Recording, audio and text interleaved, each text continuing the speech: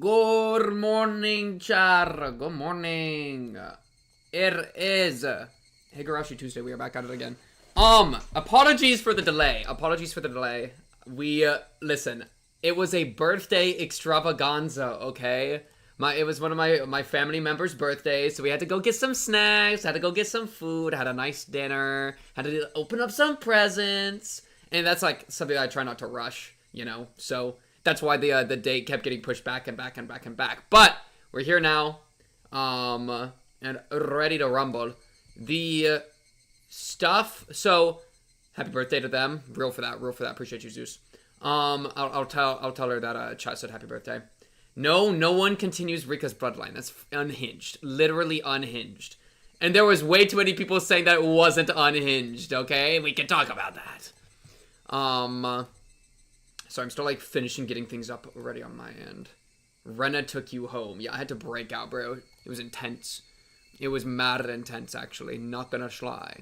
I'm not gonna schly. Wait, why does it look like this? Oh, because it's the wrong thing. Here we go. Here's the thing.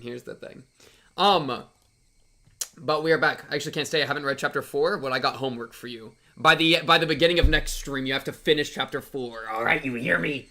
And chapter 5. There's your homework, chat. Boom.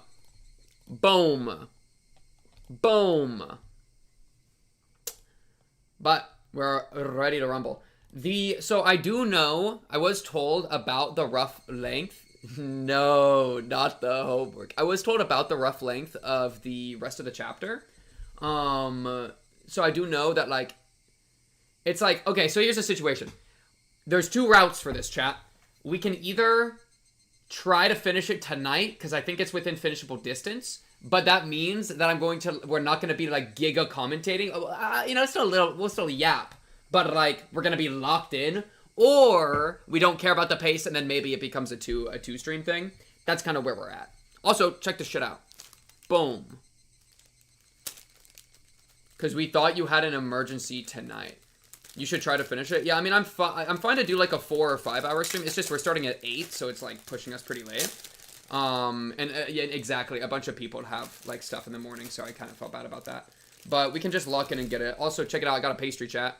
It's delicious. It's like a, I think it has, like, chocolate paste in here. I didn't bite enough to get the chocolate paste. It just looks like it pooped itself. Oh, it poopy. It poopy, chat. Oh, it poopy.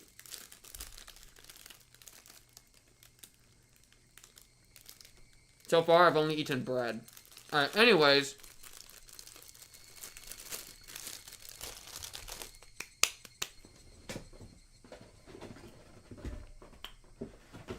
Yeah, we'll just see what happens. But I did want to communicate. Oh my goodness. Ah! It splattered all over me. Emergency paper towel. Holy crap, I've never had one explode on me like that. Well, never say never.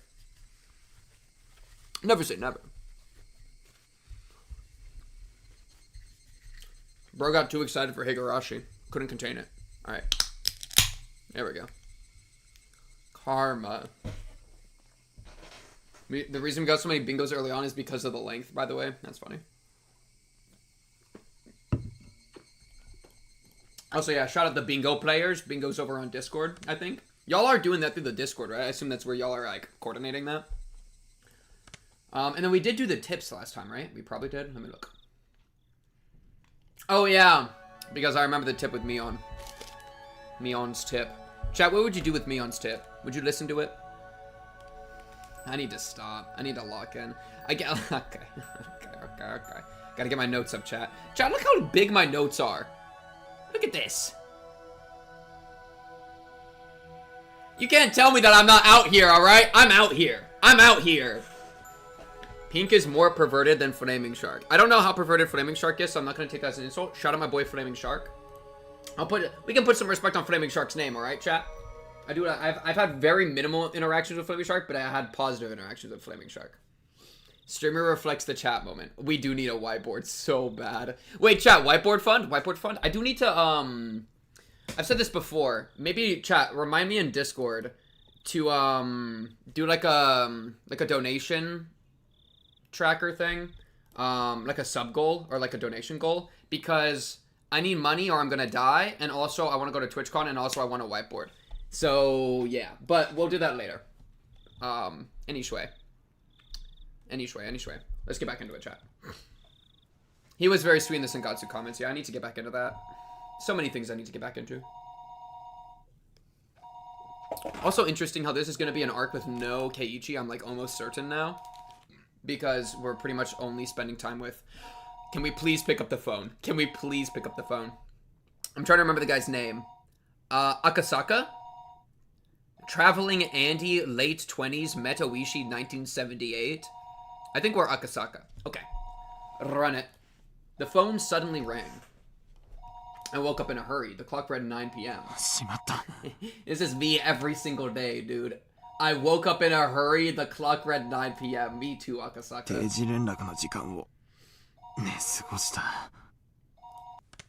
I picked up the receiver. Akasaka-sama.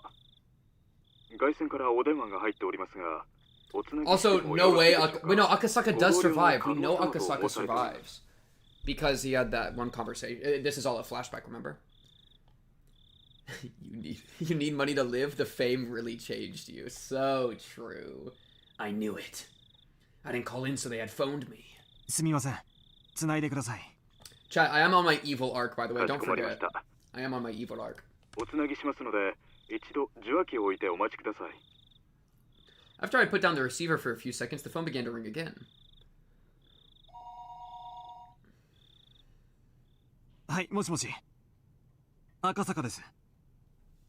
The Gyub arc. I must collect my coins, my treasures. Fill my coffers quickly.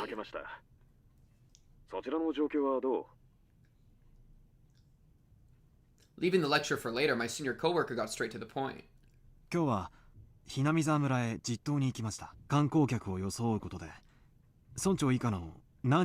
mean, he actually was making moves. Akasaka was out here making moves. Yeah, forming those bonds is actually really powerful. Except Rika, of course, is corrupted by a demon, and so like GG.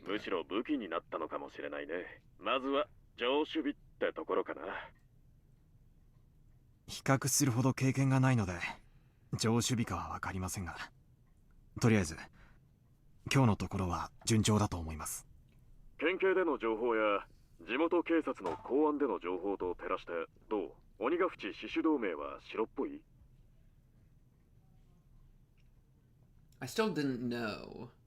I should have been able to say that immediately. I only had to say that, but for some reason, I hesitated. Rate Akasaka by competence by this point? 1 to 10, Oishi's a 2.5. I'll give him the half, because he's willing to sacrifice kids. That does make you more competent. Oishi's probably like a 2.5. Maybe a 2, actually. I'll say 2.5. Let's be gracious. Akasaka's probably like a 4. I would say.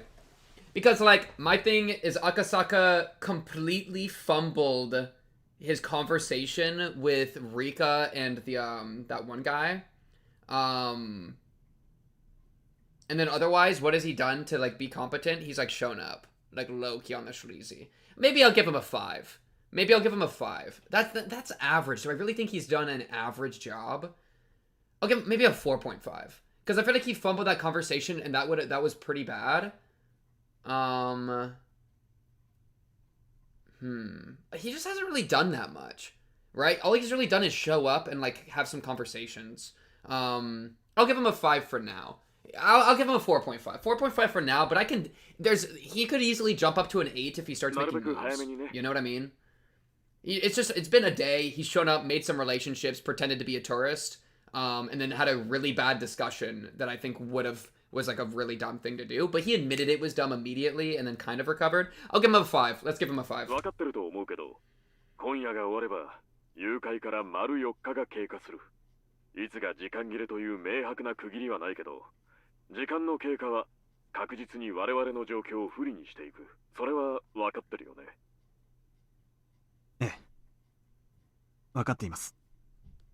迅速に。だけれど、細心の注意で調査を続けます。くれぐれも気をつけてね。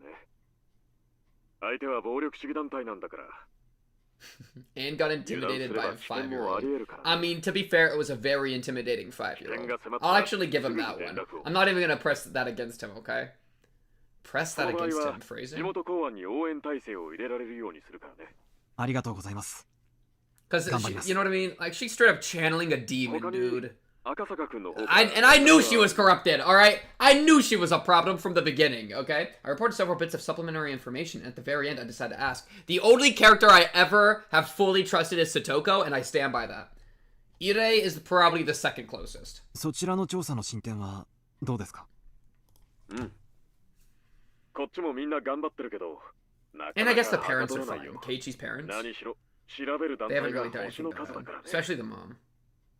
だから君の方の団体も白だと分かったらすぐに帰郷して他の職員の応援に入ってもらいたいんだよ。室長は鬼ヶ淵も洗っとけって言ってるけど、俺は鬼ヶ淵なんかの It's so sad seeing them say stuff like this. Say that 5 times fast. Because we know that that is exactly the relation. 一団体調べさせるためだけに出張させるのは Makes me cringe, really. But I'm glad you did it, because at this point he was just complaining. He was telling me to stop taking time enjoying my trip to finish up and get back quick. なるべく早めにケリをつけるようにします。よろしくね。 Stop talking to 5-year-old girls and get over here, bro. はい。 The amount of times I've had to make that 特にありま call. せん。 Troubling, really. As we were ending our call, he scolded me thoroughly for being late with my regular report. After that, I hung up the phone and sprawled out on the bed. Come to think of it, I hadn't heard anything from Oishi. He was supposed to contact me about a time and place to meet with the informant tonight. I thought about getting angry with Oishi in retaliation for being scolded for forgetting my daily report. Come to think of it, though, Oishi didn't really say anything other than that he was going to call tonight. Wait. Hinazawa used to be called Onigafuchi and there were demons or something. Holy shit, massive spoiler in the chat. We just let that shit through nowadays. Oh my goodness, really? Waiting for a phone call when you didn't know what time it was going to come was, in itself, rather difficult. Well... I love you know... Okay, let's talk about this for a second. I was about to say so many different lines of dialogue, but I had a flashback, alright? I had a flashback to the what do you call someone that negs a lot incident? I had a flashback to that incident, and I clammed up. I was about to say, like, well, like fiddle my sticks or something. Like, oh, fiddle my sticks. Look at the timing, you know? I was about to, like, say some stuff, but then I was like, wait a second. I have to actually clarify what I'm going to say before. And then I couldn't, like, parse and, like, censor myself beforehand, man. I'm, like, scared I'm going to say shit now. I don't even trust my own, like, vocab. I don't even trust anything anymore, bro. How am I supposed to? Just when I thought that, the phone rang and picked up the receiver in a hurry. もしもし。 Like, oh, fiddle my sticks, man. Oh, tussle my hair. Oh, jerk my shit. I don't know, man. これはびっくりしました。 Anyway.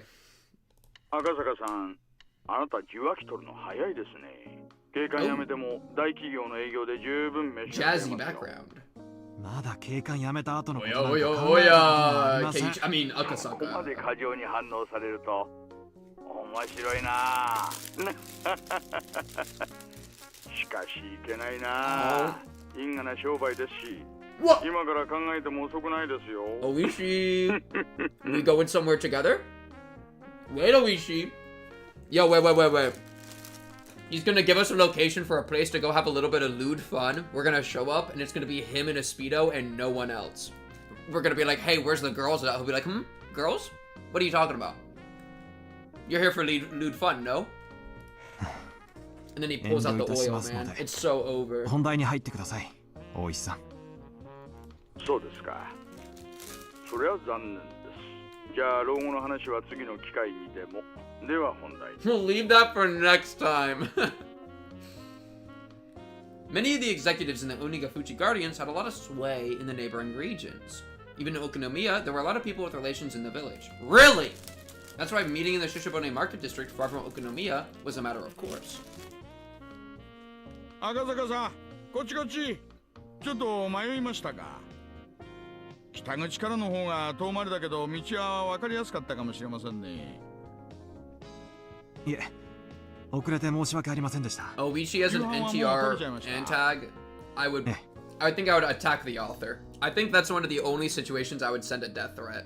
In Minecraft, ironically. Whew, clutch. 済ませてあります。Like, what an unhinged mind you must have to concoct such a thing. じゃあ、お酒の飲めるお店に行きましょうか。洋酒派？ Bro, where's the informant, 日 bro? 本酒派？女の子 And I would がい like る some 店といない soju, 店 please. はどっちがいいですかね。Soju, yogurt flavored with women. Thank you. お構いなく。 And the informant. 勤務中は飲みませんので。Hearing that, the man that Oishi had brought along bent backwards as he guffawed, clapping Oishi on the shoulder. The informant's here! Oh, did they already say that? No, they didn't. I just assumed he would be so incompetent to not bring the informant. W informant? ねえ、初々しい人でしょ。その分ちょっぴりサービスしてあげてくださいよ。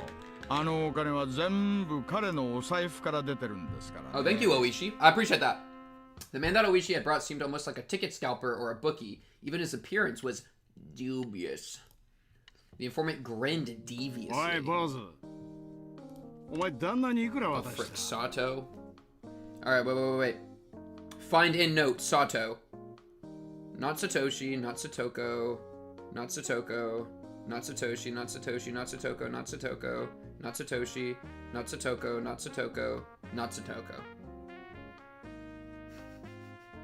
One of my last notes for Satoko, or that like Satoko's name appears in, is all caps and it says Keiichi hallucination after Satoko bridge push, : Okay, so I don't know who Sato is. Is the what I was trying to get there? Yeah. They might have already been 途中 mentioned, but I で just つま didn't み write 食 it いされ down. てんぞ。大石氏への仲介手数料も含めていますから、それも含んだ上です。It seemed that the informant had expected a more extravagant reaction on my part. When I responded matter-of-factly, he realized that I was an entirely different type of person than he was. Rather than putting a distance between us, it seemed that I had piqued his interest. だから言ったでしょ。 He's just adorable! 真面目な人なんです。 Oh wait, is this the でもね、 lewd Akasaka-san. fun, Oishi? You brought a third? 私たちのような職種の人間は豊富な社会経験がとても武器になるんですよ。女の子がいて、お酒が飲めるお店での経験がどう武器になるか疑問です。It wasn't that funny. It was not that funny, guys. Wow, he's really just killing him, bro. Akasaka is really just killing him today. The informant, unable to contain himself, clutched at his stomach as he guffawed, heedless of the people watching. いや、もう。 Oh lordy! Oh lordy, this guy's funny as hell! 赤坂さんはいちいち察しがいいな。 Wait, do I still have Factorio open? さすが Okay, no, I 高 don't. 学歴。 Chat, I've been playing Factorio on my own. Factorio Space Age, kinda lit, not gonna lie. Not gonna lie. Kinda lit. Alright, anyways. 大石さん、あなたどこか You're ら飲んでき already ましたね。 wasted, 酔っ ain't you? 払ってます。 Absolutely. オフタイムに飲んで何が悪いんですか。あなたは勤務中 Alright. でも。 Oishi has lost 0.3 on the competence scale. He's a 2.2 now.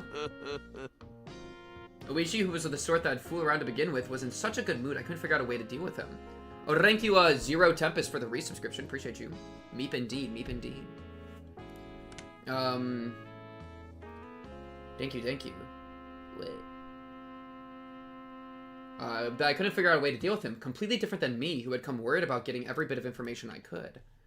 Oishi-san, after taking so much money, you were supposed to get me information worth at least as much.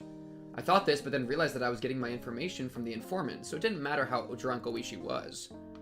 It was nothing I could complain about, but I still felt slightly riled up. He's getting him riled up, man! Oishi and the informant, who was no doubt a fake name, but he introduced himself as Sato, led the way deeper and deeper into the back streets of the market district. Oh, fake name. Then let me listen to it again. おい、坊主。お前、旦那にいくら渡した？だいぶ途中でつまみ食いされてんぞ。I have no idea who this man is. Alright, well, I tried. Even though the market was bustling, a couple of turns off the main street and you were in a completely desolate alleyway. Just add the word completely in. Oishi started climbing a set of stairs on the side of a seedy building. Drinking isn't good for the baby, Oishi. Holy shit, what a genius line. There wasn't any sort of signage, so I couldn't tell if the place was open or if it was even a store at all. 安心してください。 He 怪 sounds しい kind of 店 like じゃありませ man. んよ。 Ah, the best character. Those words coming from Oishi's mouth had absolutely no credibility. Fitting. Real. Oh my goodness, is this gonna be the mahjong parlor, bro? Are we at the mahjong parlor? Is his informant just a dude he plays Beyond the door was thankfully a typical mahjong parlor. God damn it, Oishi. I was relieved that it wasn't the sort of suspicious place I had to be on my guard about. はい、いらっしゃい。 I know there's no women here. I know there is not a single woman in this entire mahjong parlor, dude. 大石さん、お久しぶり。 I'm こっ pissed. ち入ります？ It's been a while. You don't have to lie. すぐ開きますよ。 I know he's been here literally every day. Look at that. Yeah. Look at that. 今日は Tissues セットですから spotted. いいです。 Oishi usually sits in one of these two chairs, and it's just out cranking his hog under the mahjong table the entire time. That's why they had to put tissues there, bro. That's actually unhinged. 待たせましたね。 Somebody stop this guy. Mahjong is a game played with 4 people. There's only 3 of us. It seemed that a middle-aged man who was going to be our 4th had already arrived and was waiting for us. Just kidding. 遅えぞクラウド。 Mahjong もう circle 消え jerk. ろと思ってたんだから。 Cheru. What? Kara. Oh, that's just Oishi's first name, I think. Okay. Oishi made an excuse for why he had taken so long. Eventually, realizing that I was a new face, the other man grew interested. 彼は赤坂さん。東京からはるばる出張されてきた将来有望な新人さんです。坊主。 Boy is 麻雀はで crazy. きんのか？ Boy is crazy. ま Don't respond to Boy 学生時代に。 Akasaka. Say, あそこそこに Boy, can you play Mahjong? Stonewall it. Don't even respond. Sato and the old man cackled in unison. Their plot to sucker me out of my money was painfully obvious. Oh, we're 緊 betting 張 on our 続きの出張 Mahjong? で疲れておいでだろうと思いましてね。一つ今夜は Chat, 心 I'm の not 選 gonna 択 play でもして Mahjong 差し上げましょう with you, か chat. と思い I'm ま sorry. して。うんうんうんうん今さら野暮なことを聞きますが、私たち警察官ですよね。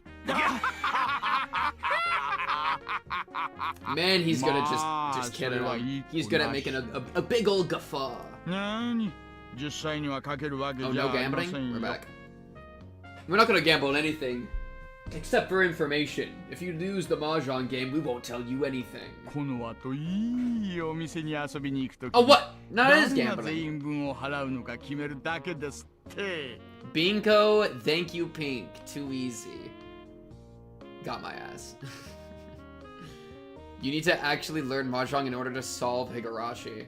I'm closing this chapter. Alright? Put up the Mahjong board. I'm ready. うーん Get me in there. Get me in there. Get me 遊 in び there. に行く？ Go どんな fish. 店に遊びに行くんですか？ Without reservation, the 3 of them started suggesting places like cabarets, high-class clubs, and even brothels. Man, these guys are degenerates. Yo, I'm gonna be straight, y'all. I do not understand the appeal of a strip club in the slightest. If I wanted to look at boobies, I have my phone and it's free. And like, oh wow, the boobies are like actually real this time. They cost $1 bajillion. Okay, probably. I actually don't know how expensive a strip club is. Actually, is it expensive? That's a good question. But like, I don't know. You don't get a touch up or anything. It's just kind of the same difference, no? I don't know. I don't get it, man. Conceptually, I don't get it. A brothel I get, though. But, like, I'm not into that. But, like, I can understand that, you know? I'm just surprised places like that make so much money. I guess you could spend extra money to, like, ooh, give me a lap dance. But it's like, I don't know. I'd just be bored, I feel like. At the very least, there were the type of places that you couldn't go to with money that was just for funsies. 私のお金は先日、大石さんに根こそぎ預けて支払いは不可能ですし、仕事の都合があるので長いはできないのですが。じゃあ坊主が勝てばいいじゃない Sure, I was か about よ to say that. おめえが勝ったら That's funny. この雀荘の支払いはなしでクラウドに仕事の話でも何 If で he もすれ loses, ばいい he's hoed. No matter what happened, it seemed like they were intent on playing Mahjong for free. Play Mahjong for free? I would have to fasten my resolve a bit. If I was going to be underestimated like this forever, it was going to get in the way of my work. わかりました。では、少しだけお付き合いします。私が勝ったら、アフターの遊びは一切なしで、すぐに仕事の話に入っても You らい don't ます。 get to go to any of those dirty places.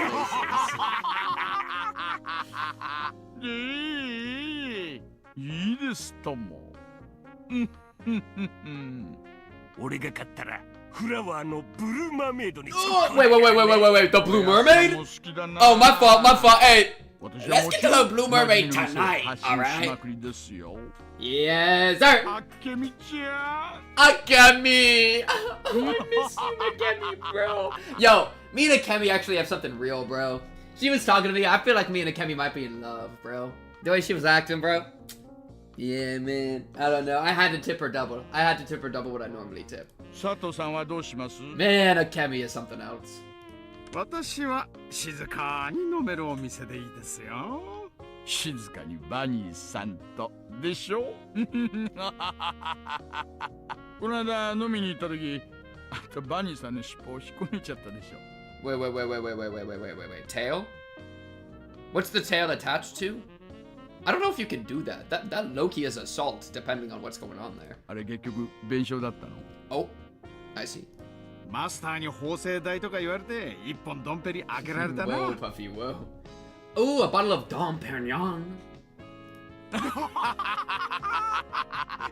Chat, would you go clubbing with Oishi Sato and Old Man? What's the guy's name? Is it actually Old Man? It is. Would you go clubbing with these guys? What a lively table this was. I could tell the other customers were glaring at us while we loudly continued our crude conversation. Speaking of which, the fact that they assumed I was the same was a bit disheartening. Oishi had taken all the money I'd brought, so everything I had left was out of my own pocket. In addition, there wasn't that much left of that either. I think I would. I'd go once. Hell no. I think I would go nunts, bro. Who would be a perfect bunny girl? I mean, Shion. No. Or are you asking chat? Because if so, I could point at a few people. There would be multiple perfect bunny girls. There we go. We already got somebody. And my name's up. Okay, let's just keep playing the game, maybe. Let's focus. If I kept on hanging around him like this, through my goading, my wallet would disappear into the night. Though I think I would be a good bunny girl if I had to. Alright? I'm not gonna lie. Nope, not gonna say that out loud. I had to somehow win and return the conversation to my job. But these people, no matter how you looked at it, were pretty good. Sorry, Yuki. Oh, this music. There you go, there's an extra 4 decibels. Can you strut your stuff, Pink? Hell yeah, I can strut my stuff. My stuff been strutting since I came out the womb, bro. Well, the old man in Satoto-san probably won't fall for this silly Richi. I wonder if Akasaka-san will spit out what I need. Mufu fu fu. クラウドのリーチなんざどうせこの辺だろこの辺なら通るだ They're ろ playing mahjong. He meant the chat, not sound. Oh, LMAO. Turning it back down. Well, it's the same thing as last time, where it's just gonna, like, look ugly. I mean, I can, but it'll, like... I mean, yeah, it's the same thing as last time. I mean, let me mess around with it. Because, like, check this shit out, right? It'll do this. You see what I mean? Where it'll, like, poke out the side, too. Which I don't like that look. So I try to, like, do it so it won't pop out. But it's kind of hard to do it like that. I'll do, like... How about, like, this? So it's a bit bigger, and then I'll do the same on you, too. Bring. Yeah, hopefully it'll still look okay. I think it'll look overall okay. About right there. And I'll increase the audio. There you go. それ Oh ho! The old man's pretty good. He's quietly trying to use one of my safe tiles to complete his hand, isn't he? It seems that Akasaka-kun has at least learned the ropes when it comes to guarding against someone's Richi. But that will be his ど downfall! うした坊主サクッと切らねえかいよくわからなかった See, it's ら funny because クラウドと同じもん I have no idea how to play 安全だぞ mahjong, so these words mean nothing to me. It's also funny, this is literally like the same thing as Keiichi doing the club games. This is literally the equivalent of Keiichi doing a club game with the rest of the club, but now it's Akasaka playing mahjong with these people, you know? Ooh, Akasaka-kun's really fretting over this one. It was glaringly obvious that he had a safe tower to discard, but he didn't want to throw it away because it would move him farther from completing his hand. They're so nice when they're young and innocent. Least creepy Oishi line. Come on, hurry up and throw out the kicker. If he gave me the winning towel, we'd be headed to an establishment where I could do with all sorts of licking and sucking. If he gives the old man his winning towel, we'll be headed straight to the place with maids and bloomers. これは通りますか?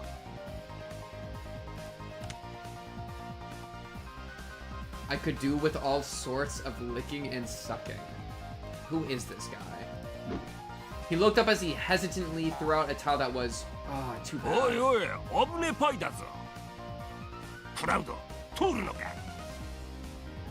いい、通りますよ。 Being inside Oishi's head like this makes his competence drop another 0.1. It seems this time you were lucky. But as long as the round kept going, I could still win off the draw. New foo foo foo. Blech. Blech. But after that, Akasaka-kun managed to luckily avoid throwing any bad tiles, and somehow the round managed to end without anybody completing a hand. 天杯。天杯。当然 So true, King. Sato-san had keenly anticipated that two players were in Richi and had decided to play it safe. What a cool-headed way of playing. He's so cool. Now let's see, what kind of hand did Akasaka-kun have? When the round ends with nobody winning in mahjong, anybody in tenpai has to show their hand. But if you're not in tenpai, you have no obligation to reveal it. Your average beginner would normally show their hand even if they weren't in tenpai and start a commotion about how if this tile or that tile came, they would be in tenpai. But he didn't. Being stingy. どうだって坊主ちょっと見せてみ Sato-san reached over to flip the hand that Akasaka-kun had casually placed face down. Hey, that's cheating! Shoot him. Bring out the gun. Ba ba ba! なんじゃこりゃ He was nowhere near tenpai. Was Akasaka-kun totally bad at this after all? Mufu fufu? Right then, as the old man compared the tiles from Akasaka-kun's hand to their discard pool, a puzzled expression crossed his face. 坊主。おめえ、この辺りで張っとるだろ。 He's どうし starting て the 切っ match. た? マンズの高いあたりが急に高騰しましたので抑えま Wait, し he's た。 actually a 大 goat 石 at さんの this? リーチに対して安全性が高まったの Wait, で he's す actually knows how to do this? This guy's 筋で crazy? さばけば無難なのにわざわざ抑えた方がいる Akasaka's a genius at mahjong? クラウドの天杯など鼻から論外。っていうわけか? 相当高度な引っ掛けでなければ私の宝珠を期待したぬるめの手かと思ってそれよりもダマで張ったあなたの方が Damn, he's とりあえず crazy. は問題で He's した crazy. いつ天杯したのに気づいた? この辺りですかノンタイムで4連続で切ってますよね初めは食い替えかと思いましたが私をチラチラ見ていたので Dang, 期待している Akasaka! んだと気づきました Okay. Akasaka-kun, you. 赤坂さん、あんた麻雀始めてどのくらい? 高校から As a 大 3-year-old. 学くらいまでの間しかやっていませんよさあ続けましょう佐藤さんはテンパイしなかったから流れて次は私ですね親 It seems like Akasaka-kun is really aware of how the game flows. We thought we were just going to eat him alive, but it looks like that isn't going to be so easy. 大石 Oh! 想 Look! 像が濃 This す is ぎ what he る looks like!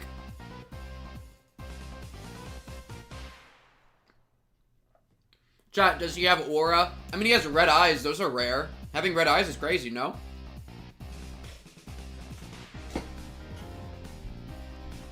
回しますか Though, what was I thinking just now? Oh, yeah. I was gonna say, this whole thing is insane because Oichi's literally like, unless it's all a bluff, like he's literally hinging this other guy's investigation on a mahjong game. That is one of the most insane things I've ever seen a cop do to another cop, you know? Like, play mahjong, I'm going to use all of the money to go to the brothel and you won't get any information. Like, Loki. Because Akasaka's like, you're not gonna, if I win, then y'all don't get to go do that and you tell me stuff now. Oishi's like, nah, but we're gonna get our rocks off first. That's crazy. That's crazy. この坊主。He'd probably tell him after, but still. 降りるな。あと3つ。いい牌が来ればな。佐藤さんはうまくいきそうです。くそ Wait, they're teaming. 食いたんで引きずり下ろすか They're teaming! チだ Do your work or go get laid. チー Do です your work, man! じゃあすみません。それポンです。 Whoa now, going to call three of a kind after he declared a straight. Trying to override and interfere. 坊主、おめえ離れしとるな。まさか。私が生まれる前から打ってるような方々とは比べようもないですよ。あ、それです。ロー。 He just won. Holy crap. An トイ explosion トイ happened. 赤赤ドラさん。 Oh my goodness, another explosion. 親ですからね。ちょっぴり He's 高いです so よ。 good. He's so good. 赤坂さんやるな。こりゃ我々も本気を出さないと。 Chat's bothering me, so I'm gonna shrink it again. Lol. Not like literally, but just because of the way that it looks. Okay, I fixed it. ね Akasaka's crazy! 本気のついでに展望も出してもらいます。 Don't worry, the kidnapped kid's fine. He's only gonna lose like a nose. 私は眠いんで、 Or maybe an ear. 手っ取り早く終わらせます。 Akasaka-kun? This is somehow unreal. No! Before I could realize it, there was an ominous cold air emitting from beneath Akasaka-kun's feet. Huh? Oh, it's his aura. His aura is leaking out. マンズのリャンウーパーが笑ってま He's す。 so much aura. He's so cool. Oh my goodness. クラウド、お前差し込め。坊主の親、とっとと Chat, I 逃 know がす he's winning not because of any words he said, but because of the lightning, okay? He's doing a deal yourself now. Reach yourself now. Pwn yourself now. 悔しいですが。 Did I use the words right, どう Chat? やらそうした方が賢明なようですね。 A weakness! An opening! はいよドライチすみませんね。頭っ鼻です。 Head bump. ピンフ。 Oh, he had a straight. 頭っぱねだ小僧のくせに小僧。小僧が相手だとバカバカしくて手を緩むってわけですか。じゃ Oh, あ he's so cool. その Oh, 小 he's 僧 so に cool. What a ってわけですね。 response. 面白いな。あんたら連中は決まって Nah, he's calling out the boy thing from earlier. He's got him, bro. He's got him. He's doing this. He's doing this. 赤坂くんですよね。 I think it just twitched, な chat. んだかムードが変わりまくりなんですがね。 Wait! 私をかもって今度は Everybody いいお focus. 酒を飲むおつもりだったんでしょうが。 Oh, we should just said it feels like you're a totally different person. Did Akasaka-kun just get overtaken by a demon? Guys, this isn't the same Akasaka-kun. He can't be the same person. He has to be somebody else. It can't be. Akasaka-kun is still my friend, alright? He's still my friend. He would never do this to me. Sorry, どうやら the 皆さん mahjong の当て demon. は外れそうです。 Porre. New Chainsaw Man episode just dropped. 単品3色赤1ドラ1。 Triple straight, red Dora, another Dora. That sounds kind of crazy, no? 張ってやがったかだからあんたぬるいよ。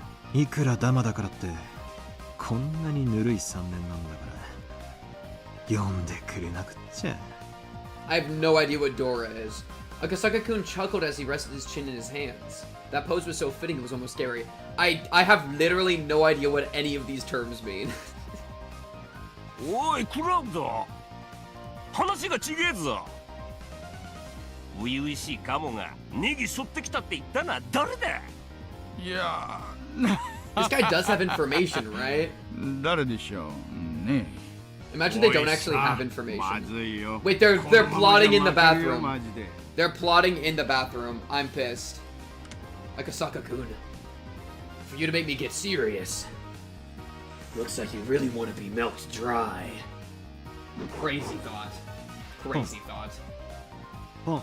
Oh, she wants to milk 気 Akasaka 前がいい dry. ですね。もう一回ポンです。Akasaka-kun was almost singing at this point. The tiles he had open were all pin tiles. You can't be serious. Are you really going for the flush? He's trying to pin Oishi. 坊主正気か He's pulling everybody. さらしたらおめえパイが一つだけじゃねえかよそうですね。知ってます？短期待ちって一番読まれにくいらしいですよ。バカかてめえそこまで染めてさらしといて今さら出ると思うんじゃね He's 読め crazy. てますよ赤坂さん。それ均一でも本一でもないんでしょ It's not? But う。 what 4 is つ it ポン then? した時点でトイトイは成立してますからね。 An all triplet hand? Chad, he has an all ただ triplet hand. 絶好の単独トップ。 He's crazy. He's こいつは insane. 均一と見せかけてトイトイで食おうという挑発手でしょう。そう思うならピンズ Oh, he tried to call the bluff 切っ and てみます。 Akasaka said, 大石 go さん for の it, 範囲 dude. の Do whatever 左 you 5 want. つ。さっきから切り損ねてるピンズですよ Read ね him.。それを端から順に切ってみたらいいんじゃないですか？ You must be joking. Is he a mahjong god? If not, he had to be the main characters of a manga or something. He already knows my hand? At that moment, the old man sent me a sign under the table. The message was simple and clear. クラウドやれ叩き潰せこんな若い子に様は好きじゃな They're いん gonna ですがね cheat? あうここまで舐められて今さら引けるか These people suck! もう知りませんよ Oh my goodness, I hate Oishi so much. Even in mahjong, he's a piece of garbage. He's accepting cheating and saying he's not responsible at the same time. This guy's so cringe. リーチだオ Bruh. ープンでいくぞピンズの一数値待ちだ Most likely, the tile that Akasaka-kun was waiting for was one of those tiles.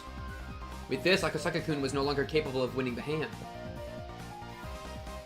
When I drew from the wall, I switched out the tile that Akasaka-kun would draw. The tile that I put in was the one pin. One of the tiles that the old man was waiting on. Akasaka-kun discarded it a little while ago, so there was no threat of it being the one he needed. おい坊主の番だぜ Chai is opening his Richi! I knew he was troubled that the tile he drew was the one pin. Of course, he couldn't discard it. No ボー cry. ズ分かってると思うがオープンリーチに振り込んだら It's worth the 100万 limit. 払いだぜ No, 言わ it's れる worth the まで limit もあり though. ませんよ。 Chad, what's the limit? The tile that came from Akasaka-kun's hand was an honor tile? Woo! Ain't that something? There's only one North Wind tile left, isn't there? The North Wind. Oh, and if he gets all the North Wind tiles, then the North Wind God mode activates and blows in from the north, which topples over every Richie that isn't facing the north, which is he's facing the north. So it'll make it so he's the only one left, and then it's basically like the analogy I would use is like if you were playing Bazaar, the hit game Bazaar, it'd be like if a dam broke and destroyed the boards, but you had radiant cards, and so your radiant tiles stayed alive. So he's about to draw a North Wind God move, blow in the wind, knock everybody else down, and then he brings in the Bamboo Fortress pivot, and that's how he wins the game for free. You were counting on a really rough wait, weren't you? But with this, Akasaka-kun's fate was decided. Do you still play Bazaar? No. I 命 miss 拾いしたな Bazaar. They killed it. 手配は1名だ逃げ切れ Bazaar なく has なる zero ことも cultural あ impact, る and んじゃ yet you're ねえの talking か about it? Interesting. All North Winds is at most a Yaku Alon its own. Now if you had all the wins, that'd be something. Don't worry, he's about to pivot into an all wins game. He's crazy. やっぱりそういうことか。 Oh my goodness, he's doing it right now. Akasaka-kun glared at the old man with a discerning eye. This guy had pretty good instincts. Did he figure out that we were cheating? やめましょうよやっさん He's too good! He's 赤 too 坂君の good! 方が23枚は上手です 悪いここまで来てやめられるか次行け掴ませちまえ He can't pivot, he has 3 open triplets already. Except the 3 open triplets, he's gonna close them.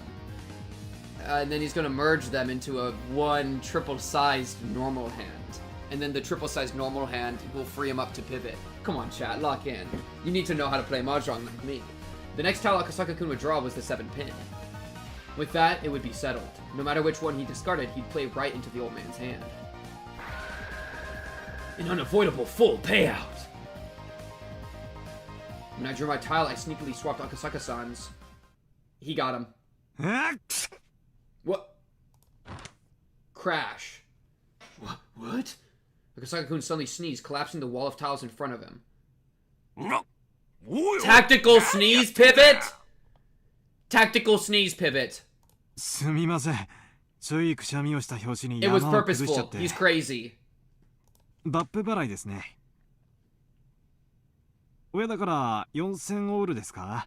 He's giving everybody 4,000, but they're それとも trapped dollars. バップは積み棒に？ But they're trapped dollars. So when they grab them, they're gonna explode in their hands, and then they're gonna lose their open hands. Whoa, bro, he's too good.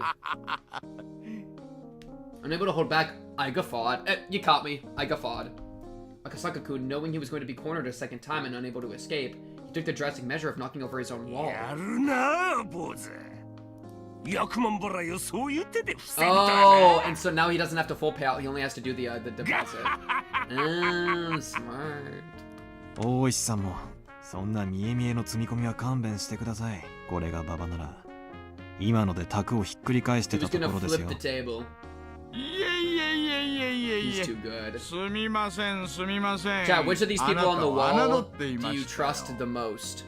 You can only see 4 of them. I'm gonna move my camera. Look at this guy. Oh, that's the. Oh my goodness. YouTube had the cube. Oh my goodness. I'm so sorry to everybody on YouTube. I did not know he was gonna be there. Let me take care of him real quick. I would like to apologize to the YouTube chat. All right. I have dealt with it. I have dealt with him. He won't be able to hurt you anymore. I was gonna say, this guy right here, right there.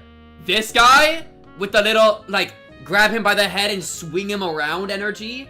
Now that is a man that I would not trust. Okay? Or this sunglasses guy, hobo, businessman, cheese grater, Senjo Gahara, businessman's twin, a farmer from the Higurashi village, Giga Chad, and Hitman 47. This guy, long hair, grab him and spin him around. The whirler? Yeah, do not fuck with the whirler. Let me tell you about it. And the cube. Alright, the cube's in there too. He's just off screen. He's off screen. Just ないですか正直に話さんかい。若い頃はだいぶ慣らしたんだろ。早稲田高田の馬場あたりでだいぶ遊ばせてもらいました。ちょっと勝ちまくりすぎて。 Banned me 馴 for 染みの店 winning に too 出禁 much. を食らい Man まして Akasaka. 今の家内にだいぶ怒られて足を洗ったんです。勝ちま Aw, くりすぎて quit あんた because of the 当時は wife. どのくらいの勝率でやって What た a, の？ what a メン guy. ツにもよりましたが歌舞伎町あたりで打つときはほぼ負けなしでした。 Man, he's cool. 特に相手があれ系の人の時は命かかってま My した。 life was on the line. 20 times? What kind of stakes were those? Did you have Yakuza at your table? Or pro baseball players? なんだなんだ。クラウド。このタク。お前どっからこんなプロ雀士みたいなの引っ張ってきたんだ。 This guy's crazy. もうやめだやめ。 Alright, now tell me about the village. Like, も have you ever played mahjong with your life on the line? う坊主。おめえの勝 So ちだ。 true, chat. Akasaka competency stays at a 5. Mahjong is not a skill that the cops 降 use. 参降 Okay? 参。 This is not something to get added in. This is not something to make him think he's a more competent police officer. This is mahjong! ありがとうございます。 Well, that's actually funny, 光栄です。 FBI. な I'll give him a 5.1. I'll give him a 5. Listen, Oishi does not count as a cop, okay? Oishi is a 1.8. I'll give him a 0.1. I'll give Akasaka a 0.1 for stability under pressure. いやいや Mahjong competency a 9.8. しかし赤坂さんあんた打つと性格変わるねなんで就職なんかしたのあんたならフリーで十分に飯食っていけるじゃないプロ雀士には腕と月の両方が必要なんですよ。私には後者がありませんでしたから。Man, so humble. 好きなんてその時の運不運だろ。あんた This ほ is ど that. の腕があれば This is 十 this, 分に but い that け is ると思う that. が So な。波の月じゃダメなんですよ。関したら3回に1回くらいはそのままカンドラが4つ乗って Is this true? ここぞという時に狙ってリン Chat, シャンが引 write ける。 this そ down. のくらい My じゃない。 mahjong players, write that down. 赤坂君、そんなのが頻繁にできたら、そ Take れは some もう notes from 超 Akasaka. 能力者ですよ。いえ、イカ様でも超能力でもなく、そのくらいの打ち手は結構いるんですよ。新宿で知り合った泣くたびにドラが乗りまくるジャンシなんか As strong の as a ように demon. 強かった A です。 d-d-d-d-d-d- 横浜で打ったプロ a なんか demon? は当たり前のように一発で引き当ててましたからね。私にはああいう月がないんです。 What type of folks were those? They weren't named Ryo or Sato. Why are you bringing up Satoshi? They're talking about a different Satoshi, yeah? they got Oishi gotta be thinking of a different Satoshi, dude. Right? Why are we bringing up? What's? Anyways, I'm just gonna assume those are 総 cultural 合トップは references. 私でよろしいですね。へいへいへい。 Can I have your best 乾 Rubro 杯でござい No. ますよ。うん。 You can only have my worst one, which was me 負け reading it た out. 負けた。久しぶりに大負けだ。しかし打ってる時の坊主気合入ってたな。結構怖かったぜ。よく言われます。自分ではそんなに目つき変えてるつもりはないんですがね。そんなに怖い目になってましたか？ Three of us nodded emphatically in agreement. So that was Akasaka-kun, the mahjong prodigy. Before he goes home from his assignment, maybe I could have him go play at a high-stakes table in my place. But it's not good to get greedy.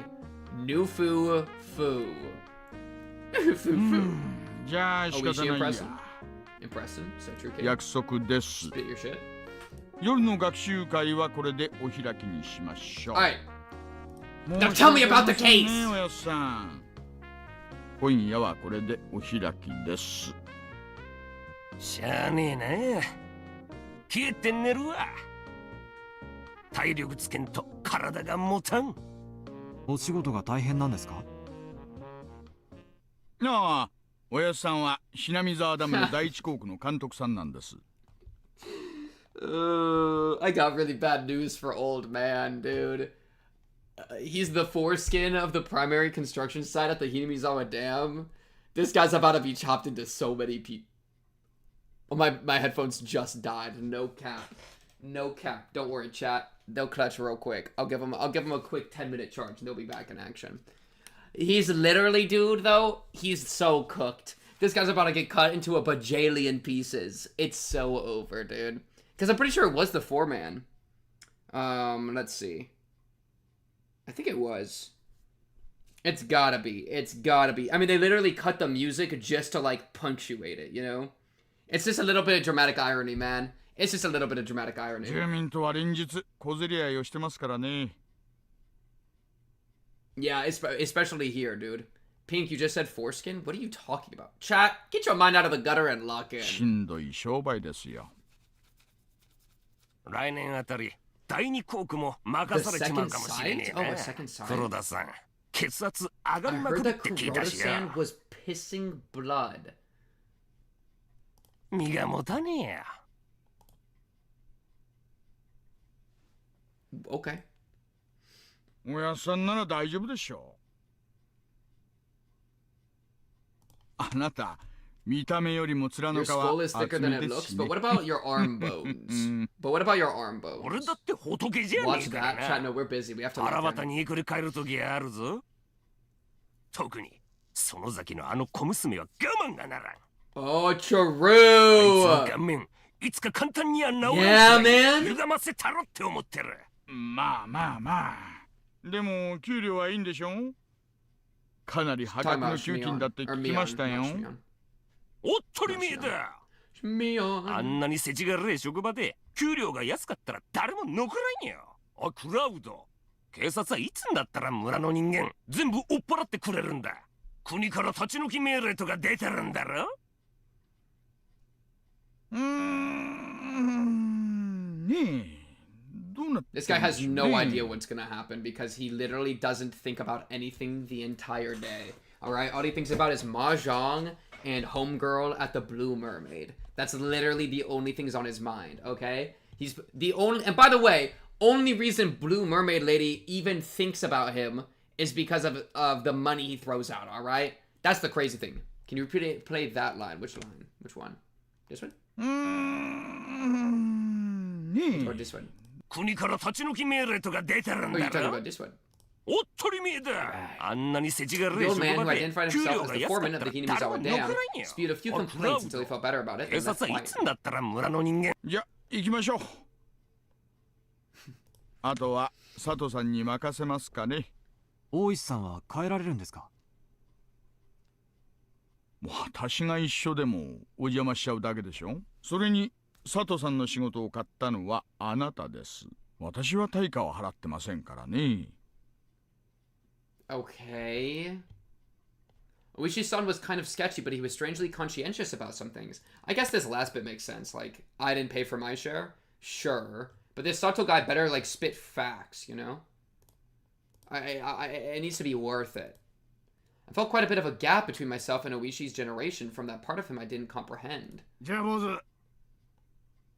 いや、ジャンシ様にもう坊主なんて言えねえな。 Gained respect. 赤坂くんでよかったっけ？ Gained respect. はい。じゃあ赤坂くん、行こうか。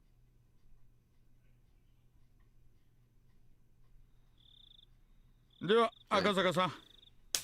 また。 Later, man. Enjoy your time at the Blue 何 Mermaid. か I know 困 that's っ the た only こと reason があ you're った walking ら away. いつでも頼りに来てくださいね。大石さんにお支払いできるような対価はもう持ってませんよ。んじゃ今度の勝負で少し手加減してもらえたらチャラにしますよ。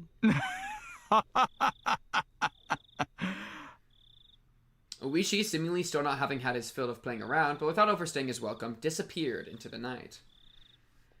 Oh! Is that end of chapter? No way! I feel like we just started. We started like 45 minutes ago. He's so cute. You better be talking about Akasaka and not Oishi. I'd be pissed. Now, yeah, we gotta get some information, man. Man, how are we always in this car? I know this isn't Oishi's car, but I feel like we can never escape this car, even when Oishi leaves. The informant named Sato-san had me get into his car before he set off. Remember how last time we wanted you to do one more chapter that was just for this? I would have been so pissed. If I did one more chapter and it was just mahjong, I would have walked away from that being annoyed, bro. I would have been like, dude, get me out of here, dude. I would have been like, this was a waste of my time! Knock it all over, man. The informant named Sato-san had me get to his car before he set off. He favored narrow roads and made numerous short left turns. 左折法による尾行確認ですか？詳しいな。Checking to see if you were being tailed by making left turns was a rather classic technique. If it was just a single pursuer, you could confirm it that way. But if you are being tailed as a team, this archaic method wouldn't let you shake them. Of course, doing it anyway was better than not. 赤坂くんが何者かは旦那から何も聞いてないんだが、やっぱり警察関係かい？ Don't answer those questions necessarily. 尾行確認に詳しいなんて、あとは探偵者くらいしか思いつかねえね。I don't know 言 how わ much な I ければ want な to ら tell ないも him. のでないなら拒否したい質問 Good です。 response. やれやれ。麻雀やってからすっかり雰囲気が大人びちまったな。会った時のあのおどおどしたあんたはどこ行っちゃったんだよ。 I smiled wryly, bro. Competency rapidly increasing. Rapidly. Into the stratosphere, dare I say. Looking back now, I had to be a little grateful for being made to play mahjong. Thanks to that, I was able to relieve some tension. Eventually, Sato-san, confirming that there were no cars following us, slipped outside the city. We were on a pitch-black country road, unable to see anything besides the lights outside. The only things I was able to hear were the hum of the car's air conditioning and the chirping of insects and frogs. What was that sound? I heard it too. What sound? In real life? My real life sound? Wait, what sound? What did it sound like, chat? Because low-key, when I entered my room, I thought I saw there was a ding, like a stream alert. Okay, I'm gonna have to... I'll listen for it. I was not paying attention. It sounded like a stream alert. Chat, we're being followed, chat. I don't know what that would be. Some sort of notification. Is it my Steam? No, there's nothing on Steam going on. Oh, maybe my Discord's... No, streamer mode is enabled. Okay, well, I'll listen for it, and then once I hear it, I'll be, I'm sure I'll be good. Alright. The only things I was... Okay. Seito, please a second. The only things I was able to hear were the hum of the car's air conditioning and the chirping of insects and frogs. 御三家という旧家による支配や現在は園崎家が一党独裁をしているとか Chat, you don't have random screenshots of yourself on your desktop? Why wouldn't you? It's for thumbnails, chat. It's not like an ego thing. It's not like I like open up my desktop every morning and look at pictures of myself and drool. Okay, that's not how it is. Not in the slightest. ではお願いします。犬飼大臣の孫の誘拐に鬼ヶ淵死守同盟が関与しているか否か。 So just check the rearview mirror one more time to confirm there wasn't anybody behind us before speaking. 昨夜、園崎本家で親族会議が開かれたそうだ。親族会議ってのは旦那から聞いてるか？いえ。普通に親族会議って言ったらまあ親戚が集まってお茶でも飲むようなもんだよな。だが園崎本家の親族会議っていうのはそんなのんびりしたものってわけが違う。You know what is interesting, chat?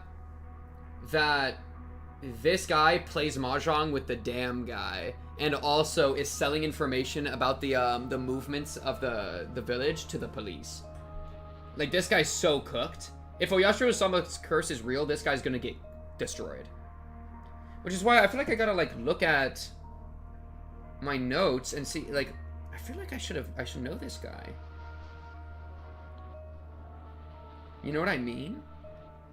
But maybe he's in the yearly deaths, and I'm just not thinking of him for some reason. I don't know. My notes are a bit of a mess on that. A family council held by the Sonozaki main house. That would be a meeting between those who truly controlled Hinamizawa village. They wouldn't be talking about private family matters. It would be about the village as a whole. About organizing activities against the dam project. Among other things, everything would be decided there. In reality, they were deciding the fate of the village. Oh, that's guys, don't worry, it's just Oryo Sonozaki, alright? At the head of the meeting was Oryo Sonozaki, more or less called Empress Sonozaki. As the ultimate decision maker of the clan, she was to be feared and respected. Infirm with old age, she was often unable to stand on her own, but her words carried enough weight to sway the fate of the village. It seemed that lately she had grown weak, and on days where she wasn't feeling well, remained bedridden. Family councils that occurred while she wasn't feeling well took place with her on the floor. In the middle of a dignified Japanese-style room, still on a futon, only the upper half of her body sitting upright, a stern look on her face, that was Oryo Sonozaki.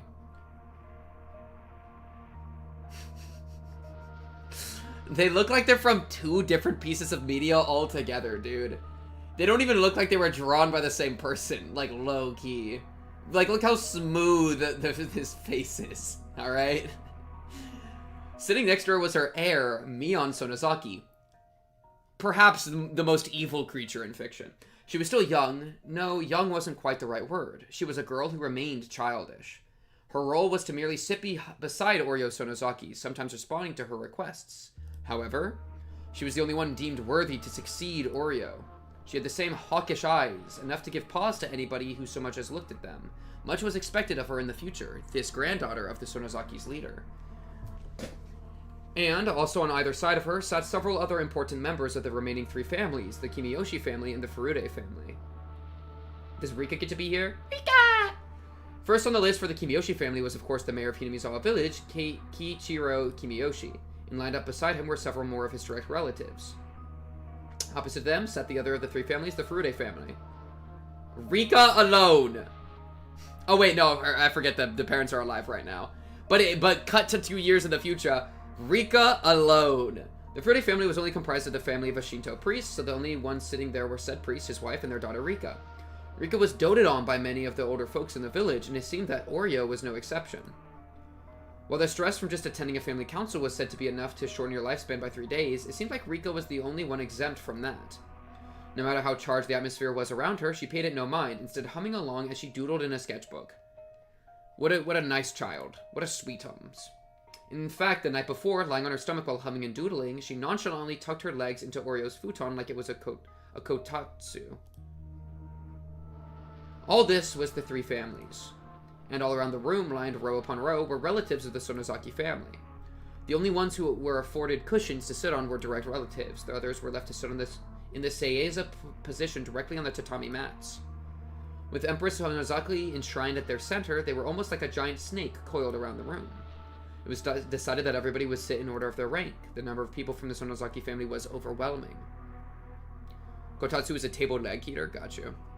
The fact that the Sonozaki family held so many seats at a meeting where everything pertaining to the village was decided made determining where the balance of power was held in the 3 families as clear as day.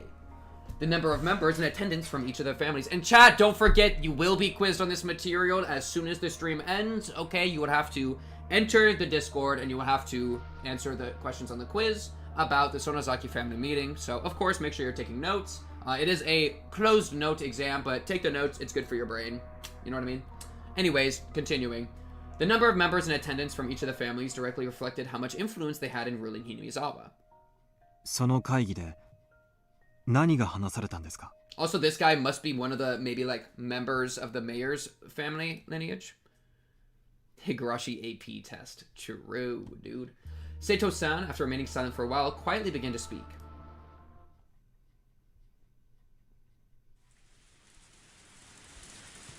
マスコミ関係に支払ってる謝礼金の額が大きいんじゃないかい? Breaking the long moment of silence was the head of the Kimiyoshi family, Kichiro Kimiyoshi. By the way, this guy I condemn as well. I think this guy must be condemned, most likely. The Oniyafuchi Guardians wasn't a business. They were nothing more than a private organization pushing for the cancellation of the Hinamizawa Dam project, with no reliable source of income.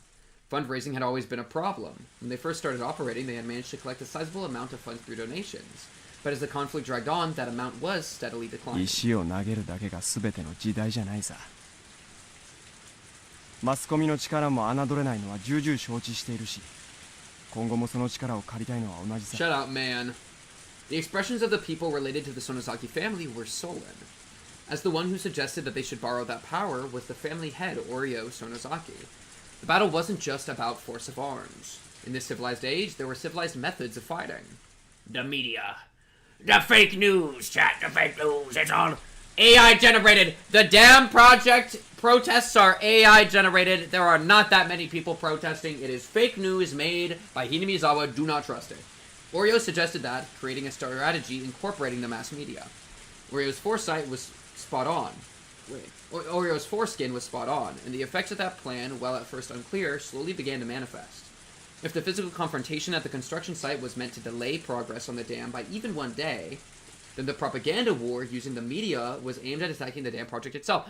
Confirmed, it's a propaganda war! Do not trust the Hinamizawa people! At first, there were those who had doubts about that strategy, but there was nobody now who called those results into question. But in order to maintain those media ties, a colossal amount of money was required. As long as the amount of funds they had was abundant, things would turn out fine. It's just... This exposition makes me happy. That's why I'm laughing. It couldn't be argued... I'm just a giggly guy right now, chat. Propaganda is good when it's for a cause I believe in. So true, chat. In fact, propaganda I think is always good, because I believe in every cause.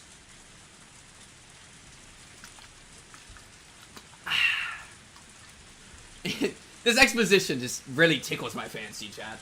It couldn't be argued that it was a massive expense, but the results spoke for themselves.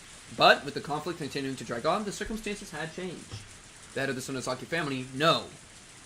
The one who sat at the pinnacle of the Hinamizawa's 3 families, Oryo, had suggested the idea herself, so it was already untouchable, and continued to be allowed to drain from the budget. Nobody acknowledged that it should be so allowed, but nobody could say anything. That was the price of dealing with the mass media. Domo. I'm not gonna lie, if they just had like an influencer to support them, I think they would do a lot better. Maybe Hinamizawa Village should get pink cubed on the play. You know what I mean? Pink Cube supports Hinamizawa Village. I'm not gonna lie, the damn project's getting cancelled. Give it 5 days. Actually, no. New prompt. Chat. Hinamizawa Village reaches out to Aisho Speed. Aisho Speed comes here to Hinamizawa Village and, like, I don't know, barks at people. Boom. This place will never get flooded. Because Aisho Speed was there. Thoughts, chat? I think I just solved it, alright? That's how we deal with this. Modern problems require modern solutions. Their unwillingness to adapt is what got them off, is why they suck. The only person who could object to a plan proposed by the head of the Sonozaki household herself was probably Mayor Kimiyoshi. Oreo, with a hard-to-define expression on her face, as if she had severed herself from the fetters of mortal emotion, simply listened quietly to Kimiyoshi's words. Thank you, Speed. Yes, everybody say thank you, Aisho Speed. But really, it was hard to tell if she was quietly listening or didn't even have the intention of listening at all. 去年機関士の値上げの理解を得るのにも随分苦労したじゃない。 Oh, they just did a price hike? That's how they funded it largely? 一度だけってことで理解を得て。 Interesting. また That sounds like a 今年もってわけに mandated はいかない tax. よ。 It sounds like they low-key taxed everyone using that instead of it being donations. Like, this was their way of donating, was like making the bulletins way more expensive. I guess people would just not have to buy them. So they don't have to, but that's a I don't know, that's a funny vessel for doing that. Instead of just like a direct thing. The mayor looked at the priest and his wife from the Furude family for affirmation. The priest gave a vague expression, avoiding a prompt response. But his wife gave her answer without a second thought. 機関士代は特に貧しい家には大きな負担になっています。みんな自分たちの村のためだからと耐えていますが、これ以上の値上げはやめた方がいいでしょうね。 The bulletin was, as its name implied, a bulletin published by the Onigafuchi Guardians. It outlined the Alliance's activities, ideals, and resolve, but you couldn't deny the contents were rather piecemeal. That bulletin's main goal wasn't to inform people, but rather was something to sell to businesses and people living in the village or connected to it, and using those sales to collect funds. In other words, it had become something of a tax. Well, alright. Okay. You know what? You can exposition away. It's alright. I'll let it slide. Of course, it didn't have to be said that this was one of the main sources of income for the Onigafuchi Guardians. Originally, purchase was supposed to be voluntary, but in Hinamizawa, it had silently become the opposite. In the neighboring towns as well, it seemed that many businesses were buying copies just to avoid butting heads with the Alliance. Yeah, it's like, there's like a slight, like, not like threat of violence, but like a threat of, like, being, like, excommunicated from the village. Like, low-key, you know what would happen if you didn't buy a bulletin? Your booty is getting tortured to death by Mion. You know what I mean? You're donezo. You're cooked. The priest whispered to his wife to not say anything unnecessary, but was struck down decidedly with a cold glare. Cowering from that glare, the priest shut his mouth. The priest's wife always held the power in their relationship. That was because she was the one who carried the Furude bloodline. The priest merely married into the family. He was nothing more than somebody who adopted the name just to join the three families. He should have been able to find a spot fairly high up in the hierarchy of things, but the lack of authority in his voice meant that he had so not gained any favor. Casting a backwards glance at her rather disparate parents, Rika continued to doodle whimsically without paying them any mind. Signaled by a look from Morio, the Mion brought her ear closer to her grandmother. There, something was said to her in a quiet voice. "Bring me more tea, Mion." After responding with a couple questions with a nod from Morio, Mion looked around the room and conveyed her grandmother's words. 機関士の値上げもやむを得ません。 Sif, you can't be saying that. I wish I was her father. Okay, that makes it sound better. Alright, I'll let it slide. You're talking about banging the mom. That's fine. Kimiyoshi made a face, like, at least you're not trying to bang the other one. You know what I mean? Kimiyoshi made a face like he had just bit into something unpleasant, but that expression quickly disappeared like it had never happened at all. Chat, you would not date the grandma. The bedridden grandma? Oh yeah, let's go on a date. I carry your bedridden booty to the park and you, like, what, wheeze your last death rattle there as you perish? Actually, low-key a good date. You might be able to get into her will and get some money. Alright, I would date her as well. You've 君だっ convinced て me. 分かってると思うけど、機関士の負担は決して軽いものじゃない。南沢のすべての人 She's 間に gummy かかる now. 重み Chad, なん she's だ。 not giving you a gum job. あんまり負担をかけすぎれば、内部 I か take ら that back. 崩れること Strike that from the 内部か record, ら please. 崩れるのは Sorry, 誰ですか？ Kichiro, whatever your name. What are you talking about? Oh. どれって別にそういう意味じゃ。最初に崩れるのは誰かと聞いています。 Yeah, no, this is good. Like, who wants to be the one to give up? Because then you're gonna be a target for the Onigafuchi Guardians to, like, ruin you. I would date Rika when she grows up. Chat, you would be like 50 million years old, alright? Let's not... Chat, I'm not about to get into the age gap discussion, but I know that I'm watching you! Being cross-examined by a girl who still had fragments of childishness remaining within her, the words stuck in Kibiyoshi's throat as he sunk into silence. Mion repeated her question once more, looking around the crowded room. Everybody refrained making eye contact to avoid being pierced by her gaze. The words she had spoken were unarguably said in proxy for Oreo. That's why when Mion spoke them, they carried the same weight. But the look in her eyes was different. Like Oreo's, they had a hawkish gaze, strong enough that anybody looking upon them would freeze in their tracks and yield. But that gaze was without question, one that belonged to Mion herself. When I sent a message to the Project Moon server mod, they looked at your channel and definitely saw Gilf Grove. I mean, did they tell you that they, like, fucked with it or no? Because I mean, Gilf Grove is not, like... Gilf Grove, as a concept, is a question, right? It's a thing to ponder on, to try to introspect into your soul about. Gilf Grove is not a reflection of my being. It's a mirror that reflects being itself. So what did they think? As Mion would eventually inherit everything from Oreo, the day when she would stand up as a young and capable leader in her own right would come. They said nothing. They're still having to ponder about if they would attend Gilf Grove. That's okay. Nobody wanted to believe otherwise for even a minute. That's why nobody even thought of Mion as just some sort of little kid. Kimiyoshiさん、機関士の値上げごときでは誰の決意も崩れませんよ。Kimiyoshi, while grumbling a little bit, made a gesture as if to say he had no objection. マスコミ関係への出費は継続とします。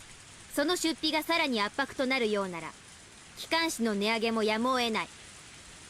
Mion had rendered her judgment. Everybody bowed their heads, silently listening to her words. 園崎家当主代行、園崎ミオンです。我が名において、以上決定し、決定の効力は即日発行されるものとします。I mean, I know the grandma exists, but like... 抵抗ある場合は、実力をもって排除します。Imagine being at this town council and watching as the 50-year-old mayor gets big-dicked, metaphorically, by, like, the 8-year-old. That's insane. Like, I would want to leave this village. This village is cooked. The formal decree was read aloud, indicating her judgment. There would be no retrial, but there was a certain authority behind those words that even a courthouse couldn't compare to. If she was a judge, she would have banged her gavel, signaling that the matter was settled. Mion pulled out a large bell from inside her clothes and rang it. We've heard that sound before. That's like the spooky ring. Everybody present could only prostrate themselves before the harsh sound of the bell.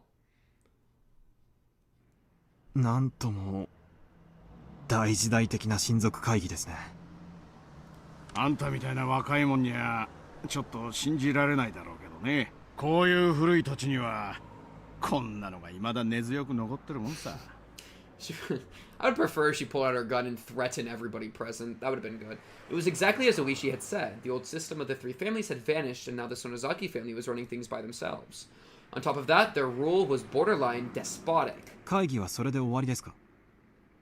いや、まだ続く。先を続けるよ。Eventually, after the ringing of the bell ceased, there was a deafening silence. Within all of that, a lone man shuffled closer to Mion and whispered something in her ear. Mion asked several questions, quietly in response. I think he's asking if he can go to the bathroom, and she's saying, why didn't you go before class? When she was satisfied, she motioned for the man to leave, and now he's allowed to go pee. The man who talked to Mion was a member of a gang that her father was the leader of. Oh, okay. The organization had the entire area of Shishibone City under its control, so it was quite well known even here. I don't think I knew that her father was a gang leader. I know her father was like a thing.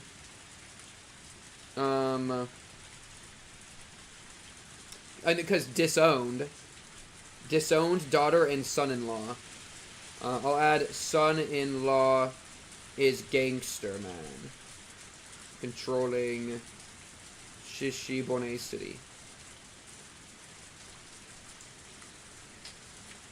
Okay, that's cool. So it was quite well known even here. Of course, this was talking about the criminal underworld, so it's not like just anybody would know. But just showing a patch with the gang symbol on it was enough to resolve any disputes in the neighborhood.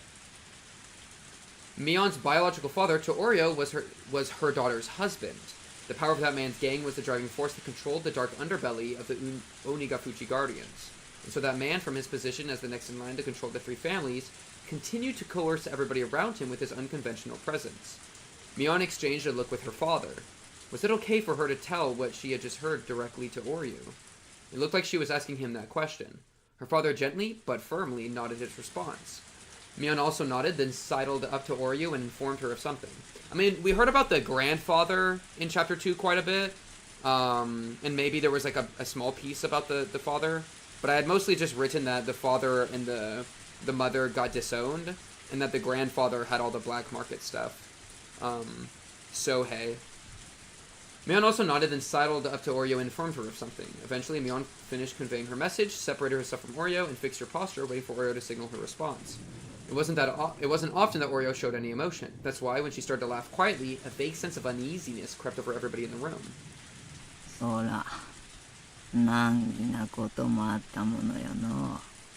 It was Mion's grandfather, I think. Because Sohei is the husband of Oryo, so it was the grandfather. So her dead husband.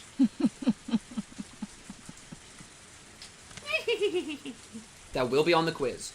Oryo was laughing so happily that Kimiyoshi had to hesitatingly ask. どうしたんだい、お嬢さん。我らにとって土地が母なら、この度のダムの騒ぎは。Oh, this is where the idea to kidnap the kid is getting brought up. Kimiyoshi, unable to comprehend the meaning of her words, looked confused. Oryo, with a wide grin on her face, turned towards everybody and addressed them in a clarion voice.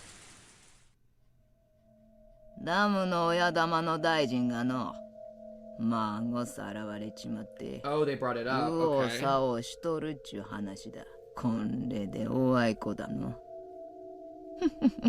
That makes us even.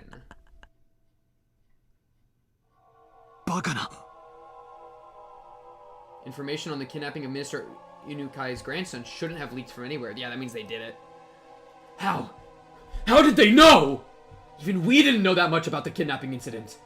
Exactly how did an antiquated household so far away from Tokyo come to know of it? It was a tranquil place, but I couldn't help but have an uneasy feeling about Hinamizawa village. At some point, I had mentally filed this place away as unrelated to the incident at hand.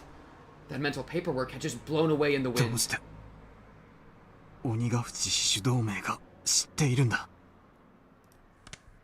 Sato-san, unable to come up with an answer, fell into silence.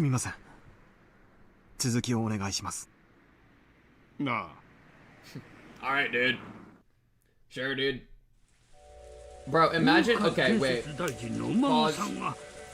You're telling me that this guy, the plug, the leaker, the one that leaks information, the snitch. You're telling me our snitch heard about this and didn't tell Oishi? Low-key, I feel like hearing about this kidnapping is like information you would just report if you're a good snitch, without having to be asked about it, you know? But maybe I'm crazy. Or maybe this is not like, I don't know, this could be just like her being happy about this news. Maybe he's not going to get anything like big enough that would make him want to go report him. That major of an incident was nowhere to be seen in the newspaper or on TV, but in Hinamizawa, there was nothing strange about Oryo knowing something that the rest of the world didn't.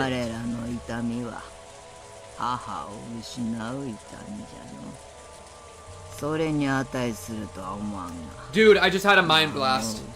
This is not even a useful mind blast, but like, you know what? This village reminds me of like not like a hillbilly, but kind of like a hillbilly. Like these like weird, like very family focused, isolated rural groupings, even in like America, you know? Because like obviously like it has its own feeling in Japan, but I just had like my neurons connect this to like weird rural groups in America, and it's like low key. I feel like I could see somebody saying this like a cult leader in America that has like their own like nature preserve where they do all their cultish stuff, you know? I could absolutely hear this type of like dialogue. It's kind of crazy. Snitches automatically are poor quality. You know what? Fair enough. Yeah. Unless it's like an agent that you send in. If it's just some snitch, yeah, they probably just automatically suck. I'll give you that one. I wouldn't, not Amish. Well, maybe Amish. I don't know. Amish, I don't really have a good enough understanding of Amish culture to like condemn them like this. I mean, condemn's a strong word. Comparing them to Hinamizawa Village, I don't want to compare the Amish to Hinamizawa Village because that would be a really bad look for the Amish. I was also about to say my fault to any Amish viewers out there, but like the entire point is that like they wouldn't be watching YouTube or Twitch. So I guess actually it's a, you know what? Wait, can I just say fuck the Amish? Wait, no, wait. Not like actually, but like hypothetically I could say that and the Amish would never hear about it, right? What would the Amish know? They would never have a way to know that I said fuck the Amish. They're the perfect scapegoat. Holy shit, we can just hate on the Amish all we want. It's a literally no victim crime. New no victim crime dropped? Pink wants to marry into the Amish? I've actually thought about, like, I would actually want to, like, I feel like there's a certain lure, I maybe already talked about this, a certain lure to, like, living in a rural village with, like, only a few thousand people, and, like, living there and, like, finding a wife there, because they would have so much drama and so much, like, stuff going on, like, kind of similar to this, maybe a little bit, minus, like, the torture and death. And I feel like that'd be really interesting. Like, such a community-driven, like, because modern life, I think, as much as we're connected a lot more to people, I think ironically we're more isolated than ever before, compared to, like, these more, like, community-based, like hubs, you know? And so, I've always thought that there'd be a really interesting, like, social benefit to living in a place like that. The Amish only have one good thing, birch beer. I would try that. That sounds kind of interesting. I wonder how the Amish party.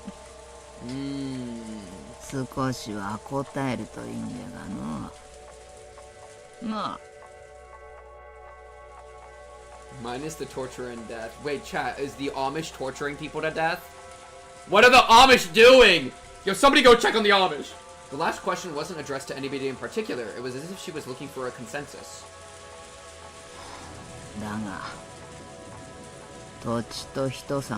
She's about to say land is more important than a human child. The Amish mob. Oh my goodness, you're right, dude. If the Amish found me, they would pick up my house and throw it into a lake. They're good at that shit, bro. Oh no.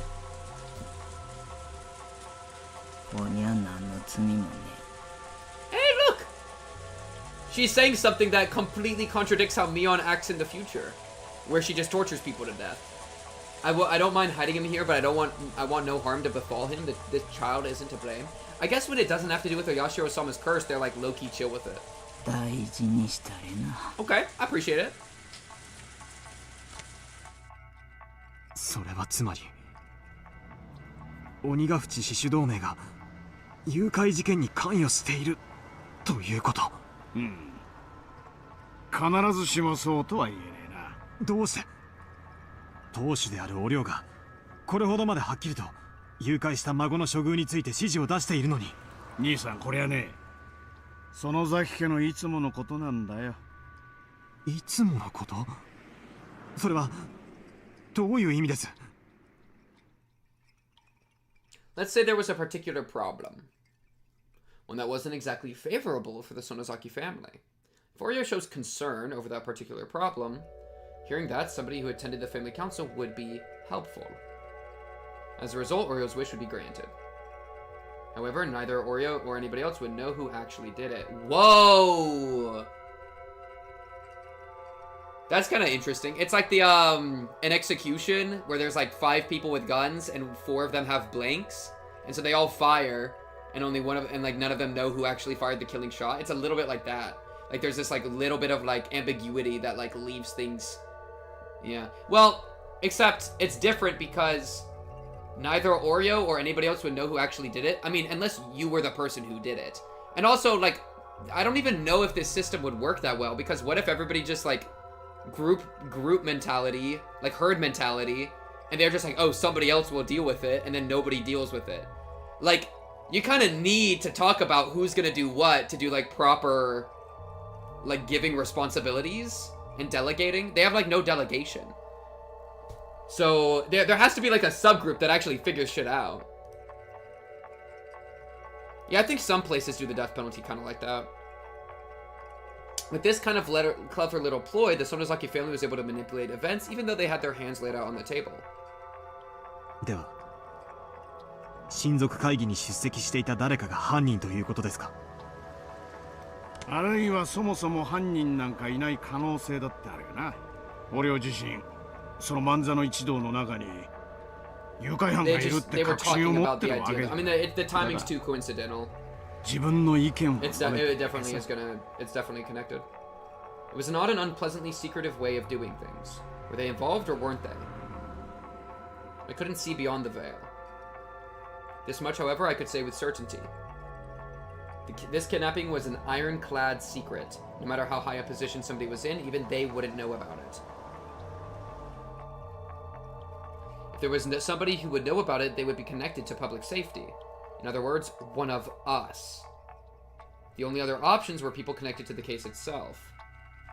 Including the minister, there would be people affected by the incident. Or the people that committed it.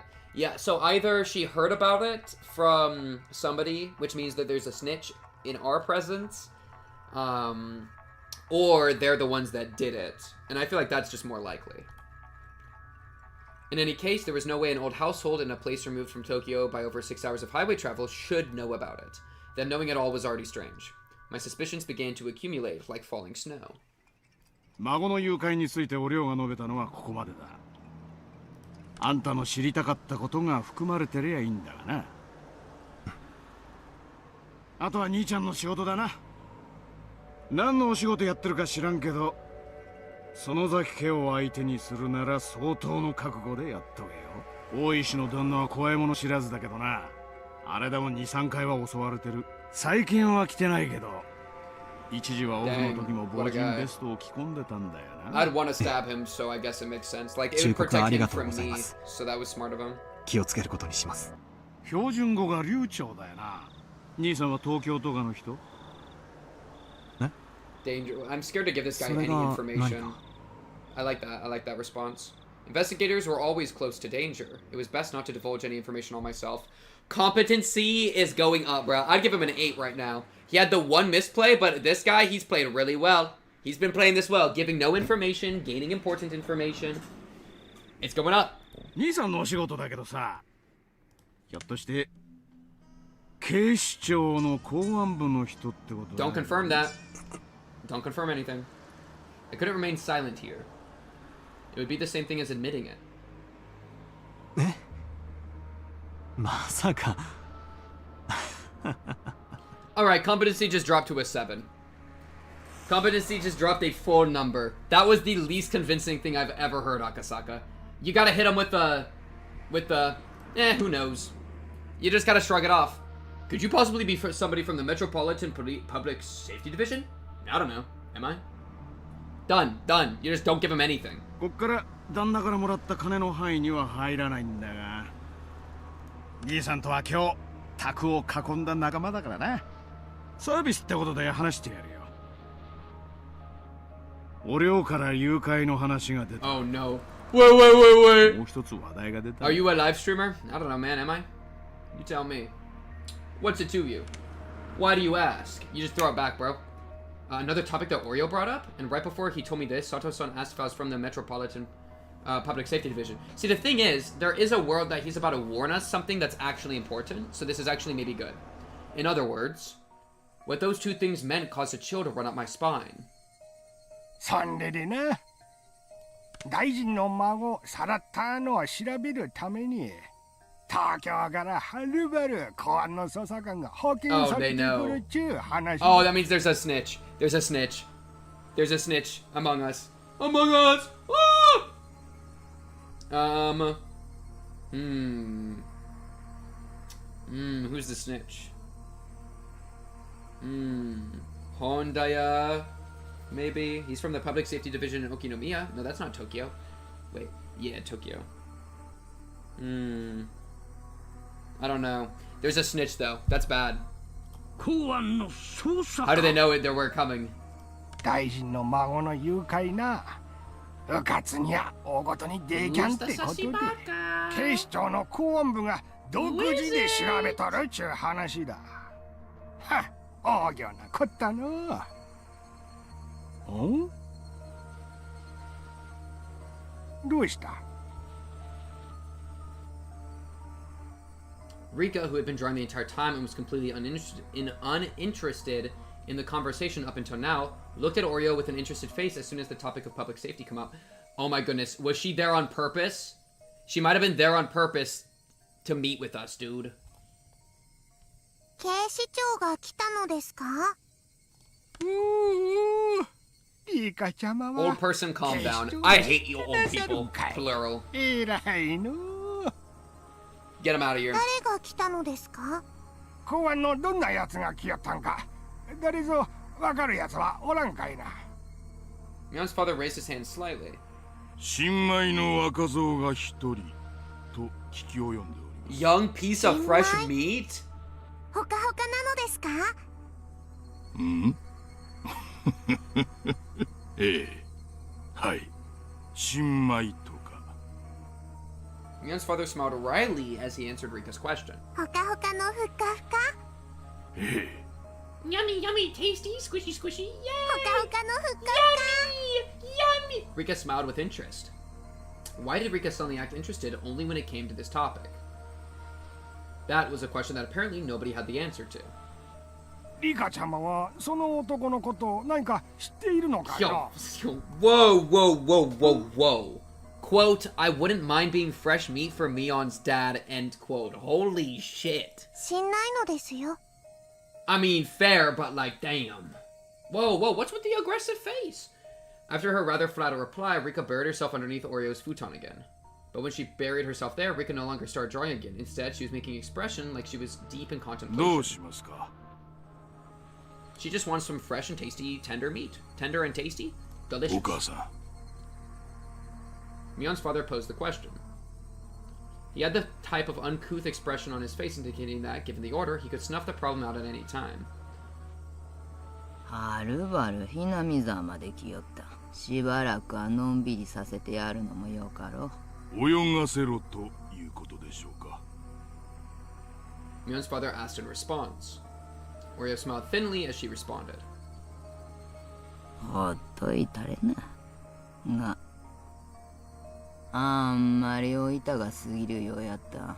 Terrifying. So they knew we were coming and they're keeping an eye on us.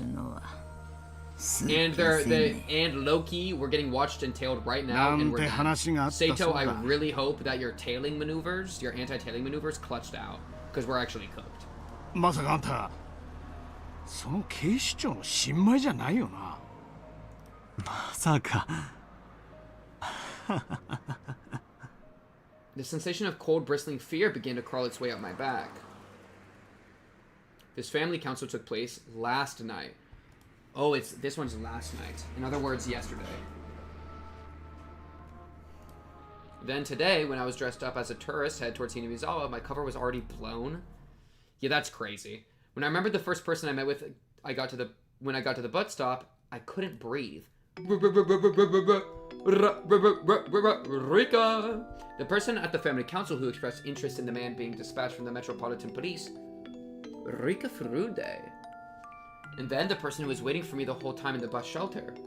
Rika Furude. It was an unthinkable image. No, it was a delusion. We met at the bus shelter. Did Rika-chan already know my true identity? Yeah, and that's why she was there. She was ready for us, dude. Last night, in other words, yesterday. Like, I hold the opinion now, and I hold it still, that you could cut out half the words in Higurashi as a whole, and you would get the exact same thing. I don't think you would lose anything. I think you could cut out so many things. I really do. Last night, in other words, yesterday. Brother man! Think clearer! Like, let's work on your mental, because this is his head, right? This is Akasaka's brain. Akasaka's brain, you need to, like, distill into something more efficient, dude. He has an inefficient brain.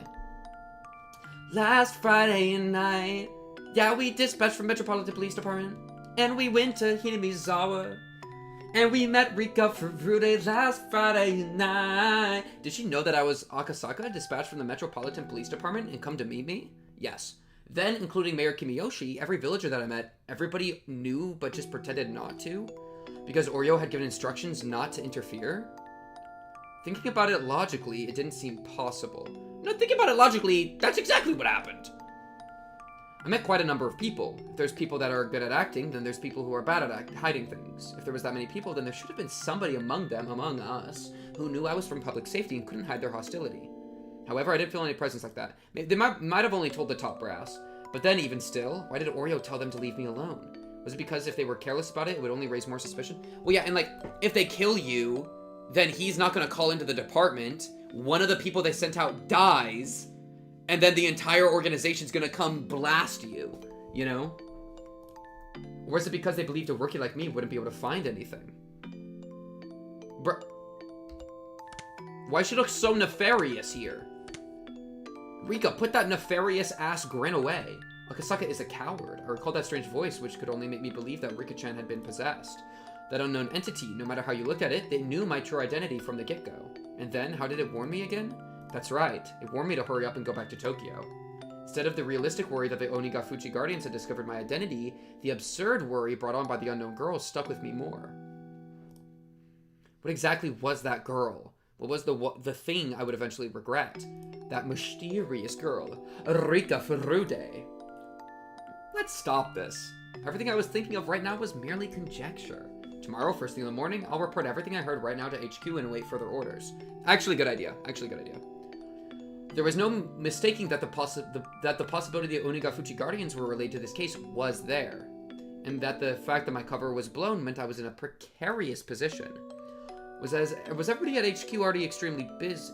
But, as everybody at HQ was already extremely busy, they might not be able to spare the support. Can I go to the brothel now? I need a piece of fresh meat. すみません。では、お会いした元の駅までお願いします。 A rural road where even a streetlight was rare. I couldn't see anything. I wasn't aware of anything but the asphalt that was lit up by the headlights. I really don't want to get jumped right now. Outside of that light, was it simply darkness? Or was there something lurking there, waiting to strike? I had to think I drew the short straw here. I wanted to go back to Tokyo. For some reason, the voice of the girl warning me to go back to Tokyo still lingered in my head. Bars. Higurashi. When they cry. Boogly, boogly, boogly. Tip, tip, tip. The glint in the demon's eye. What's in the box? What is in the box, chat? Mahjong prodigy. Showed off your skills. Bruh. Okay, chat. I'm gonna go hit the bathroom real quick. I will be right back.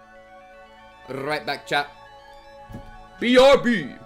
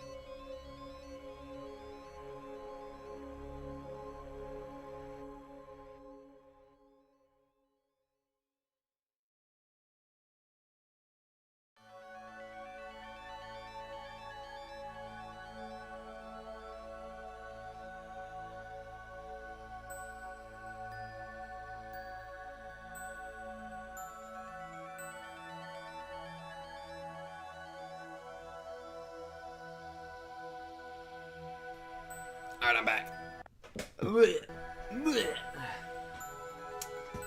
The sound, it was right there. Wow. Chat trying to gaslight me. Chat trying to gaslight me per usual. Crazy. The foreman of all time, watch this. Chat, we got busy thing. We're busy. We have too many things to do. Chat, if there's any hope of us finishing the chapter, we can't sit around and screw around, man. We can't just sit here and play mahjong. We gotta lock in. Make moves.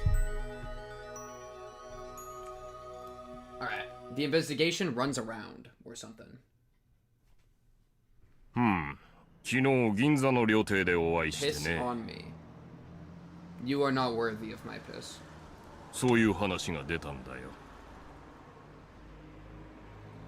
別室の謁見でしょう。連中、公安に干渉しすぎですよ。あまり迎合すると悪い洗礼を残しますね。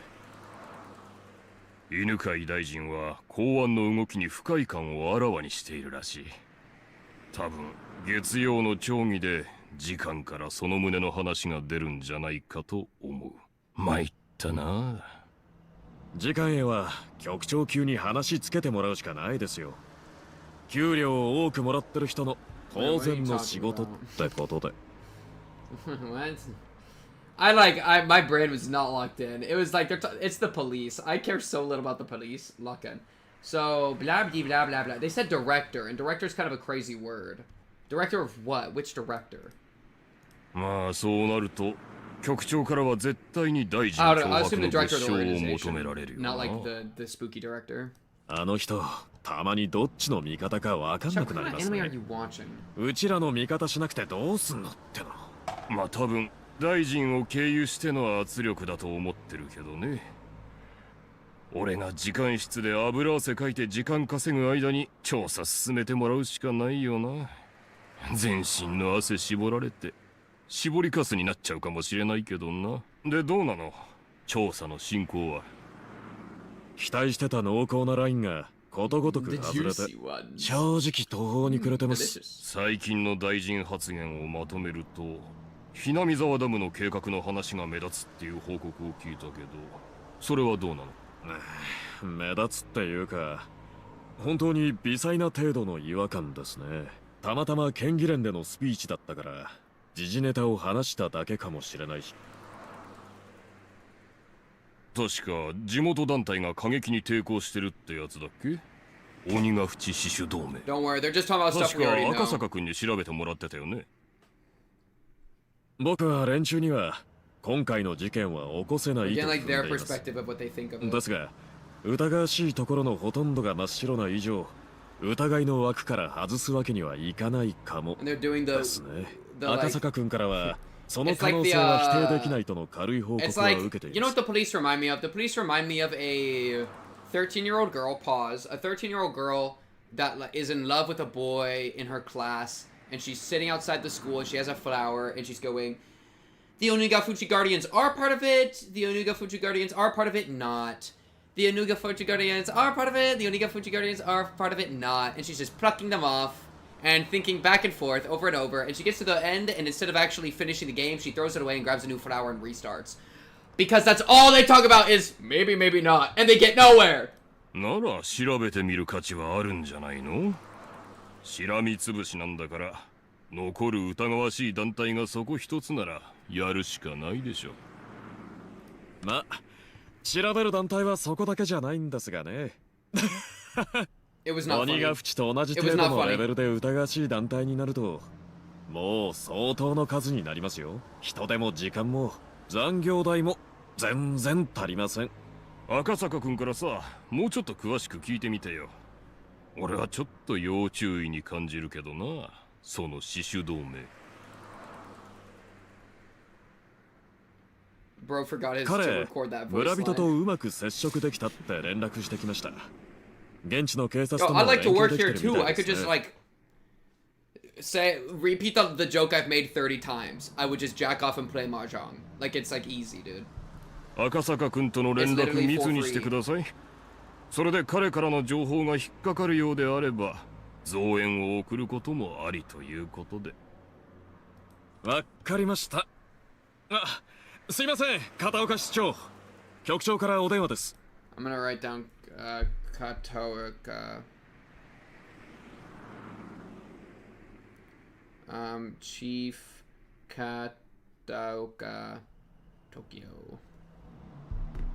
You would play mahjong, but with Oishi, but not me and Puffy. I play mahjong with Puffy, but only if there were also 2 other Puffies, and it was 3 Puffies, and I was playing mahjong with 3 Puffies. That's what I would play mahjong with. こっちに回しますか。ああ、いい。そっち行きます。もしもし。Also, I'm not getting paid to play mahjong with y'all, but I'd get paid to play mahjong here. You know what I mean? What's in the box? I can arrange that. Whoa. Whoa. You believe that there are choices in life. There are many people who lament the following. If there only existed points in life where there were clear choices to make, we would be able to scrutinize those carefully and make decisions that would lead us to a better future.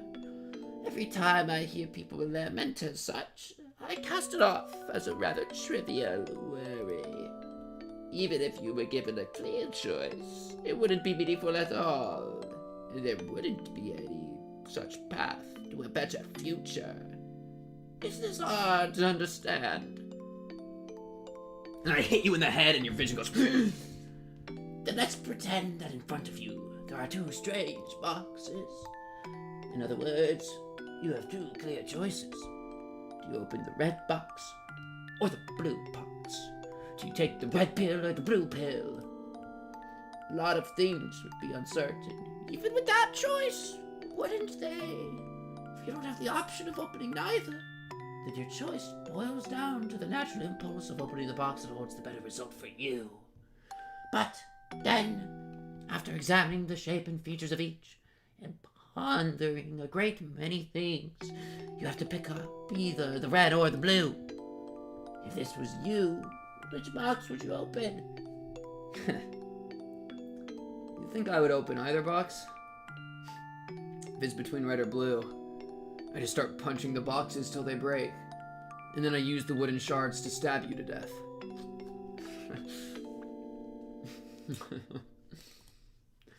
Red or blue? Hey! Shout out the Halo show, Red or Blue, Red versus Blue? If you were to go by their traditional meanings, then red would be a dangerous, threatening color. Chad, do you go to Target or do you go to Walmart? However, that doesn't automatically mean that it would be a calm and relaxing inside the blue box either. In fact, it might even be that the colors are a trap, make you wary of the red box and have you open the blue. A trap. Could it be the contents of the box aren't a reward, but rather a penalty? See, now you're at a loss. You're so conflicted over the choice between red and blue that you've started wishing there was no option to open neither and just leave. But there isn't. You have to open either the red box or the blue box. Oh, I forgot to say this. But if you choose one box, the other will disappear. Yeah, okay, wow, you're adding, moving the goalpost. So you'll never know the contents of the box you don't open. I'll just put that rule at the end there for you. Now, why don't you choose the red box or the blue box? It's alright. You won't lose anything by picking either one. Come on now. I have a choice! Yes! Yes!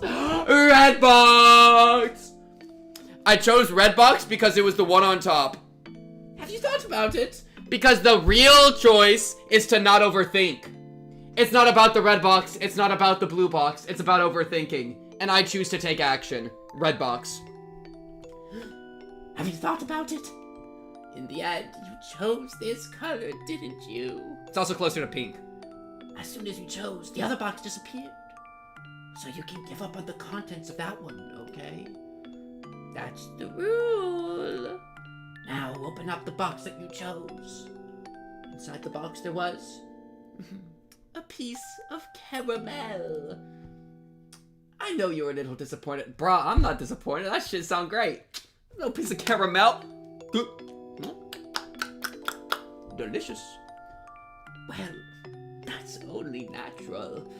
No matter how you look at it, it looks like you drew the dart. The correct box might have had a bar of chocolate in it for all you know. Caramel, a bit of caramel, bit of chocolate. I'm totally fine with the caramel, alright? Like, bar of chocolate, depends on the type of chocolate. But like, low-key, that could have been worse. We take the caramel. No. In fact, something incredible, like a pair of tickets to Hawaii, might have been in there.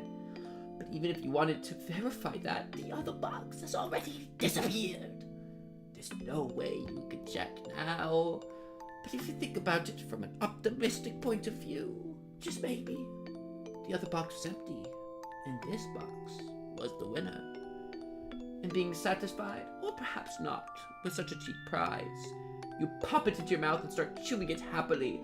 I check for needles. I spit it back out. Poof. Needle check, needle check. Poison check, poison check.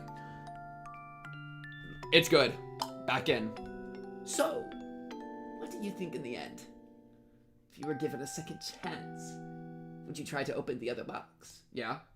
But, unfortunately, the chance to choose between the red box or the blue box is come and gone, never to be seen again. VOD watchers, remember this line in about 2 minutes from now. The chance to change your selection will never come. Don't your parents often say, every choice you make in life only happens once, so choose carefully.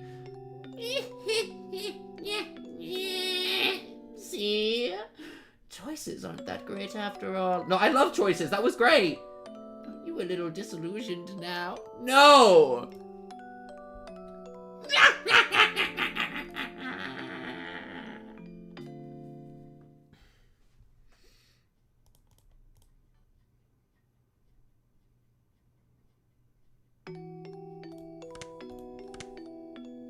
What's in that blue box, bitch? What's in the blue box? What's in the blue box? Have you thought about it? In the end, you chose this color, didn't you? Oh, did I? Maybe I'm beyond your stupid little choices. Maybe I'm on a higher field. I'm on a higher energy sphere. As soon as you chose, the other box disappeared. So you can give up on the contents of that one, okay? That's the rule. Fuck your rules. I'm not playing by them. Now, open up the box you chose. Inside the box there was a stick of chewing gum. Red box was better. We win the game for free. I prefer caramel over chewing gum. Way better. Keep picking red. Infinite caramel glitch. I mean, it's pretty much... Whoa! Wait. Whoa. Wait. Wait, she just exposed it. She exposed it. Inside the box, there was a stick of chewing gum. Right now you're thinking that's it? That's right. The contents of the red box and the blue box were a piece of caramel and a stick of chewing gum. It's weird that they tell you in this one. You might have thought you made the wrong choice before, but... Wait, they got me. They got me. They actually got me. Wait, they got me. Because they're saying you might have thought you made the wrong choice before, but now seeing them together like this, you can't really say that either choice is the wrong one. Wait, they actually got me. They know that I did both. It's aware. It figured it out. You might have thought you made the wrong choice before, but now seeing them together like this, you can't really say that either choice was the wrong one. I would say I prefer red, but I was happy with both. Well, I guess everybody has their personal preferences. If you prefer caramel to gum, for example, you're definitely thinking of choosing to open the box again based on that preference. The clear choices you wanted were basically this. The selfish desire to open up both boxes and compare the contents, then pick the one most suited to you. But you see, reality is the same as this game. If you pick one, the one you didn't choose disappears. There's no way you could check the result. If at that time, if you had done this, or perhaps if you had done that, then it wouldn't be hard to imagine you could be happier, or perhaps less happy than you are right now. In the end, you only have the pleasure of approving of being disappointed by the choice that you did make. But that's fine. After all, didn't you enjoy the thrill of making the choice? If, like now, you knew the contents of both boxes, then the choice between the red box or the blue box would just be a waste of time. Because instead of this boring game about boxes, you could be looking at the quickly changing evening summer sky, listening for the distant down sound of thunder, and pondering if it's going to rain or not. That would be much more fun. Wait, it just said close the game and touch grass. It just said close the game and touch grass. Unironically. Unironically. Alright, send me back in there. I'm picking red again. Pink has an illness. What do you mean? What a fucked up message. Do not. I want caramel, man. I want to see if they do more dialogue. This is the most. Chat, they've never given me a choice before. Alright, I am hungering. I am drooling at the thought of choice, okay? I've spent like 50 hours in this bitch, and I've never gotten red box or blue box. I am getting every drop I can out of this. Oh my goodness.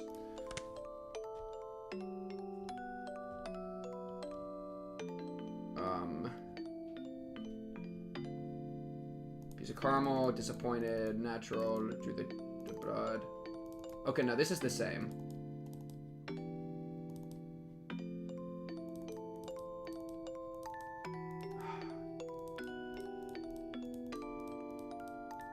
Ah, it got me. It got me. They got me. One more time for the blue. One more time for the blue. One more time for the blue. This is the best tip we've ever gotten, dude.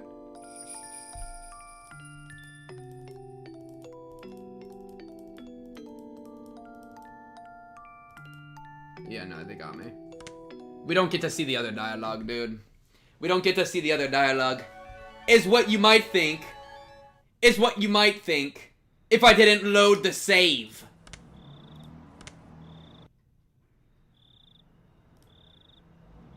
Ha ha ha! I am above you! Hag! I've seen past your riddles! I have! We always have a choice! Blue box! The end. You chose this color, didn't you? As soon as you chose, the other box disappeared. So you can give up on the contents of that one, okay? That's the rule. Open up the box you did choose. Inside the box was a stick of chewing gum. I know you're a little disappointed. Well, that's only natural. No matter what you do the dad. Okay, it's the same line, but look, it's doing bar of chocolate here. And now if we do the red, it'll just do the same thing, but flip all the words, I think.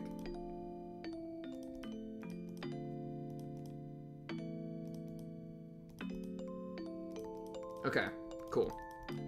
I just wanted to see if it would give different dialogue. We tried. Chat, we are going to get every single last drop out of any choice they give me, okay? I don't give a frick, man. I'm out here moving different, man. The glint in the demon's eye. Government official, my favorite character. Holy crap, I didn't realize you would be pulling it. 6時からになりまして、告別式があさってのお昼、12時から13時までになりまして、会場は沖宮セレモニーホールになります。The wake? I don't know what a wake is. すっか。池澤助役のお孫さんの葬式じゃ。Man better. Put respect on government official, bro. Man is up there, though. You know what? Man is up there. Okay. Deputy Mayor Ikizawa's grandson's funeral. いいよ。 Wait. 代わりに出てえな。Wait, that's different than... I'm having trouble with names right now. That's different than the main guy, yeah?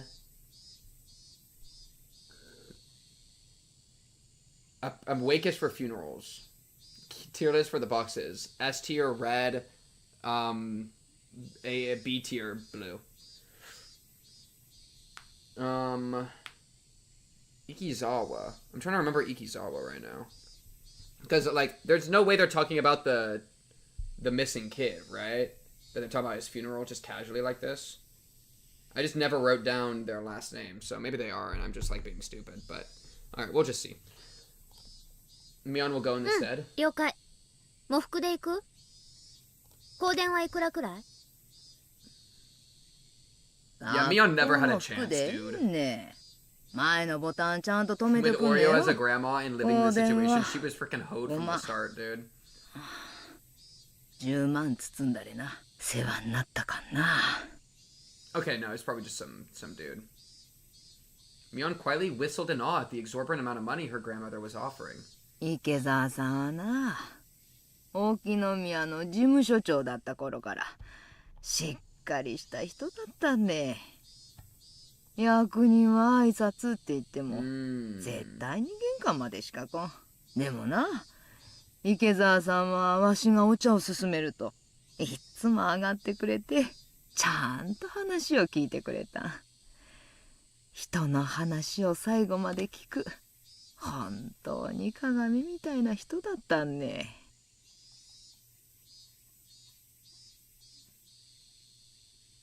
Why is my brain turning off? Hey, turn back on. Thank you.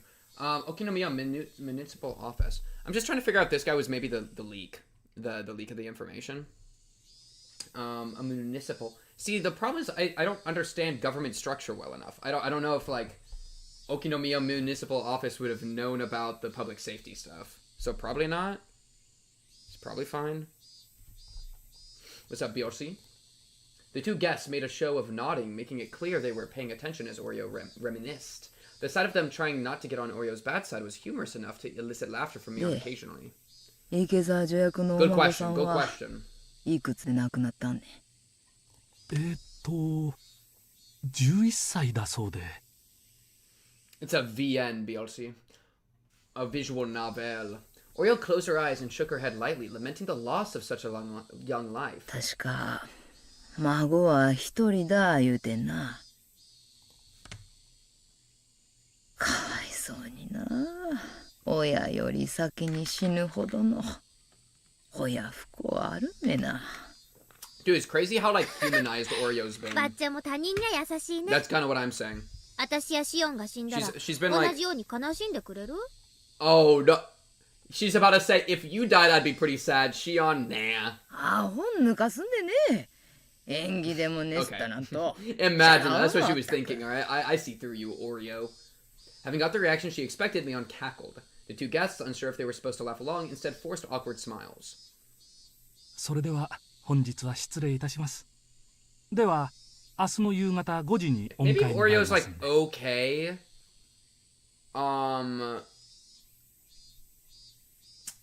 Because the murders start with the dam. So maybe things were like low-key gonna be okay. Well, no, but she did kidnap the kid, I think. But she kidnapped the kid and then said not to harm them, which isn't that bad. And it's still bad, you know, let's not get it twisted, but yeah. Compared to like what Mion gets up to, it's not that bad. So I wonder if like things were low-key chill with it, and then Mion like kind of took over as like responsibility wise, and then went demon mode and just wrote and made everything nightmare. ではごめんくださいませ。 After bowing their heads repeatedly, the guests left by the front door. Mion saw them off, waving her little hand goodbye. 帰ったよ。お役人もバッチャのご機嫌伺いに大変だね。 I would not 不 lick 法なんか電 Oreo's 話でいいと思う toes. のにね。 Yo, chat, and I do not want to hear if you would lick Oreo's toes. Why would you even think that? Why would you even get there? If they'd be all like wrinkly and gross. Well, that was a little bit heartless, but okay. Well, it was true that Oreo Sonozaki was a central person for both her relatives and the residents of Hinamizawa village as a whole. As a voting bloc, they numbered it in the several thousands. It wasn't hard to imagine the mayor would try to pander to her. Oh, fair. Unlike Mion, however, Oreo was looking up longingly at the sky from the veranda. どうしたの？ Old 暴力し person た？ must. Blech. Oh, you're so nice. Are you going senile is a crazy thing to say 誰 to your のお grandma. 孫さんであろうと気の毒だのう思ったんよ。 Saying that, she let out a deep sigh. Mion was let down as normally her grandmother would have scolded her for her attitude. みよ、これ例の大臣の孫さらわれてからどのくらいになる？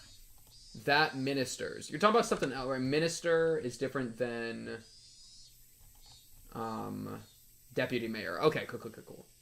Because they're just talking grandsons, so I was always like, why are we bringing this guy up? But it just seems to be something else that happened Yeah.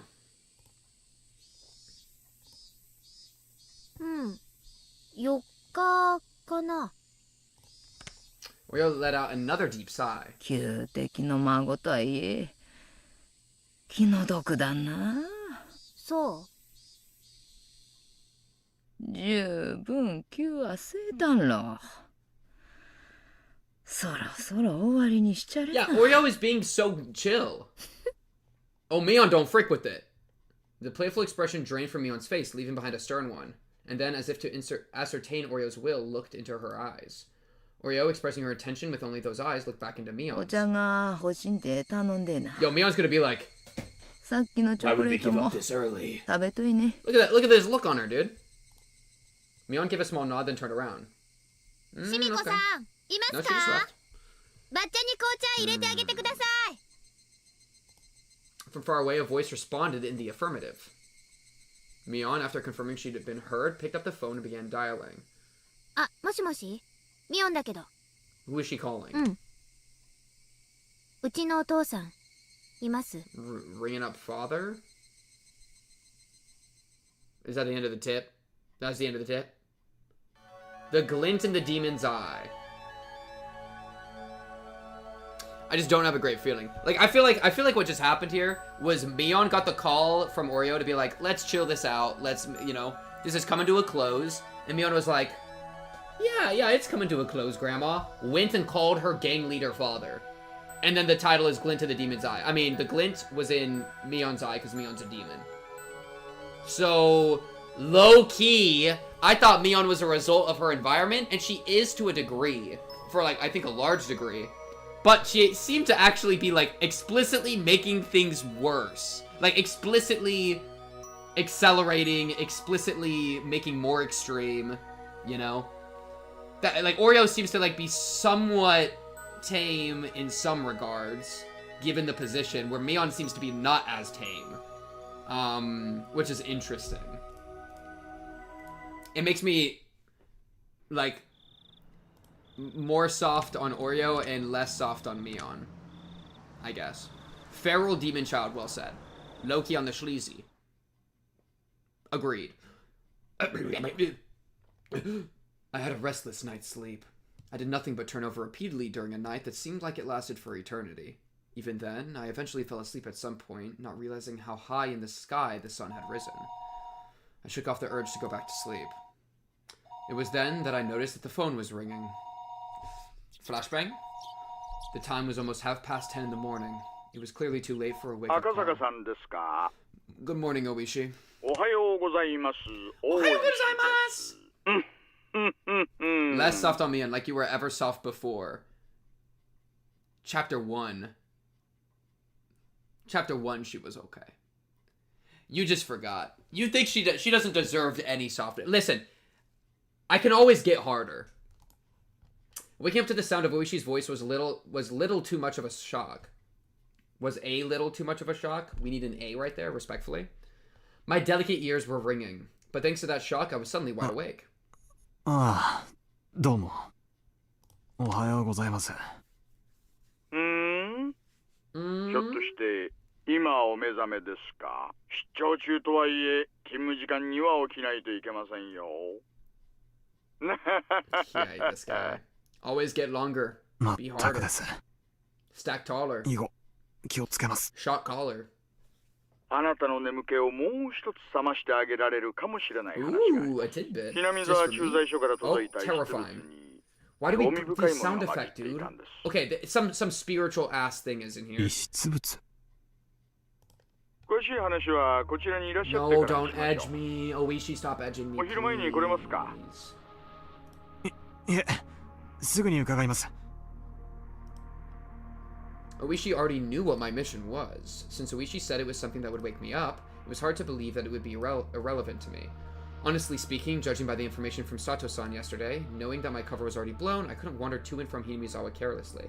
Yeah, we also want to think that, like, low-key, the thing we might find could be related to what Mion did, or, like, got her father to do, rather. Bro, she's like her grandmother's influence of power and, like, village obsessiveness combined with the gang boss evil engage mode of her father, That's just a recipe for disaster.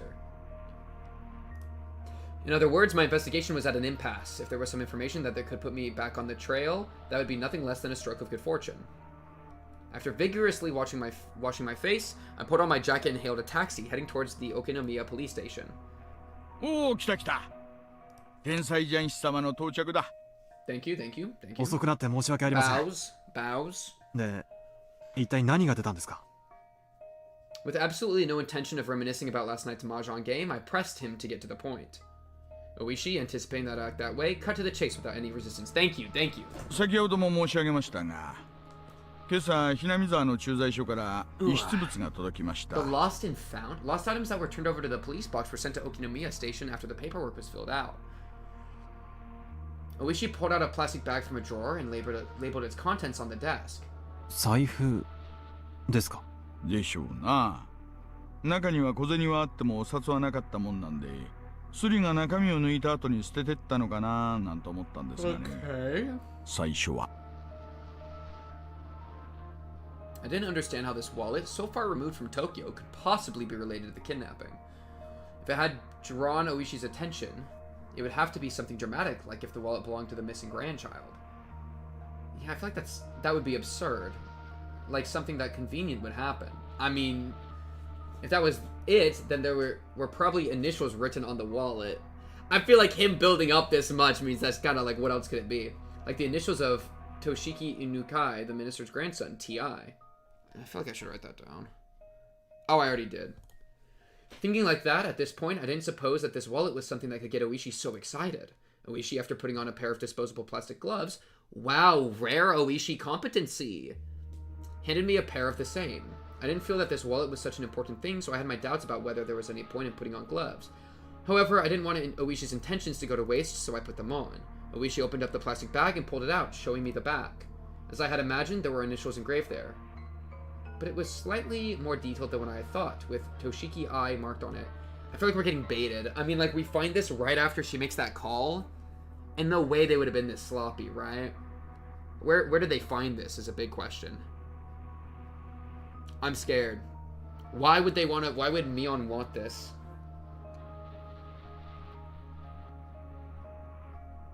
I don't know. I feel like we're getting baited. Oishi grinned at me with a look on his face that said, "See? We can't confirm we can't confirm from that this belongs to the minister's grandson," I informed him calmly. This wallet wasn't irrelevant, it was nothing more than Oishi's overeagerness. First of all, there was absolutely no way in this distant locale that the missing grandson's wallet would be found with such convenient timing. That I kind of agree. After all, the Onigafuchi Guardians wasn't related to the case in the first place. So there was no way this wallet belonged to the grandson. Why I wanted to decide that was the case, even I didn't really know. Dude, he sounds like... This guy reminds me of Keiichi so much, dude. He's competent in club games, mahjong, quick to be like, she's getting possessed, there's no way it's the same person. And then also is doing this thing of like, there's no way. There's no way it's the same thing. Brother man, I think it is. To some level I appreciate the hesitancy because I feel like that's like smart. He's like not biasing himself to the case too much. But like, brother Bran, you gotta take the clues as they are a little bit. Even though what should have been a top secret case was leaked before I had even been dispatched, in this situation, how could I say this was definitely unrelated? Would it be more prudent to pay more attention to this wallet? Yes. It had only been a couple of days since I arrived in Hinamizawa. But in those couple of days, due to the number of remarkable events, my nerves might have just become just a little frayed. Shaking my head slightly, I cleared it of unnecessary thoughts. Oishi opened up the wallet zipper, revealing the contents. 2 human ears. Inside was a small change and a number of crumpled receipts. Oishi, from that jumble, pulled out a folded card. Seeing that, my heart stopped for a moment. It was a card from a dental examination. The name, Toshiki Inukai, and the age. A perfect match. Alright, we're in. The dentist's location was in Tokyo. There was no need to explain any further. How far was it from Tokyo to Hinamizawa? It's also like... The teeth? Why would you have that? Do people just carry that around, bro? That's not in my wallet. It was far enough that taking the bullet trains and cars would still take several hours. Why would a wallet with a dental examination card from Tokyo inside show up in Hinamizawa? Could it belong to a tourist who came from Tokyo? Or maybe a villager on vacation to Tokyo just happened to pay a visit to the dentist? No, it had to have fallen into somebody's bag by accident. In my mind, I desperately struggled to find a possible excuse as to why this wallet didn't belong to Toshiki Inukai. It was as if it just wouldn't do for this wallet to belong to him. In my waller. However, weeding out any possibility for error one by one, the haze surrounding the wallet in front of me faded, gradually letting it come into clear focus. Ne?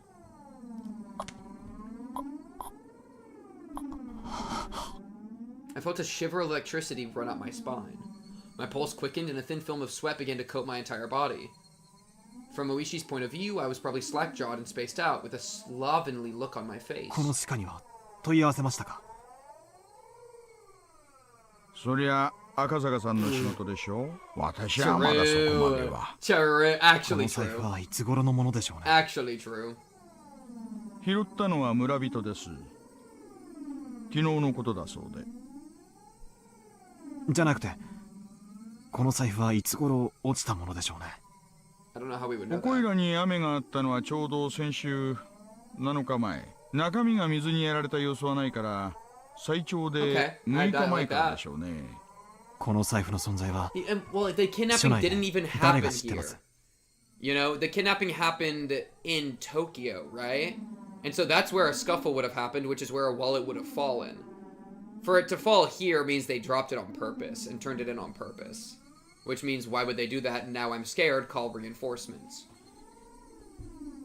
Also, Oishi getting it. I still feel like Oishi's a really strange entity in relation to Hinamizawa. 初期対応のhinamizawa駐在所の警官。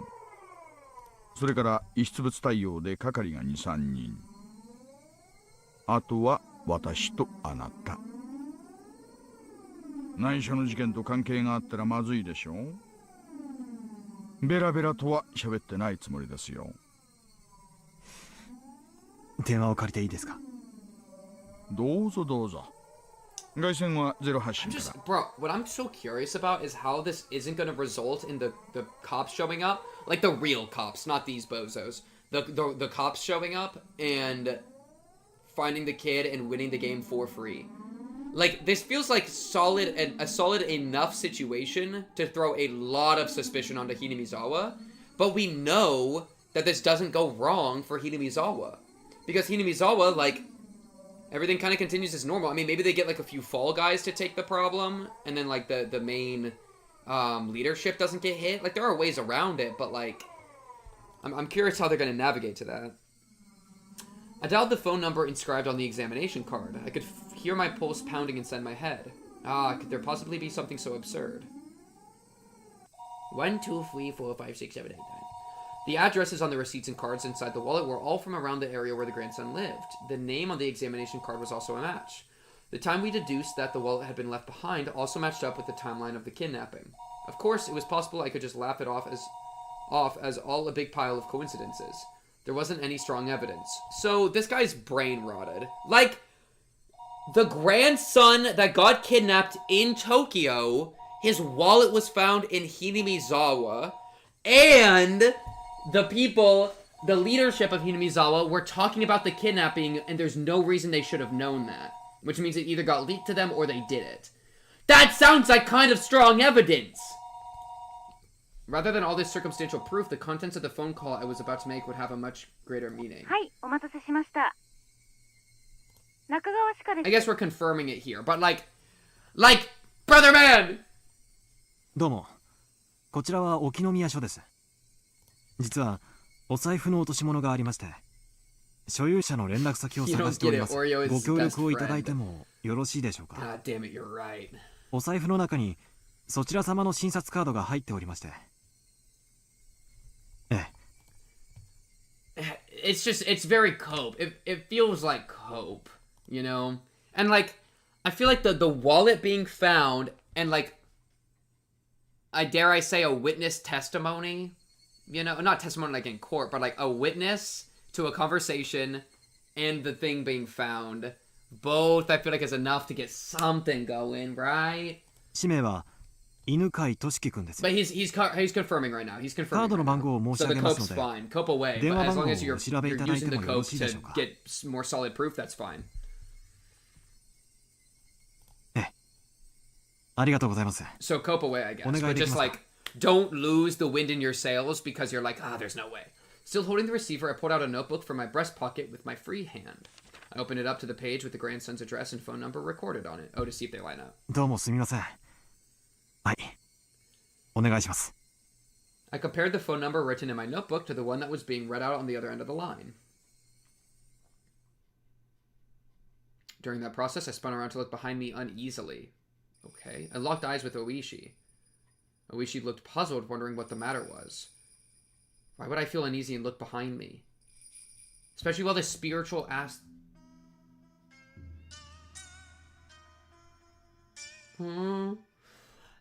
Those bells scare me. And now what? Was reading out the numbers as though doing so straight from my... Well, no shit. Like, okay. Like...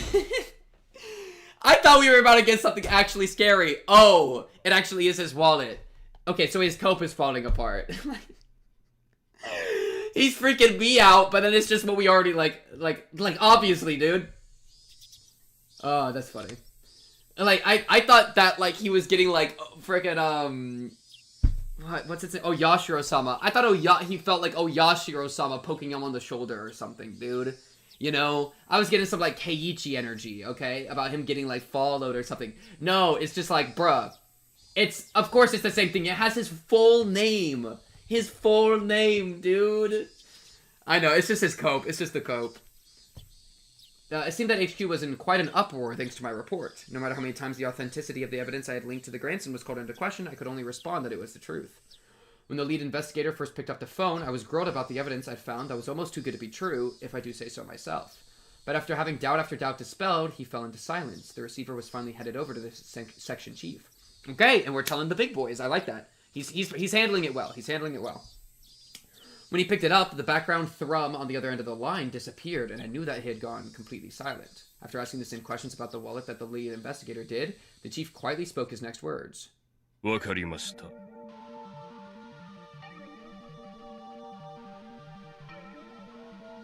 Loki, this music sounds like somebody's getting screen tortured.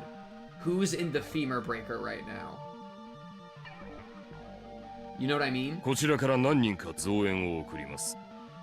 今日の夕方には到着できるでしょう。Wait, this is some scary ass music. 赤坂君は引き続き現地調査をお願いします。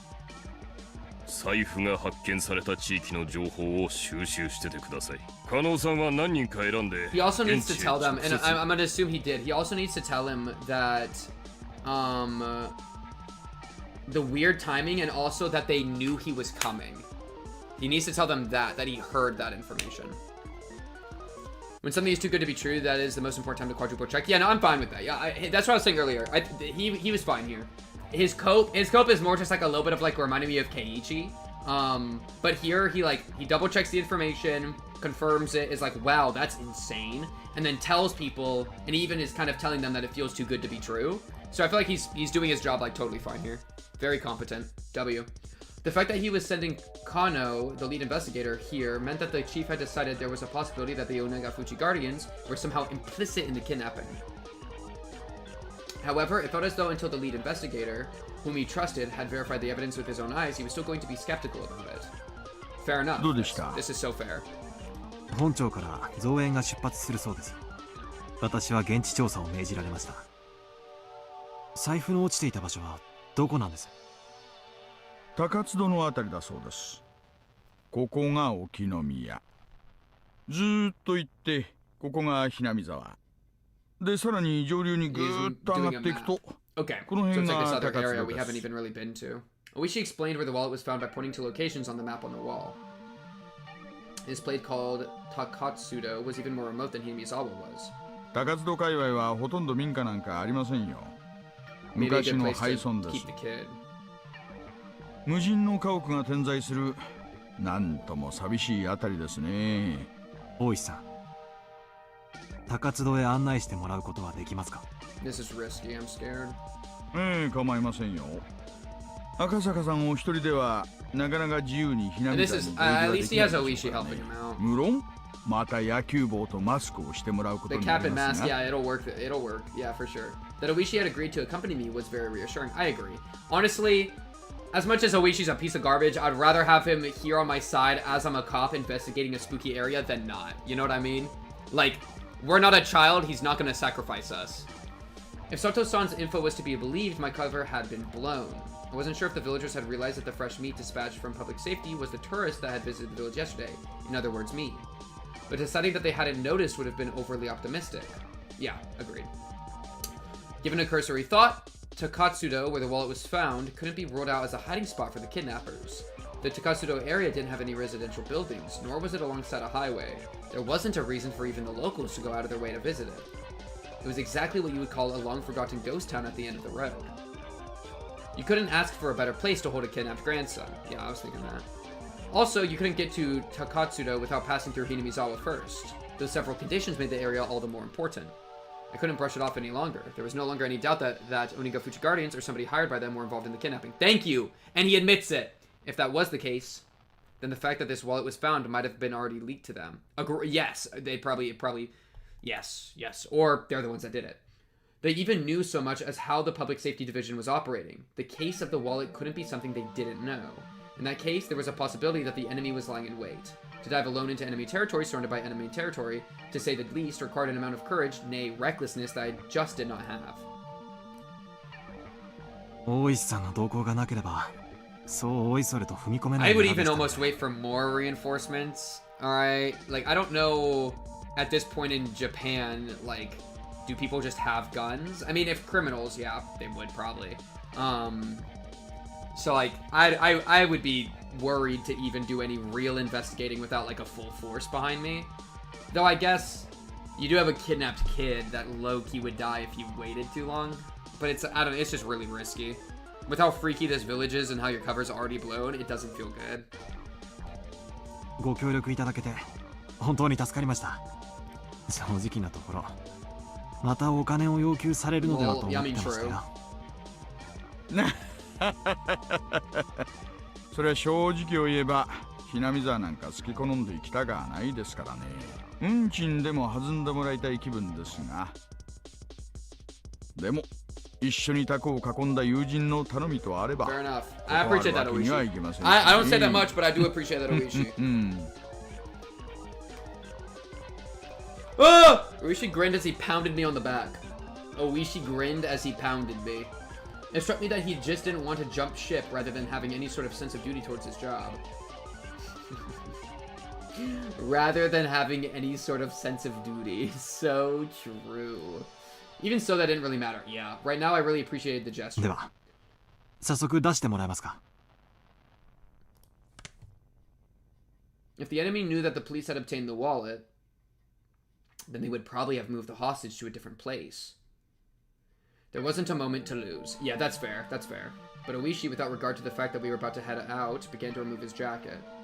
何を知ってるんですか。Getting a quick game of mahjong. まあ用心ですよ。Oh, bulletproof vest. 家中の栗を拾うなら相応の用意が必要。Fair. No, that's a good move. Give me one too.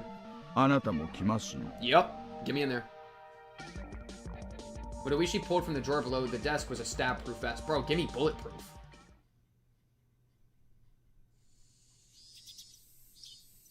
Triple Bingo Cinema. His name was Toshiki Inukai. Bro, apparently this bingo board is getting the most action out of like any bingo board, I feel like. The grandson of the Minister of Construction, Inukai. There was only one reason for him being here. If you didn't include gym or art class, his grades were above average. That was the result of having private tutoring sessions twice a week. Why are we talking about it? If you omitted the fact that he still couldn't do pull-ups, there wasn't much else that would make him hate school. Of course, he understood full well that his grandfather was a cabinet minister, but he also knew that not too many people were that interested in their relationship. He didn't like to go out of his way to bring up his grandfather, or to call him the Minister of Construction. And finally, he at least tried to know a little more about what kind of work the Minister of Construction did than your average Joe. What that entailed was that when you tried your best to make life better for the masses, sometimes you made a few enemies. He knew that all too well from the time he'd spent as class representative. His grandfather had many enemies. He knew that he might personally catch some of the fallout, so he had to be twice as cautious. He was taught that by his parents. That's why, the moment he was kidnapped, he instantly knew that this was one of those occasions. He understood that he wasn't being treated as Toshiki Inukai, the person, but rather as Toshiki Inukai, the grandson of the Minister of Construction. That he wasn't personally at fault, but that this was the result of some unavoidable trouble with his grandfather's work. It made little difference, but when he realized it wasn't because of anything he did, he was able to relax, if only a little. Of course, at first he was struck with a terror befitting his age, wondering what was going to happen to him. But after a while of being tied up and only able to stay lying down, he began to ponder a great many things. First, he thought about the reason he was being abducted like this. He understood the answer to that easily. He was taken hostage to coerce his grandfather, the minister. There was no doubt about that. He didn't know exactly what the Minister of Construction did, but it was easy to imagine that there was much to be gained from threatening him. He respected his grandfather more than most. He earnestly believed that his own grandfather was within the top 20 of the most important people in Japan. That was exactly why he wouldn't forgive anybody who dared to threaten his beloved grandfather. More importantly, he wouldn't forgive anybody who would use him as a tool to threaten his grandfather. His grandfather was really busy and rarely had time to meet with relatives. That's why, with what little time he did manage to scrape together, he just dropped by unannounced. And, as an apology for not being able to meet during the New Year's or summer vacation, he doted on his grandson. Very, very much. The number of times that Toshiki was looked upon with disregard just because his grandfather was a politician and a minister certainly weren't few. But he never thought even once that he wanted his grandfather to quit being a politician. Because it was his beloved grandfather. He wanted him to continue his career as long as possible from the bottom of his heart. However, Toshiki was now being held hostage and his grandfather was being threatened. His grandfather, who called him the apple of his eye, was surely suffering. He might do anything to save his grandson, maybe even putting aside his ideology if it was required to save his grandson. He might cave into the culprit's demands if it meant saving his grandson. When Toshiki thought about that, an inexplicable anger welled up within him. In his current situation, he was unable to forgive the cowards who would make his beloved grandfather suffer by using such dastardly means. The feeling swelled up inside of him, displacing the fear. What he thought of at first was something any boy would imagine. Get out of these bonds, beat up the bad guys, and hand them over to the police. Dude, did he manage to somehow do something with the...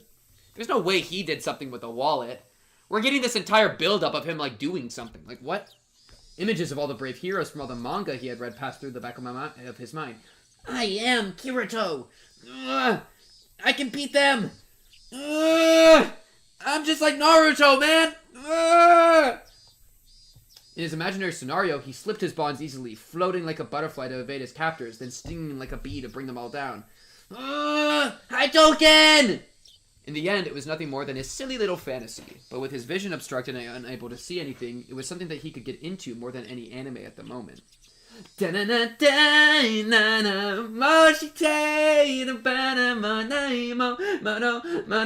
Currently, the kid's perspective. In actuality, he was enjoying these little scenarios in his head for the long period of time he was tied up.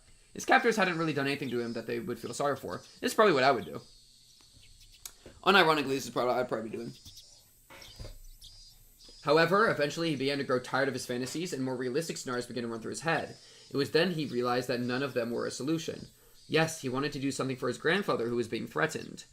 That he was being held here to inflict pain on his grandfather was the thing that he could least forgive, and also the most vexing. And then he noticed. There was a much simpler way he could save his grandfather without having to beat up his despicable captors.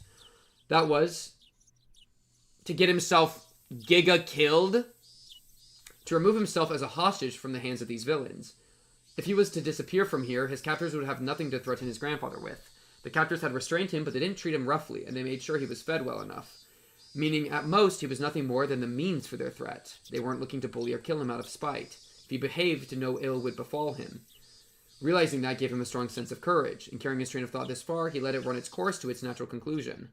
Where now at this moment, Toshiki Inukai had decided to escape.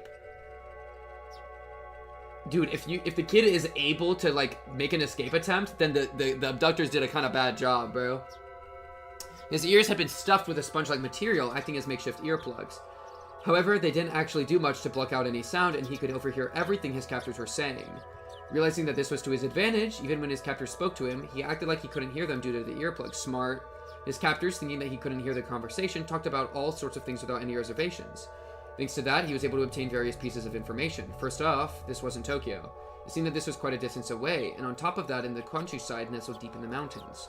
It also seemed that his captors were inconvenienced living out here, so he could deduce that this place was far removed from any sort of town. Finally, whenever they went out to buy food or other supplies, they would always take a car. That fact caused him some dismay. because he knew that the method he learned at school of running around blindly while shouting for help wouldn't work here. He paused his little mental escape scenario there. His ultimate goal was to find somebody who would help him. If somebody who fit that description wasn't close by, his chances of escaping successfully grew slim. A desolate, far-off land deep in the mountains, a place where you couldn't even go shopping without using a car. In this situation, escaping would be very difficult. He grew depressed, and after a little while, he returned to his original scenario. Imagine becoming a hero like in the manga. He read, and beating down his captors became his respite. However, as he played those delusions out in his head, his heart, hating to surrender, continued to search for a way to escape. And then he thought of a way. If the goal was far away, then all he had to do was get closer. His goal in a nutshell was to find somebody who would help him, maybe bring them closer, get the wallet to him. In other words, somebody other than his captors. If he faked being sick, then his captors would have to take him to the hospital or bring a doctor to him. They'd probably be reluctant to do that, but he already knew that the hostage was more important than anything. In the off chance that something happened, like him dying, occurred, they wouldn't be able to threaten anybody anymore. Imagine if, Irei shows up. Irei. The doctor guy from Hinamizawa. That'd be funny. Karaoke night win. Actually true, bro. I love karaoke. In the off chance that something happened, like him dying occurred, they wouldn't be able to threaten anybody anymore. Luckily, he had an experience that would help him fake a serious illness. At the end of last year, he was inadvertently involved in a car accident and had to undergo surgery. The scar from that surgery was still clearly visible on his lower torso. He recalled the pain and suffering from that time. The existence of that experience would make a huge impact on the realism of his performance. He was quite confident in his ability to fake an illness. Okay. Fake an illness? I don't mind it. I don't mind it.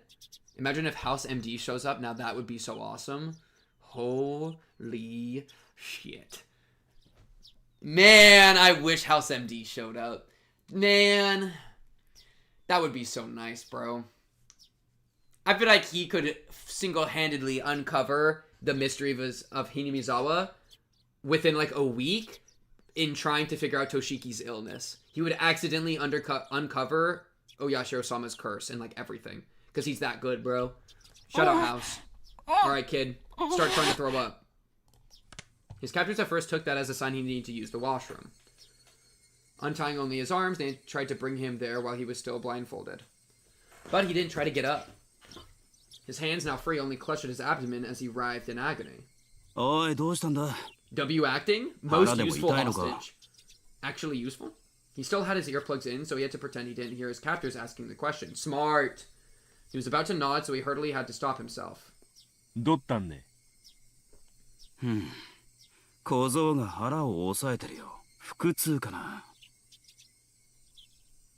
His captors looked down on his suffering form for a bit. One of them proposed a course of action, while another laid his doubts that Toshiki might be faking it. Bink,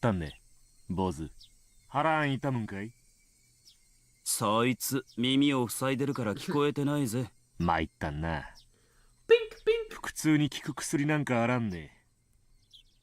薬局行って買ってくるか。腹痛って言ったっていろんな薬があるだろう。症状がわからないうちはいい加減な薬は買えないぜ。腹押さえてるし、便秘やん。便秘薬でも買ってくれば収まるやんね。間違って飲んでも死なんしな。Give me Tums. 決めつけるなよ。Yummy. 盲腸とかかもしれないだろう。Appendicitis. Oh, thank you for the idea. 俺のおじさんがさ、昔急になった。Oh my goodness, this guy's an appendicitis believer. We're so in. As if there's people that don't believe in appendicitis. One of the captors leaned over beside the boy who was bent over in agony. かわいそうにな。I feel like this could have been a tip. Doesn't this feel like something that would normally be a tip? Because it's like a complete jump of perspective to something completely like different and completely out of what we're like normally doing. So usually this kind of thing's a tip. 腹か？痛むのか？おいおい、痛むんならあんまり抑え込んじゃかえって悪いぞ。Realizing that his captors were concerned about his stomach, he inadvertently let his shirt right up, letting the scar from his surgery come into plain view. Smart. His version was still obscured with packing tape, so he couldn't see their reaction to his scar. But his captors were taken aback, and judging from their momentary silence, he had obtained the reaction he was looking for. おい、やばいぜ。この手術跡はそんなに昔のものじゃないぜ。Yeah, it might be like その小僧、熱出てるんかいね。体温計あるん？あるわけねえよ。でもすごい汗だぜ。おでこは結構 Yeah, it's working. This kid is smarter than any other 緊 child. 張状態が続く The とさ、 smartest child. 昔の傷なんかに応えたりするって聞いたことあるぜ。じゃあどうすんよ。薬じゃ治らんちゅんてんか？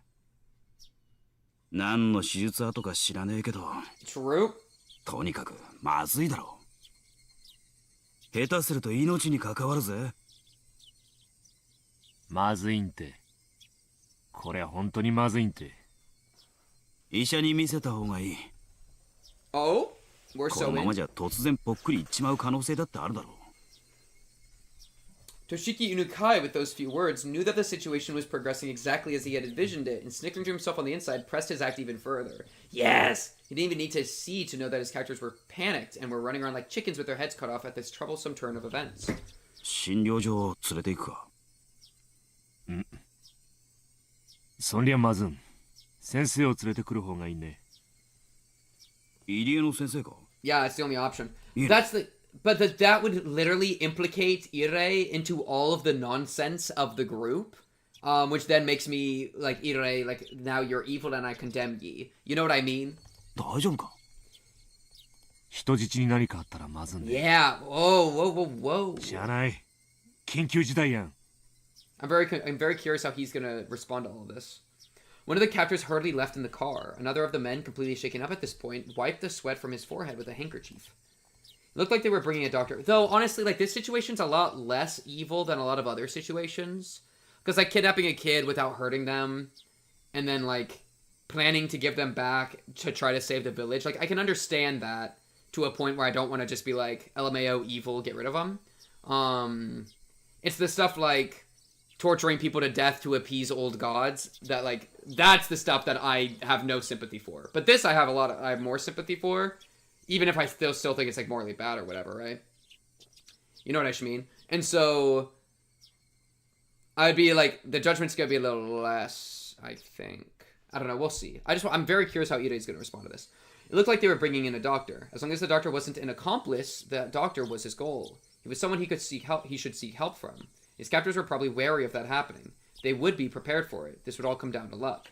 Some of the sweat emerging from his brow was from that nervousness. So based for kidnapping the kid. I'm not saying based for kidnapping the kid. I'm just saying relatively less evil than Mion. Alright? It's a little better than torturing kids to death because LMAO should have bought a better lock forehead. At that moment, the packing tape that was covering his eyes and ears was torn off. The burning light that he was seeing for the first time in several days hurt his eyes. After that, the gag that made it hard for him to breathe was also... 大丈夫か、小僧。今、お医者を連れてくるからな。しばらく我慢してろな。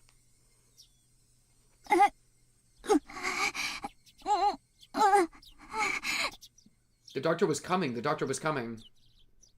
Now, how is he going to ask for help, and how is he going to get away from his captors? A plethora of thoughts began swirling through his mind.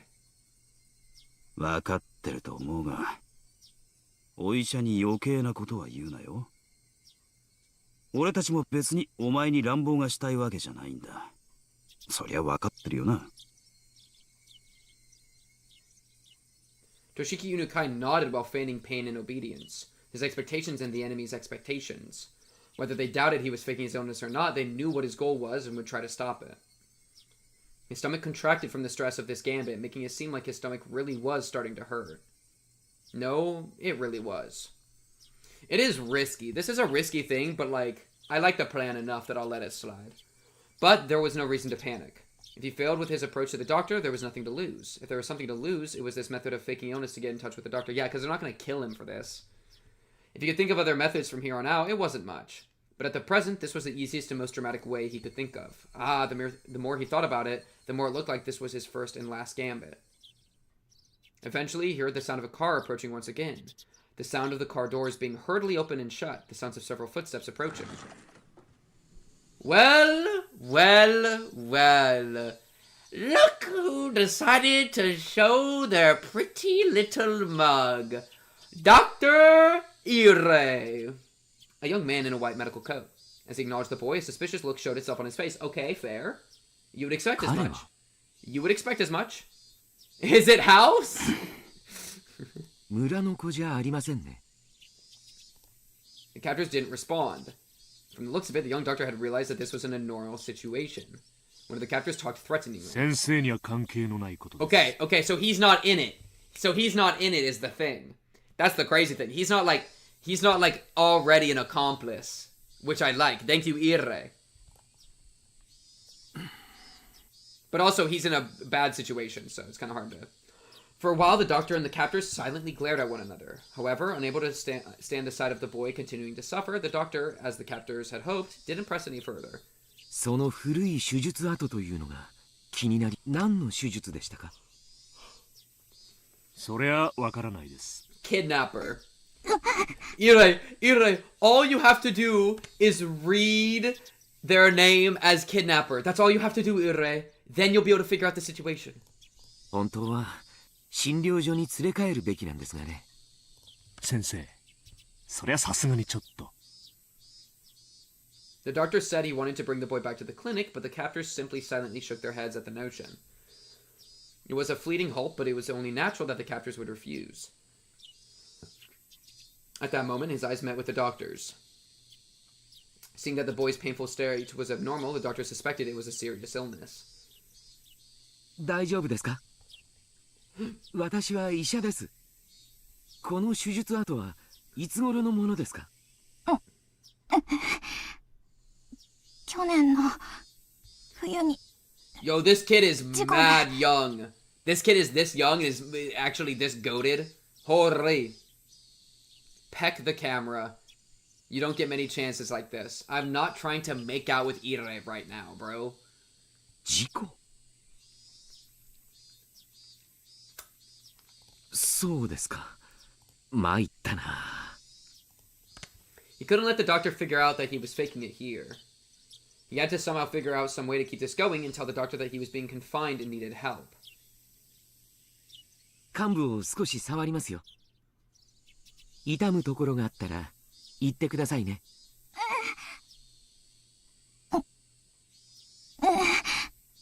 Seeing that it was extremely painful, the doctor crossed his arms and began to ponder. He had to somehow get himself to a hospital. To Toshiki Inukai, faking this illness was the performance of a lifetime. And he's locking in right now.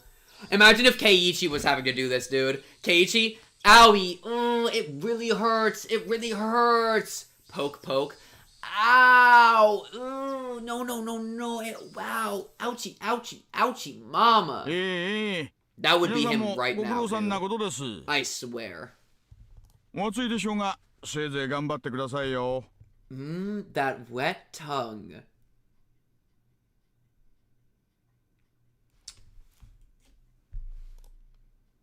You don't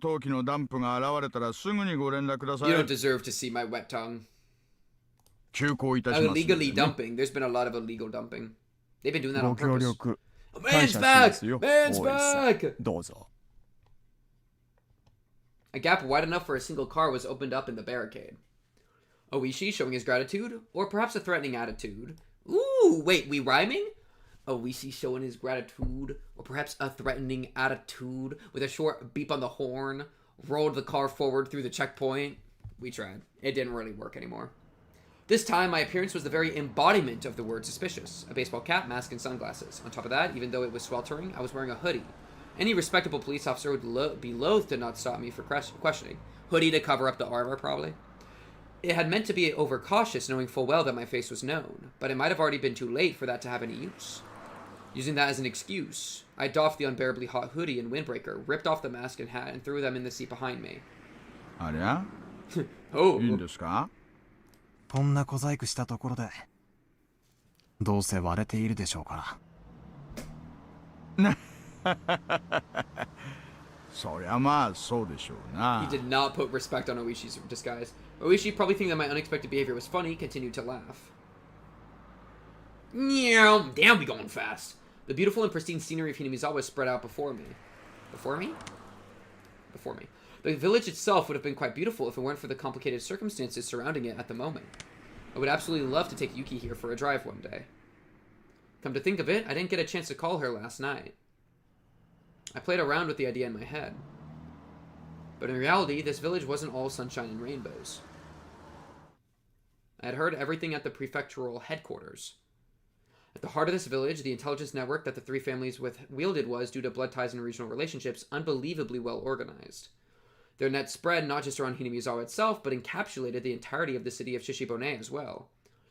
When I first heard that, somewhere in the recesses of my mind, I didn't take it completely seriously. How could a local organization on the boonies have something so grandiose? I couldn't deny that somewhere in the back of my mind I had ridiculed the thought.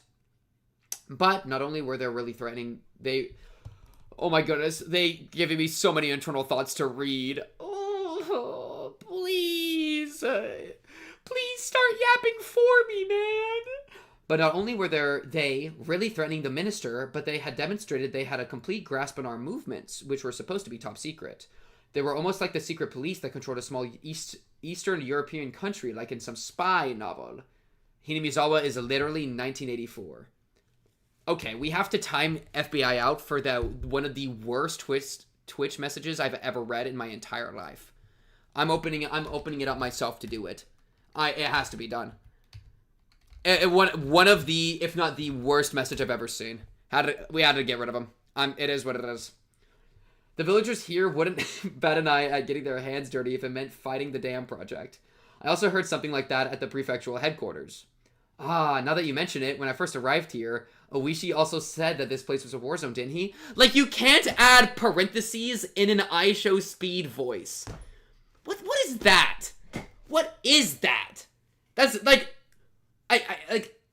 parasocials towards speed? I don't even think that's the right, like, you know what I mean? It wasn't unhinged. It was just like, anyways. When I first arrived here, Oishi also said that this place was a war zone, didn't he? The residents of this village were at the same time freedom fighters, although by definition they were no different than guerrillas or a militia. They weren't protected by the Geneva Convention, but they also didn't have to adhere to those rules either. This place was more of a quagmire. Oh my goodness, Mushoku Tensei reference. Quagmire. Peak. We did it. We did it, as if that's like positive. Anyways. Then any legitimate battlefield. A secret war was unfolding. I could drive along because Oishi was with me. But if I was to leave this car for even something as trivial as looking for a vending machine... Wait, vending machine! Reincarnated as a vending machine reference. There was a chance I wouldn't return. Even though a single shot hadn't been fired, this was a battlefield. No, the reason why bullets weren't flying was simply because it was hard for a civilian to obtain a gun in Japan. I was curious about this earlier. So they're probably just equipped with weapons other than guns that were easier to obtain. That was why Oishi was wearing that stab-proof vest, wasn't it? Are you not wearing anything, Akasaka?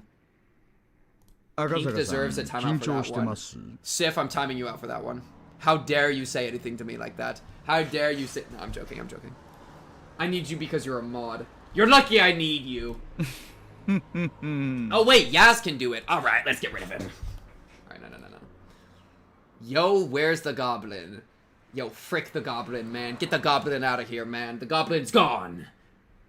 The fact that I was apprehensive was, of course, picked up on by Oishi. We can't just let the Gube out like that, alright? The Gube is problematic. If you already figured it out, there was no point in trying to deny or hide it. 敵の本拠地にたった2人で乗り込んでいるんですよ。この人数では万一の時が不安です。万一の時 I miss the goblin. Don't worry, the goblin will be there tonight. この村の人間すべてが敵ではありませんでしたか。全員が口裏を合わせればこの村で白昼堂々殺人が起こっても証拠一つ残らない、そういうところだと聞いていますよ。I wish I had a snack. Oh, chow mix. That was what the ironclad rule of not barging into a Yakuza office alone was about. If there wasn't a neutral party involved, that area wasn't bound by the laws of common sense. True. Speaking of common sense, how do I open this bag of trail mix? Oh, there we go. Are there any bugs in here?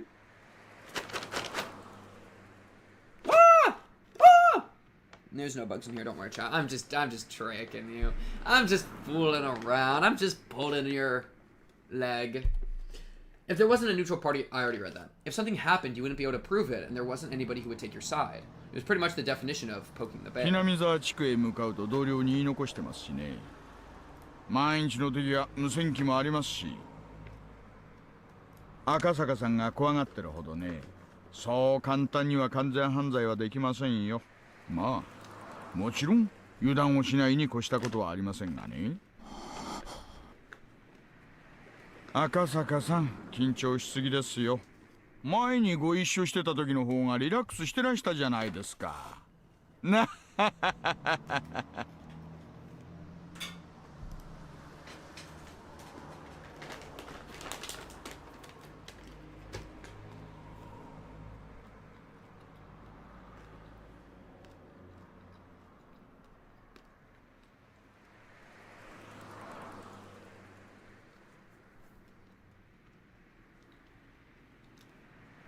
Let me get that for you, chat. Laughing it off, Oishi thumped his chest and grinned, as if to say I could depend on him. まあ本当にヤバくなったら桜の大門にはこいつがありますからね。Oishi made a motion by sticking out his index finger. It was undoubtedly the image of a gun. 役に立ちますか？ピュピュ。撃った後の後始末云々が怖くなければ実に心強いですよ。That's a really crazy line. If you're fine with the corpse and the paperwork, it's actually kind of low-key fine. An officer's gun was only for show. If you really wanted to fire it, there were quite a number of stipulations, and you had to be prepared for the long probationary period afterwards. That definitely wasn't worth it, so even if an officer did unholster his gun, there wasn't one who actually wanted to pull the trigger. Akasakaさんは持ってるんですか？ It's definitely not for show, though. Let's be real. これ。Give me a Glock. まあ、一応。撃ったことは？ありますよ。Nice. 訓練で、ですがね。そりゃそうでしょうな。なら大石さんにはあるんですか？私ですか？ねまさかあるわけないじゃないですか。 What was this? I thought he was laughing at me because he had experience. The two of us laughed together. This freaking guy. 銃口を向けたこともありませんがね。 Honestly, I would have thought differently. I would feel like he's the type of guy who's pointed his gun at people all the 銃 time. 口を向けられたことなら何度かありますよ。 That's crazy. 銃口を覗かされるだけで寿命が3年は縮むな。 Yeah, way different gun culture, absolutely. Even if he had never fired a gun before, you couldn't even begin to compare the amount of experience Oishi had over me. At a time like this, I could only marvel again at how reliable Oishi seemed. A cop that old as Oishi, that is that much of a piece of garbanzo, and he hasn't pointed his gun at somebody? Insane. でも車道はここを抜ける以外ないし。赤坂さん、念のためもう一回マスクで顔を隠してください。どうしたんです？冷房がうるさいから聞こえないかな？ Bro has to bring up the air conditioning every single car ride. 窓を開けてみ He's て just ください。 flexing. When I opened the window, a blast of hot air blew inside. And then I could hear angry yelling coming from far away. Oh? At that moment, the forest gave way on either side. There was a needle in the trail mix.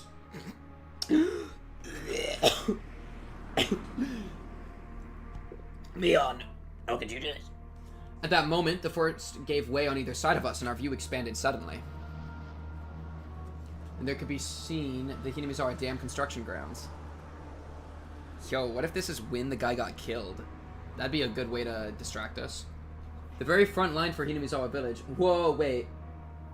That would be a crazy distraction.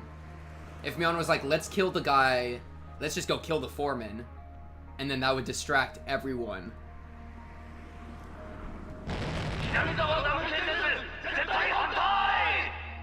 Maybe they're just doing normal protest stuff. A crackling blare of someone's voice sounded over an enormous loudspeaker. The roar of angry voices continued to rumble. The incredible volume had become a veritable sound cannon spewing out its ammunition. The prefabricated side office was surrounded by two sets of high fences laced with barbed wire. Lined up in front of those fences were riot police and their vehicles. And surrounding it were all the villagers. Surrounding it all were the villagers. They howled out their protests against the dam as a single entity. 今日は少ないですね。ついてます。少ないんですか？ I'm actually worried that there's less there because that means they might have them somewhere else. 多い時だと道路までいっぱいになりますよ。 Okay, normal protest stuff it seems. My goodness, what's in my throat?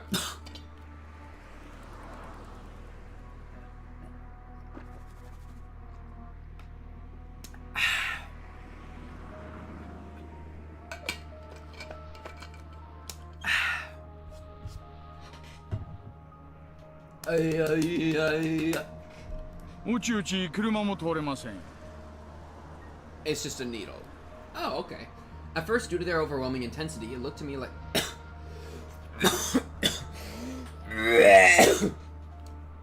I had to charge that one up real quick. It looked to me like they're...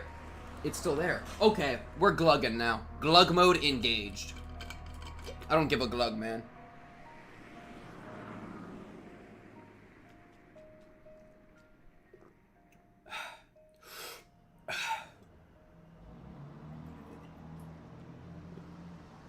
Okay.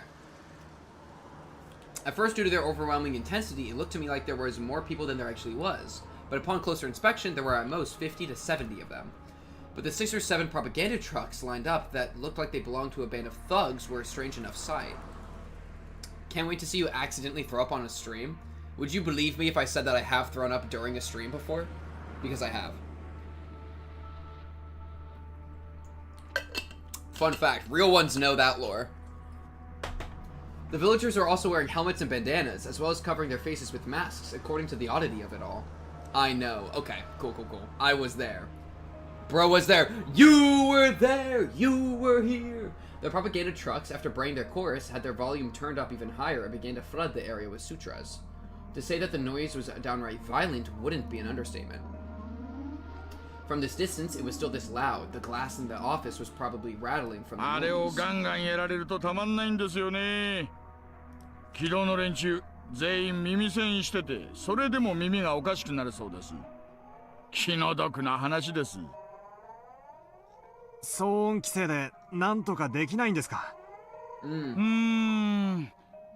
ちの県には騒音規制に関する規定ね、ないんですよ。それにほら、お経でしょ。宗教活動規制できないし。連中も頭いいんです。 They're cheating. Wait, they're actually hacking. Is what I think Oishi said. Actually, no matter how tightly the window was shut, the booming sound of the sutras still filled the car. I couldn't even hear what Oishi, who was sitting right next to me, was saying. As the car approached the line of propaganda trucks, the blare became difficult to bear. It wasn't enough to just plug my ears with my fingers. I had to hold my head to keep my skull from splitting apart. If I had seen this terrifying energy sooner, I would have probably understood what Hinamizawa village was much quicker.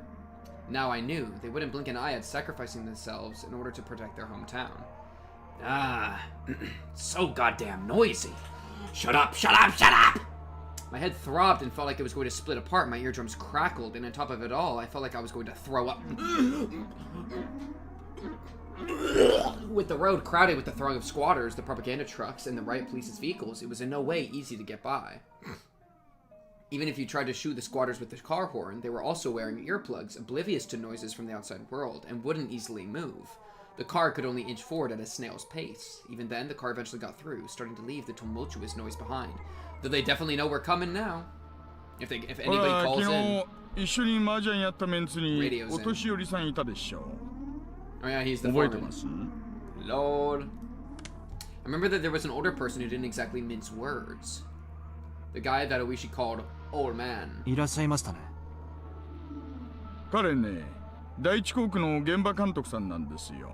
あそこのプレハブの中でイライラしながら仕事をなさってるんでしょうね。お気の毒なことです。Poor fella. あれが毎日ではたまったものではないでしょう。耐えかねてやめちゃう人が後を絶ちません。まあ、その度にお給金がアップしてるんで、なんとも言えません。Just bring in somebody that'll actually deal with it. Even having to deal with all that noise and hostility, they still made a wage that Oishi found enviable. ちくしょう、こいつら。聞こえてるのか聞こえてないのか。A group of squatters were in the way of the car. Oishi, sufficiently annoyed, laid into the horn, but there was no indication that they were moving anytime soon. In this din, could they not even hear a car horn? Or did they hear it and were being malicious? If there were any riot police nearby, they would have made people move, but it just so happened there weren't any around here. Guess we gotta hit him. Don't get out of the car, please. Oishi opened up the door. Just roll down the window. The hot air and even more heated roar of the crowd spilled into the car. Oishi said something as he grinned wildly, but I couldn't hear what it was. He was getting them to move. Something like that? Oishi stepped out of the car and closed the door. The din faded slightly.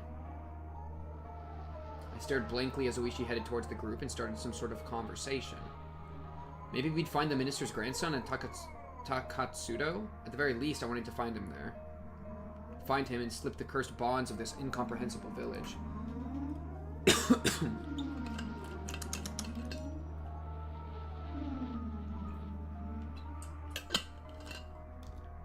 I could only pray.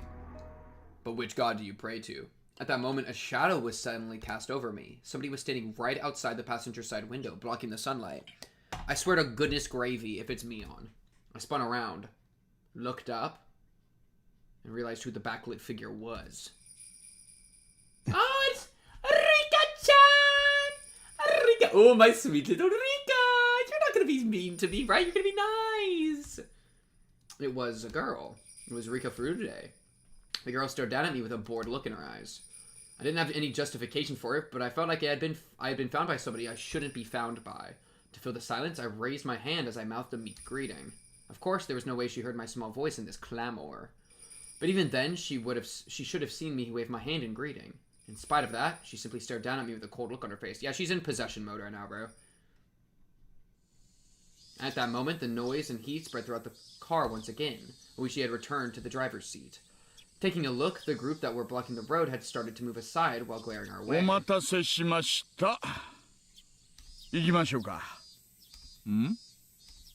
Oishi registered the figure of the girl behind me.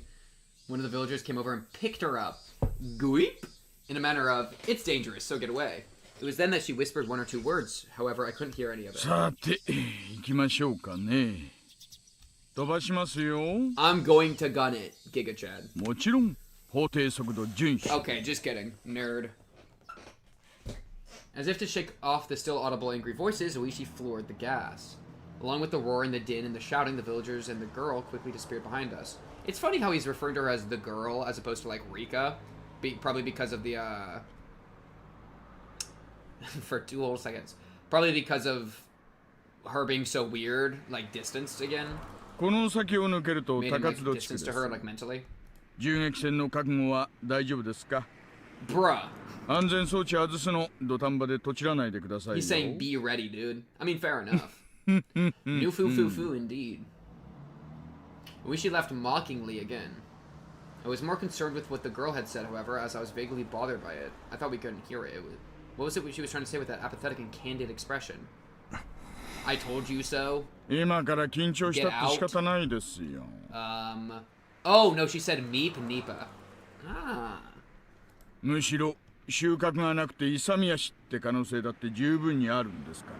That makes sense. But there was no longer a way to confirm what the girl had tried to tell me. It might have been that the girl who warned me to go back to Tokyo again, or else, was saying to me that who was here now, ignoring that warning. Yeah, something like that. I had the feeling she said something like that. Something like that. Agreed. Agreed. Bro, that was the fastest those bars ever moved at the bottom, dude. That immediately just went... Covered it up. They ain't messing around. They say, get us into the action. Get us to the good part. Get us to the schmeat, alright? Get us to that fresh and tasty meat. Tender. Tasty and tender meat. If you were to call Hinamizawa a rather lonely village, then Takatsudo was outright desolate. For your everyday city boy like me, I just couldn't understand why anybody would force themselves to live here. There were signs that people had, but they were all covered in dust or enveloped in ivy, indicating that it was all abandoned. It's always so cool to see like abandoned buildings like this, like on the side of the road or whatever, because they all have their own story. They had people that lived in it, you know, somebody that built it, somebody that left it behind. You know, it's very curious to think about what the life would have been like there.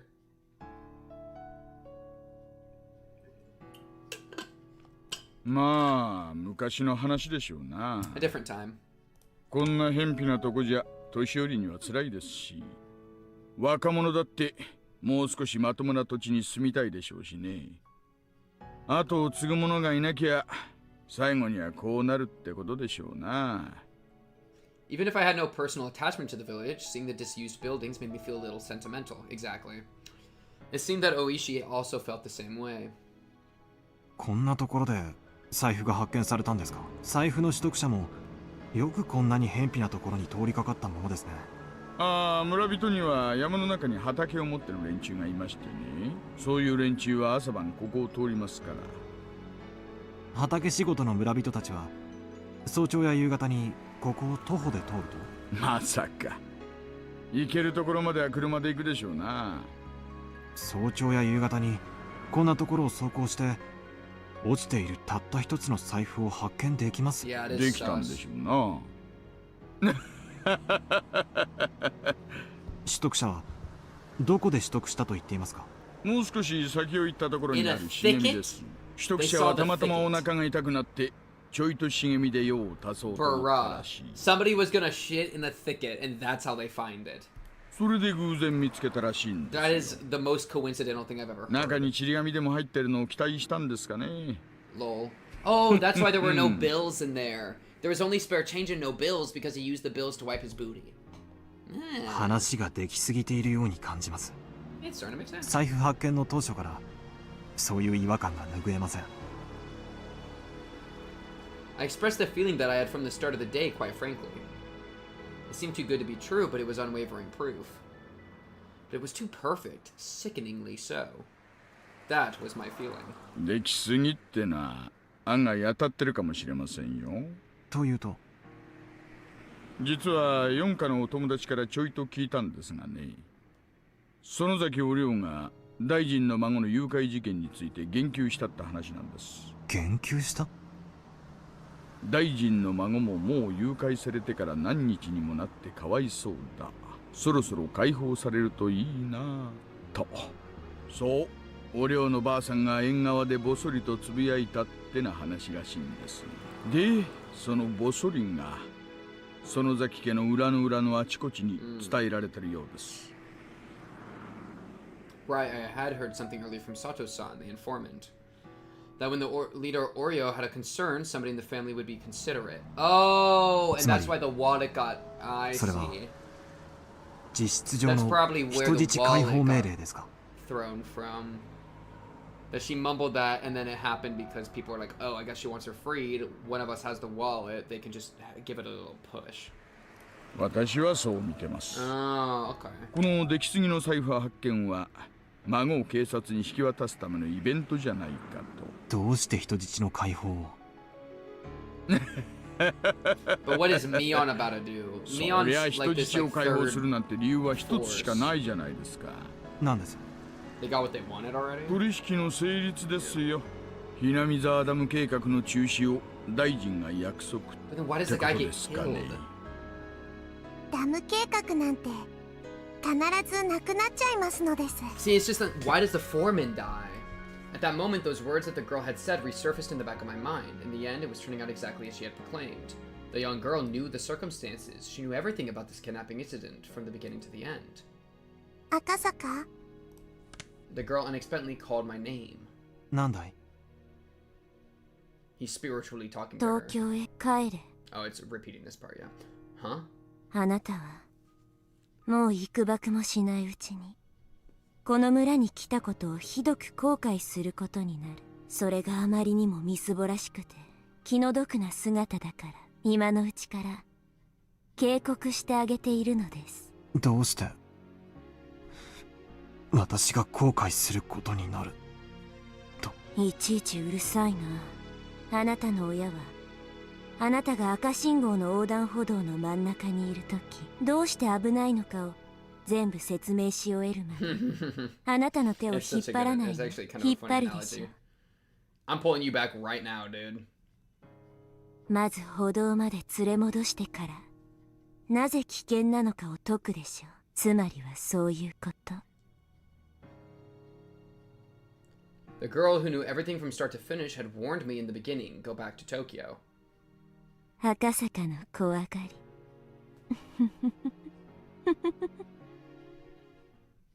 孫は無事見つかるでしょうが、その後はいろいろと厄介な問題になるでしょうな。どう厄介になるかは一警察官の私には想像もつきませんがね。フルで理科って少女。ご存知ですか？ What I had said was such a non sequitur that Oishi sat in stunned silence for a while. もちろん知ってますよ。御三家の一つ、古出家の一人娘ですね。どういう少女なんです？おやおや、これは意外な人物名にちょっと驚きです。公安では古出家が臭いと睨んでおられるわけで、私にも情報を分けてくださいよ。いや、そういうのじゃないんですよ。ちょっと気になったもので。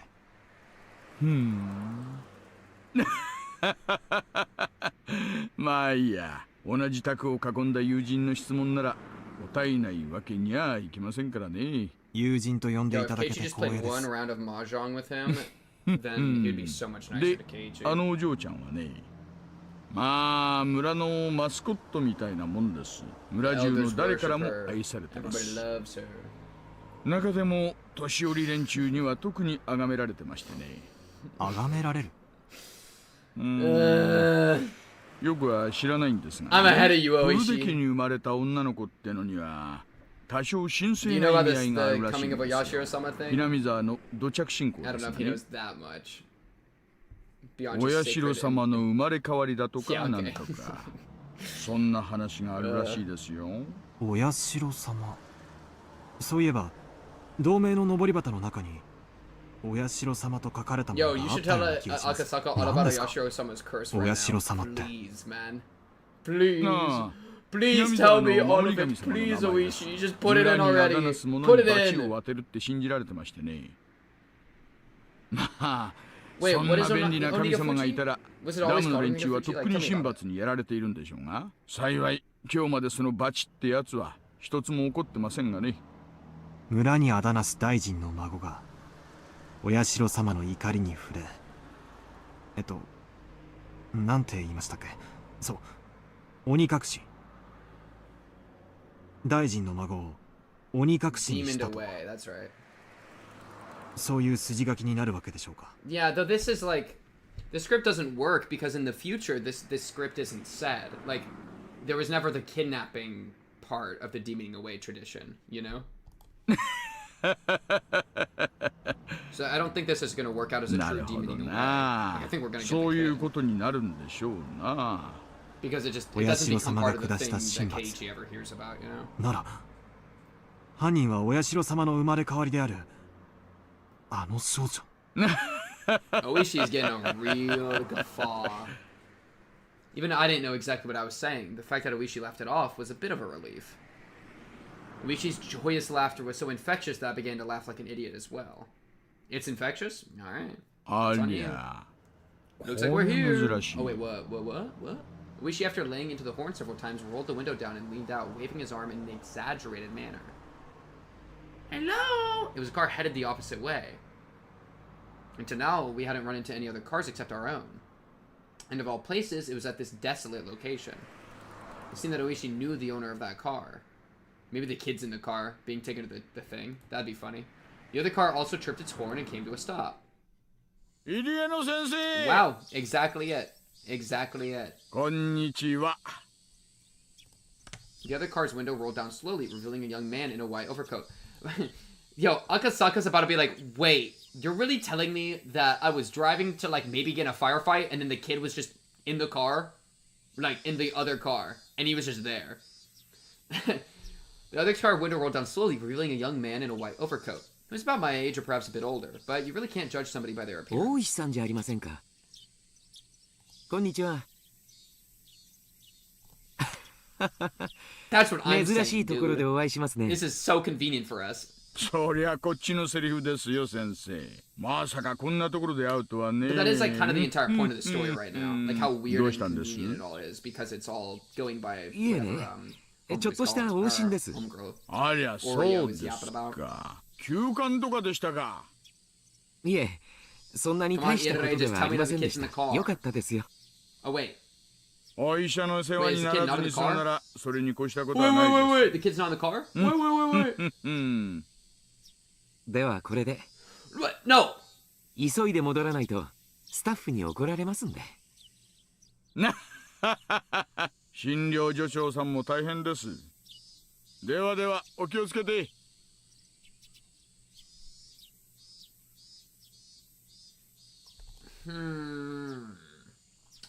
Ire! That was kind of a weird situation. Like, Loki maybe should have let the cops know about it. Like, yeah, that kid was definitely, like, next to him was a bunch of, like, ropes and earplugs. And there was a gag. And there was, like, a corner in the room that was, like, covered in piss. And there was, like, a chamber pot in the room. And the kid definitely hadn't been eaten. Oh, no, the kid has been eating fine. But, you know, he kind of, like, yeah, Ire really just said bye.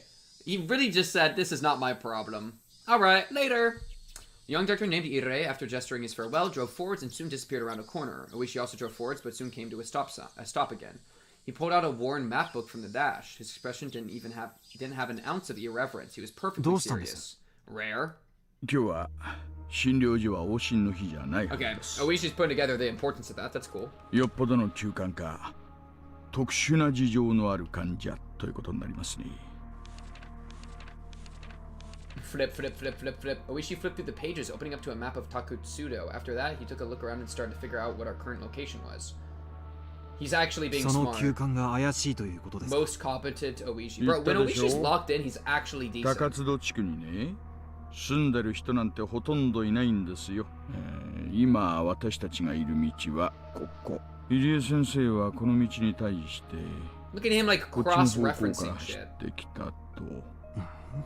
He's probably just always drunk whenever we see him, bro. Having no sense of our surroundings, I couldn't digest anything about the place he was indicating on the map. 私たちは財布の取得場所を目指しています。ちなみに取得場所はここ。でもね、高津戸地区にわずかにある民家に向かうには、そもそも道が違うんです。Yeah, it was dropped in a weird... Yeah. 入江医師は民家のない方角から来たと。山間の段々畑で農作業中に誰かが倒れたってのでない限りね、人が倒れて医者が呼ばれたら普通は連れ帰って詳しく調べるもんです。でもさっき理恵医師は大したことはなかったと言いましたね。車には他には誰も乗っていなかったようですし。The kid's lie failed because the kid was trying to go to the clinic for it to look serious enough, but it seemed that he was either really, I don't know. It didn't work. His thing didn't work. I wish he didn't say any more than that. I also said nothing more. That doctor just now examined a patient close by, only that. The noisy radio had suddenly gone quiet. The sky had just as suddenly turned an oppressive color. As Oishi mused that it might start to rain, a torrential downpour started, as though trying not to disappoint him. He summoned the rain. He is Oyashiro-sama. Eventually, Oishi stopped the car. The only sounds to break the silence were the percussion of the rain on the roof and the soft squeak of the windshield wipers. ちょいと静かで行きましょうかね。Yo, you don't gotta whisper, we're in your car. Saying that in a quiet voice, he exited the car without an umbrella, careful not to make any noise. Oh, I guess he is leaving the car. Fair enough. Oishi leaned over and came to the other side of the thicket. He was pointing to a prefabricated shed and a car that was parked beside it. Ooh. The car looked obviously well cared for. It wasn't a vehicle that had been left there for several years. あの小屋は営林署の機材小屋です。夏場以外は利用されてないと聞きました。By the forestry service. So you tell me the forestry service that also that's the same building that the school has like a relationship with. The forestry service is maybe like a bit of a cover for the gang people, or like the forestry service is like compromised. I mean, like obviously, what's not compromised at this point? But like that's kind of crazy. That's notable. あの車は My phone died, so I'm not gonna write it down. But like I am noting it as important. さあね。公用車には見えないですね。I wish she was playing it cool, but my nervousness was gradually increasing. 一応は念のため。 Saying that, Oishi returned to the car. I thought he was going to get an umbrella, but he had grabbed the onboard radio instead. もしもし、大石です。聞こえてるかな？こんにちは、こんにちは。He's so annoying. はい、沖宮 PS。大石 Clear さん、 calms, Oishi. 感度 Clear 良好で calms. す。どうぞ。Stop 今、 laughing into the 高津地 bombs. 区の営林省機材小屋前です。矢口に向かう方じゃないよ。南沢から高津戸に Good 入 call る in. の。 Good call in. はい、確認しました。小屋に不審者。これより職質します。5分で連絡なかったら駐在所に連絡と大至急応援パトを送ってください。よろ Preemptive しくお願いしま reinforcement す。 information. 了解しました。じゃあ行ってみましょうかね。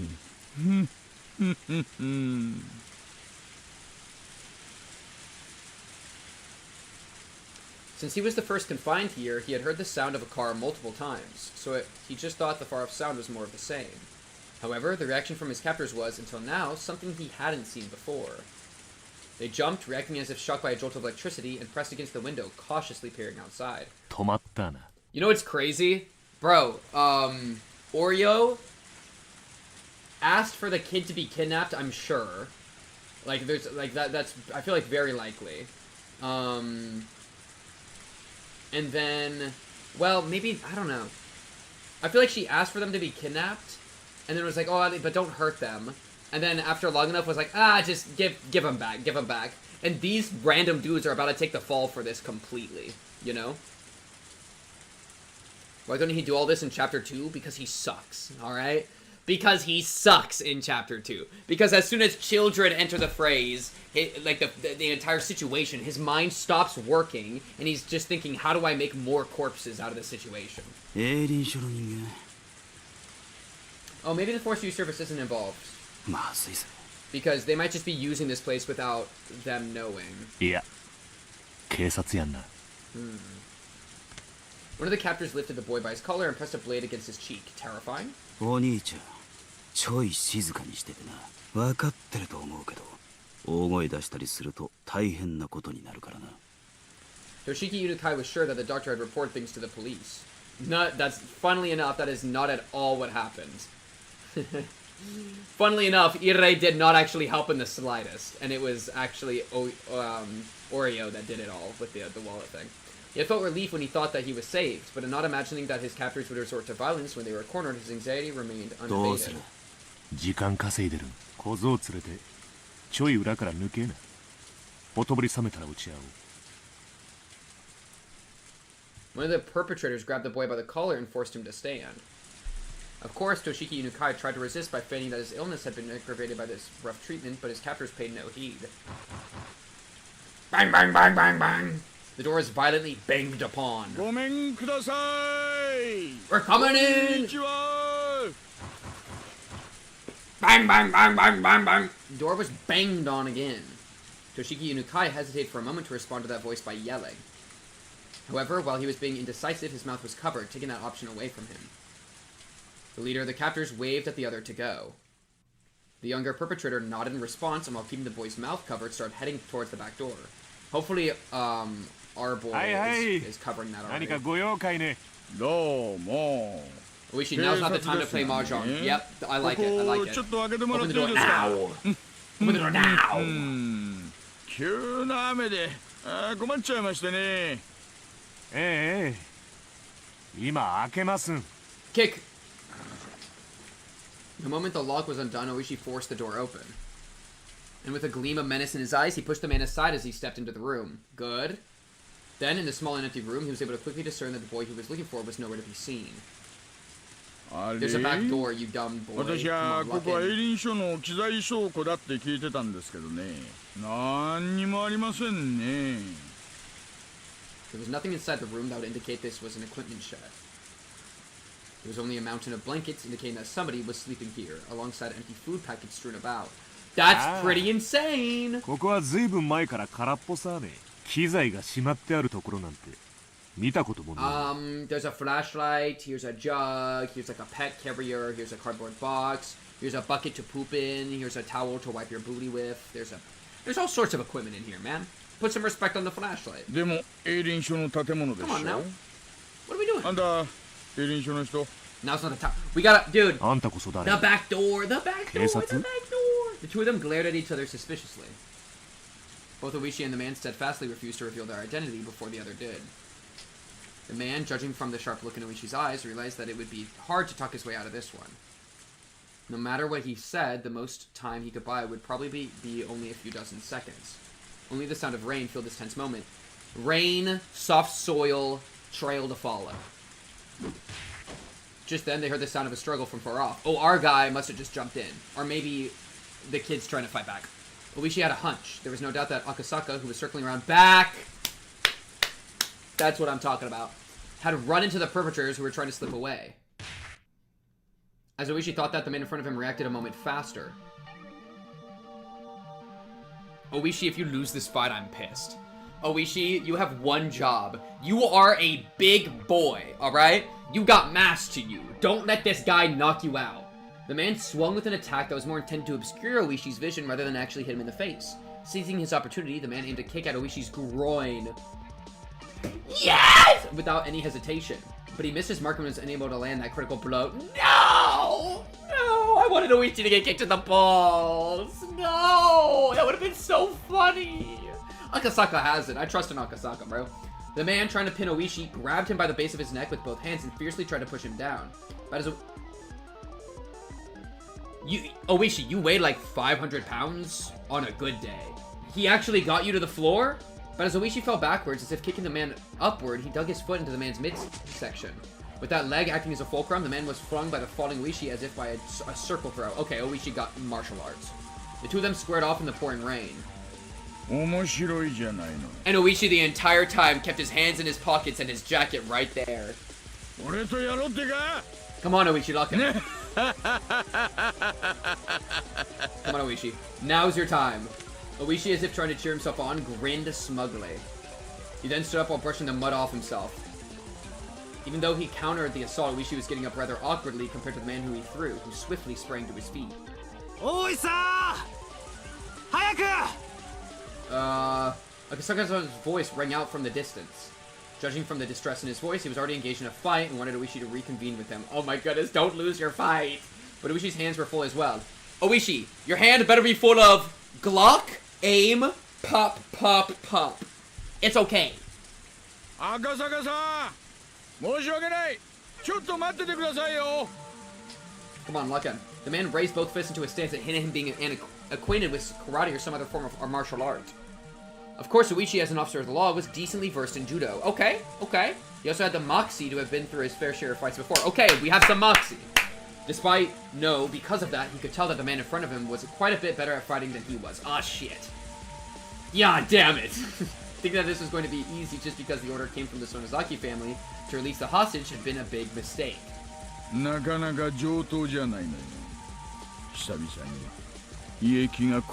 I need you to activate your every single instinct you have. Come on, Oishi, lock in. Oishi played off the situation like it was no sweat. His opponent, seeing his attitude, took that to mean that Oishi wasn't going to go down easily. I like the bluff. The man wildly charged forward, attempting to grab Oishi. Come on, perfect situation for judo. If the man managed a successful clinch from his low stance, Oishi would be tackled to the ground and end up being mounted. It was something you saw often when children fought, but it really was a bad position since you couldn't do much once you were in it. Oishi responded to that move, also lowered his stance to collide with the man head on. I like it. The moment they clashed, Oishi grabbed the man's lapel. As he yanked the lapel upwards, he smashed into the man's solar plexus with the elbow of the same arm. Okay. It was a move from Oishi's own personal brand of brawling judo. Oishi has his own brand. He then grabbed on with his free hand and attempted to throw his opponent with both hands. Judo move. But the man lowered his center of gravity and swung his arms in a large arc, entwining them with Oishi's. Not only that, but he had forced both of Oishi's elbows to the outside, and Oishi, now in an awkward position, was in danger of exposing his back with his hand still clutching the man's chest. Bad. This guy practiced Aikido or grappling, didn't he? Oishi, cursing the fact that his fingers were twisted into the man's shirt and couldn't get away, released his grip. But he was still in the awkward position of being bent over. He's bent over in risk of being mounted, dude. No, and to top it off at 0 range. A 0 range mount. The man was able to read Oishi's movements completely as if he tried to squirm his way into a better position. And then took the palms of his hands and swiftly clapped them over both of Oishi's ears. Discombobulate! Nuts! Clapping the ears in any other martial art, except for self-defense, was basically forbidden. Karate and Judo didn't recognize it as a legal technique. It was that much of a simple and dangerous attack. Oishi raised both his hands as he tried to reflexively clutch at his own ears. But before that could happen, the man wrapped his arms around Oishi's neck. He's getting chokeholded. It's so over. He just got ear clap, disoriented, put into a bent over behind the back stranglehold. Like GG. His thick bicep clenched firmly around the base of Oishi's neck like a vice. And it's going red. Oishi instinctively thought he was going to be killed. After all, it wasn't hard to believe that a man like this, who was accustomed to fighting, could crush his opponent's neck from this position. But his opponent didn't do that. He had chosen to keep his hold and force Oishi to lose consciousness. That's why Oishi at that moment, even though his face was twitching, was grinning wildly. Even though his opponent had a chance to kill him, he didn't choose so. He was thinking, this guy has no intention of killing me. However, even though that might be the case, that man's hold on his neck was by no means gentle. In no time at all, Oishi's consciousness began to fade. Chapter 3 Keiichi would win low-key. Keiichi with Satoshi buff? Agreed. Satoshi buff is crazy. Give Keiichi a bat and be embodied by the spirit of Satoshi? Yeah, I put my faith in him. Having the experience of being taken down countless times in judo during his student days, Oishi was utterly resigned to the fact that it was over. Oh, is this your goat? Oh, this was your goat, by the way? And he passed out.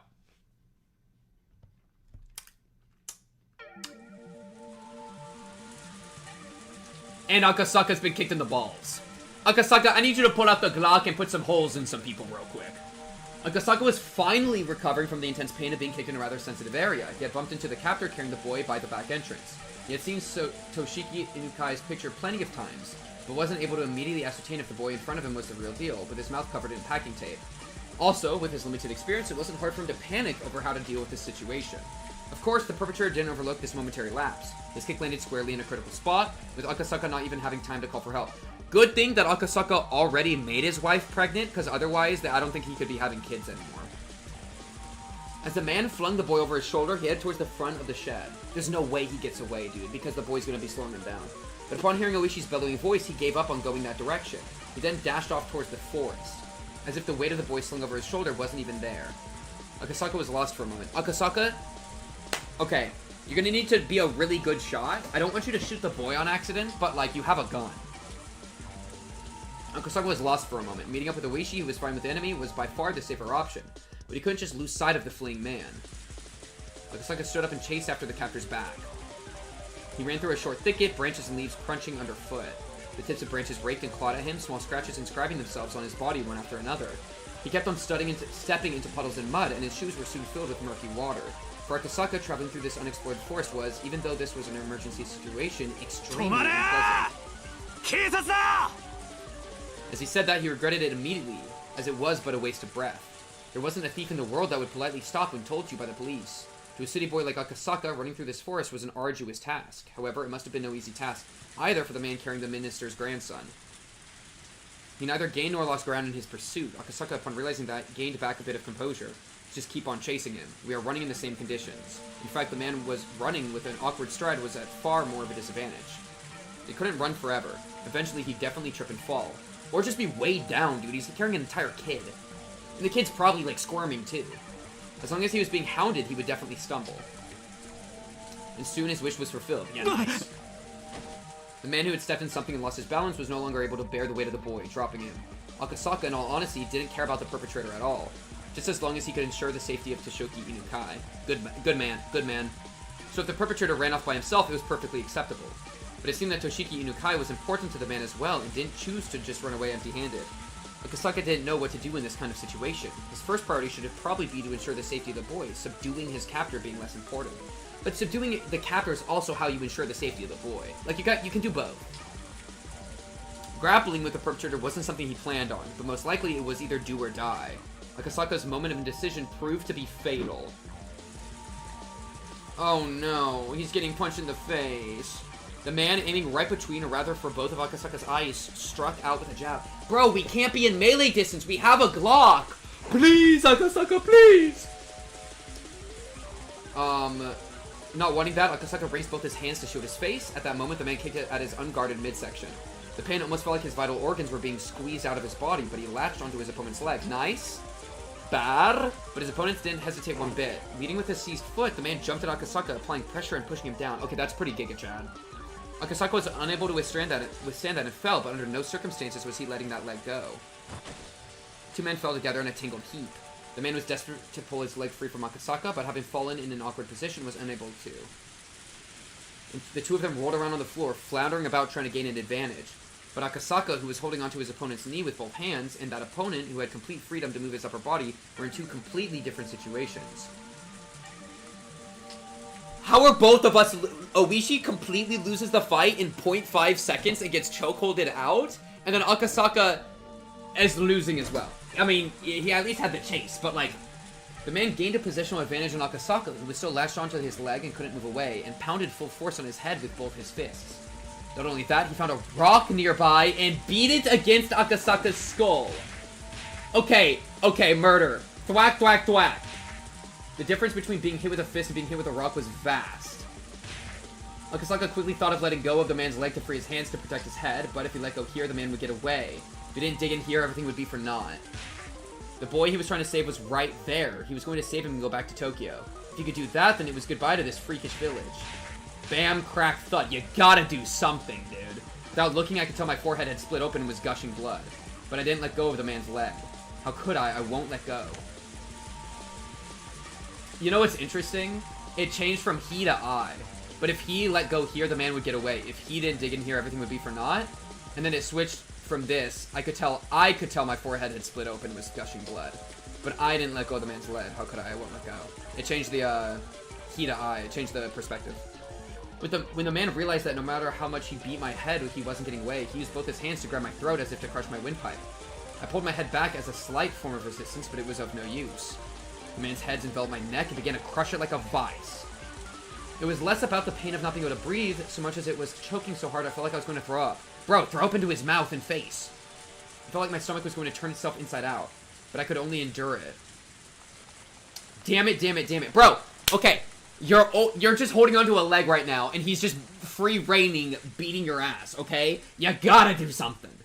My throat hurts. I won't let go, I can't let go. I didn't want to be here. I wanted to resolve this and go back to Tokyo. And talk to Yuki, all about our unborn child. We were going to talk about our bright future. I had no intention of loosening my grip. However, it loosened just a bit, and the man's leg came free. The man kicked as hard as possible, and I tumbled backwards.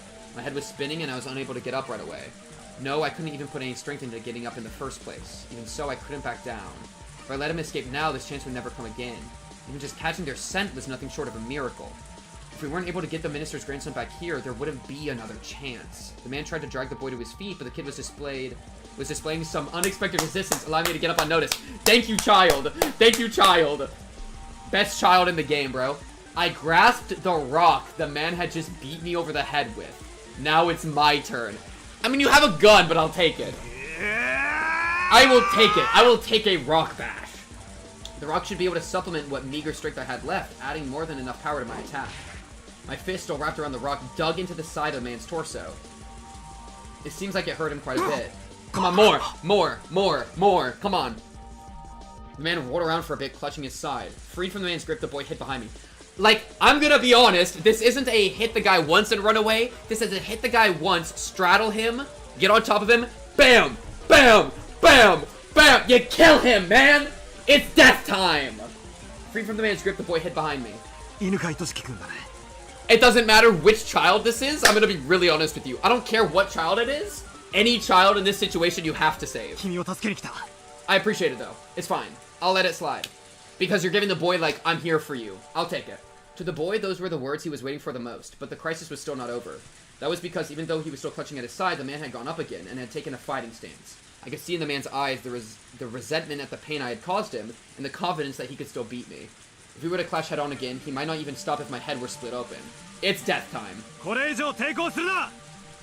Akasaka with a rock versus Keiichi with a bat. Dude, Keiichi with a bat with Satoko, or not Satoko, Satoshi buff. Ascended. He wins every engagement. That literally was the most peak thing I've ever seen. But also, Akasaka has a gun. He's just forgetting about it. おとなしく降参しろ。てめえこそ小僧をこっちへよこすんだ。首の骨をへし折られていか。誰が貴様の言いなりになどなるものか。もうじき応援が到着する。I like that. I like that. 貴様らに逃げ場などない。 The man reacted adversely to the word reinforcements. Good move. That was because he now knew that arguing like this wasn't just a waste time, but put him closer and closer to danger. Realizing that, the man shifted mental gears almost too quickly. Okay, it didn't work, but I'm still okay with that. What the man pulled from his back pocket was, of all things, a gun! Wouldn't it be nice if you already had your gun drawn, Akasaka? Of course, I'm a police officer. It's not like I don't know what a gun is. But having one pointed at me was something I'd never experienced before. Was it real? Of course it was. There's no way it'd be a replica in a situation like this. Yeah, we already lost. 誰がお前に従うか。クソバカが。撃たれなきゃこいつの恐ろしさがわからねえかよ。なら撃ってみろ。貴様の忠誠で。Okay, like that. I like that. I like that. バカが。森の中で、しかもこの雨だぞ。銃声などかき消える。Gunshots are loud, dumbass. As long as he still held that gun, no matter how much I yelled at him, I was at a distinct disadvantage. But I still had a fighting chance. If I were in his shoes, instead of wasting time yelling at each other like this, I would just shoot him and take the boy. That way was the fastest and would surpass any sort of further resistance from him. But the man was demanding my surrender without having fired a shot, meaning that he either didn't want to shoot or couldn't. In other words, the man in front of me was soft. If I could buy even just a little more time, the factors that would lead to my victory were numerous. Oishi was probably on his way. And the reinforcements we called for before coming here should already be well on their way too. Not only that, they should have contacted the local police box. Without a doubt, somebody stationed in the village would be here much quicker than that. くそったれが！撃たれなきゃこいつの怖さがわからねえかよ！どうせ逃げられやしない。無駄に罪を重ねるな。At that moment, I heard the rustling of foliage and heavy footsteps approaching. The other guy. If Oishi was coming here, it was a whole new ball game. The man couldn't have more than one gun. Oisa! ここです。ここです。 It's not Oishi. Oishi lost his fight.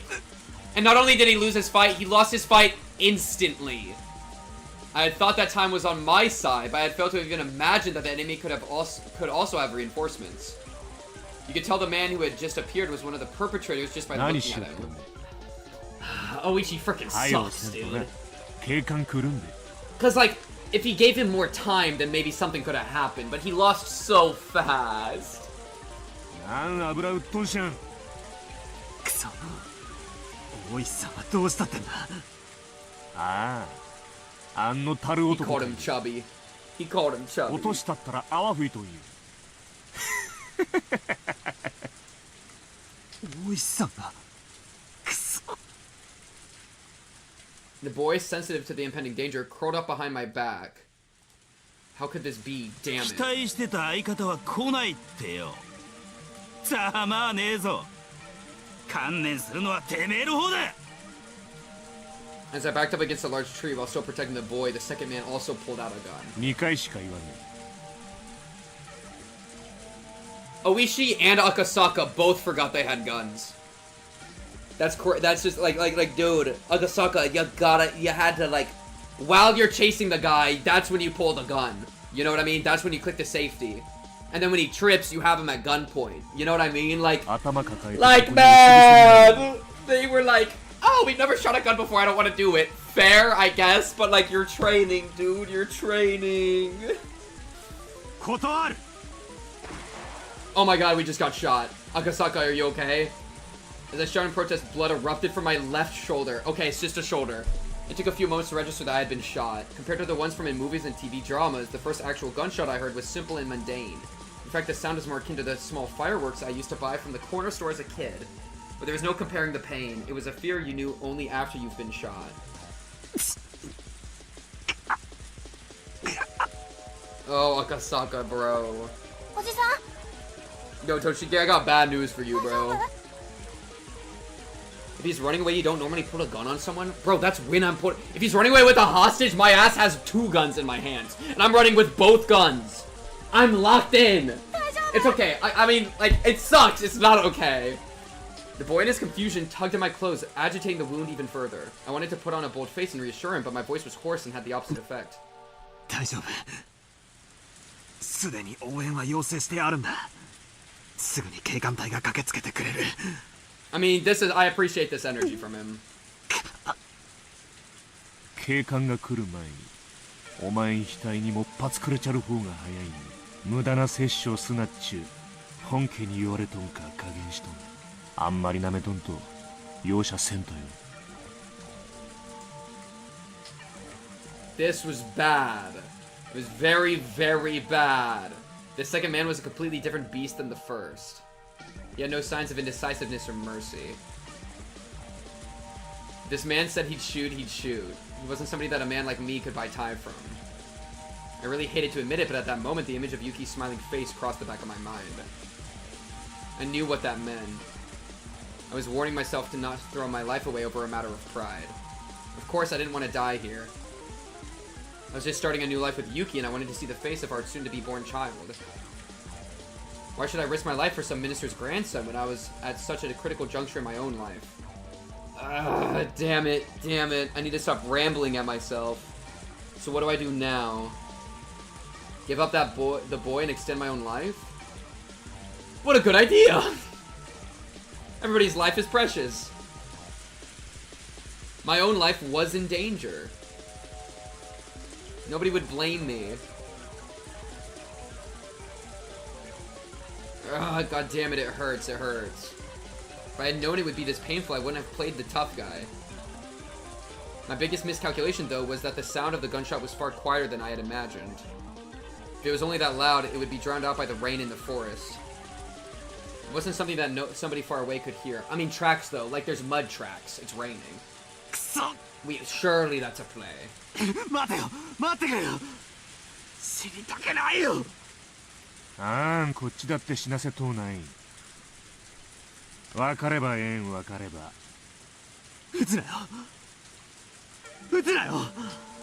Oh, Akasaka. 帰りを待ってる妻がいるんだ。知りたくないんだよ。叫ばんとでも歌んね。おとなしい頭抱えてうつ伏せになったら歌んだるね。He doesn't have another option is the thing. He literally doesn't have another option. 本当だろうな。約束は守れよ。絶対だぞ。Because he doesn't have his gun drawn. He has like he literally has nothing. 守ったんだ。男と男の約束しやよ。守れよ、守れよ。じゃあ、うつ伏せになるからな。なるからな。約束守るんだから。銃を向けるのやめろよ。やっぱ撃つ気なんだろ。撃つ気なんだろ。 Why do our protagonists always lose all the time, man? この多分撃つ気なんだろ。 Please, man, please. 歌んね、 I 歌ん just ね。 want one win. わった。 Please. Akasaka, figure something out. Oh. 銃は閉まってる。 Okay. Okay. Hopium. 男と男の約束しやね。 Hopium. どんね。 Wait. Chat, have you ever tested your quick draw? He puts his gun away, you ignore the other guy, you draw, he misses, you fire, headshot, you turn, headshot, win the game for free. Akasaka, I believe in you. Let's make it happen. Come on, Akasaka, this isn't cope, by the way. ねえ、極めて文句ないですよ。Well, that was a bit of an unexpected event. Oishi, I thought your booty was passed out. I mean, Oishi got a thick neck, I guess. Oishi really just said, "Get me back in there!" You're not punching. You better be shooting. Oishi pulled the gun! It was over in a flash. The moment he lowered his gun, Oishi didn't let his chance slip by. Oishi had been... Dude, what a terrible choke out. He choked him out light enough. He probably, as soon as Oishi went like, he probably let go. You gotta, like, hold that shit for an extra little bit, man. You gotta really knock a guy out. And then if you want to be a goat about it, you also shoot his kneecap. You know, but that's just me. Oishi had been assessing the situation for quite some time from behind the two men. But since they had their guns trained on me, he didn't really have a chance to jump in. Seeing the look on Oishi's face indicating that he wanted me to create an opening, I took on that role completely. Oh! Nice! Oishi forcefully lifted the arm that was holding the gun. He then took the gun from the man's hand in only an instant. Nice! Oh my goodness, we're actually winning now! The other man, who was a bit slow in grasping what was happening, pointed his gun at them, but with his ally grappling with Oishi, he couldn't pull the trigger. If that man was the one who was wrestling with Oishi at the moment, he might have shot without hesitation. But this man wouldn't shoot. He couldn't shoot. Oishi kicked the other man away, and while aiming the stolen gun with his left hand, pulled out his gun. Goof! Good! Dual-wielding Oishi. With guns akimbo, he was aiming at both men at the same time. Thank you, finally! It was perfectly planned, but heedless of the guns pointed at them, the men shouted "Scram" as they scattered away at full speed. Bop, bop, bop, bop, bop! It was over in an instant. Those two running away without putting up a fight was honestly unexpected. Oishi, quietly clicking his tongue as much, slipped both guns into his pant pockets. Am I just bloodthirsty? Because personally, if you're running and you just kidnapped a kid, I don't know. I don't know what you're supposed to do as a cop. But there's a part of me that's like, you just shot my guy. You're both going down. Like, it is what it is. You're very bloodthirsty. Cops are not legally allowed to shoot fleeing suspects. Okay, okay. Understood, understood. But, like, what if they have another gun? But what if they have another gun? You know what I mean? Like, I don't, like, they're, like, actively killing us sometimes. You know what I mean?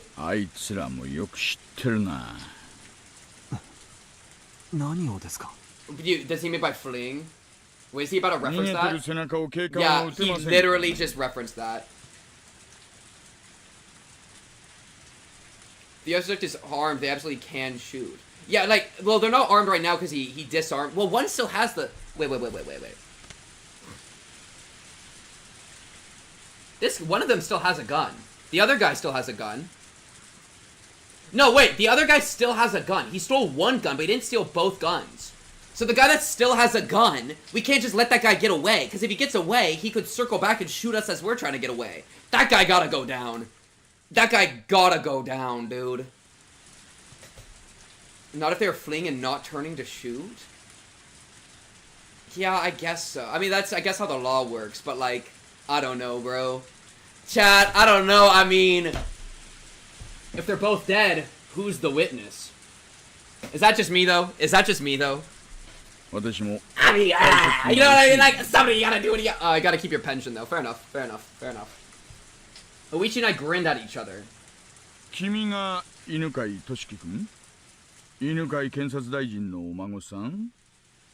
Grandson would be the witness. Just shoot the grandson.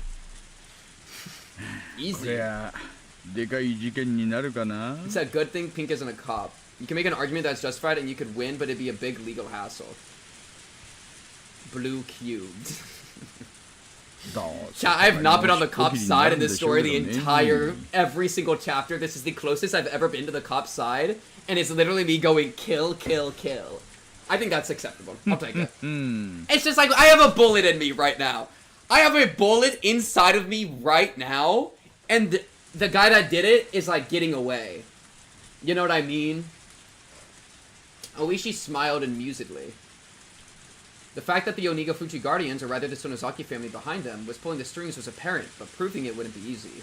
And, with apologies to Oishi, this incident was unlikely to go public. If this caused an uproar, it would obviously lead to the minister losing his office. With HQ having decided that doing so was in the national interest, this would probably be cleaned up quietly. It might be a rough way of saying it, but this was born in the shadows and was going to die in the shadows. Oishi probably already understood the implications behind this incident.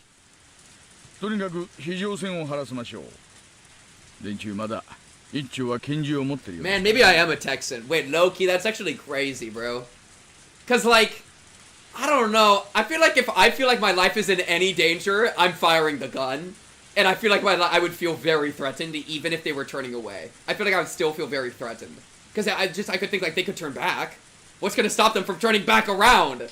Like, cause like if I'm them, there's a very real play where I run away, and then the bloodthirsty guy, the guy that's willing to shoot, takes the surviving gun, loops back around, and shoots us in the back. You know? Like, low-key. So, I would, like, if I was a criminal, I feel like I would do that. And so, when the criminals who have shown that they're willing to shoot already are getting away, like, I don't know if I'd let them get away. And luckily, like, the way I'm talking, I'm not even talking from being a cop, I'm talking from more like being me. Like a dude. Well, they still have time, and they could also, like, you're assuming there's a lot of rationality, right? Where, like, because I'm kind of picturing, they run away, Oishi puts the guns away, talks with the kid, they just wait in the trees in the rain, roll a stealth check, pull out the Glock, and fire again, you know? Hiding behind a tree with cover, firing at them while they're, like, walking in the open with the kid. You know what I mean? Like, they could still turn it around. You're assuming the rationality of criminals, bro. You have no idea what's going through their brain right now, bro. I just assume irrationality. Yeah, literally what Oishi just did. They could pull in Oishi right now. That's a great point. It just happened, you know? So, I'm like, I don't know. I think I draw a Kimbo, and I would just be firing before they even turn. Because there was that moment where he puts them both at gunpoint. I feel like at that point, that's when you fire, bro. And it's just like, you gotta do what you gotta do, bro. But also, firing Kimbo's really hard, so maybe it's good to just hold. And then if they fire, you fire back. I don't know. I get it. No, I get it. I don't think Oishi played it wrong. I'm not even saying that. I'm just saying, like, I would have been fine with shooting them. It is what it is. As the tension in the situation faded, the pain from the gunshot wound in my shoulder blossomed once again.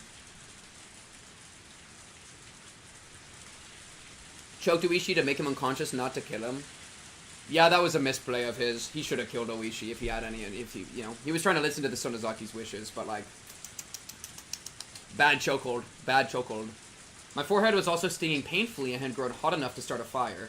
Thinking that the tension had caused me to sweat, I wiped my forehead, but what came off was a large amount of blood. I realized that my shirt had been stained bright crimson from the blood flowing from my head. I turned around. The boy was safe and sound, without a doubt. There would probably be an investigation on the man who ran, but that was for another day. At this point in time, I could safely say we had cleared the major hurdle of securing the boy's safety. As soon as I recognized that, it felt like the lights in my head had been hit by a power failure. My knees buckled from underneath me, the ground there feeling as soft as a cloud. It didn't feel unpleasant even as I was covered in the rain-soaked mud. Oishi came closer, asking if I was okay, but somehow I couldn't tell. I turned off the switch to the last light in my head. And now it's just Oishi, dude. The exhaustion enveloped me. Sleep. Something softer than any blanket wrapped around me. Oishi's arms. Imagine.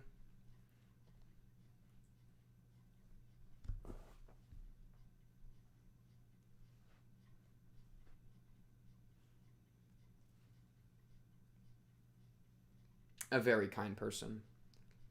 Yeah, I kind of actually doubt they have contracts because it seems like the way the Sonozakis run things is very much just like vibe based and just saying stuff and then people take it on themselves.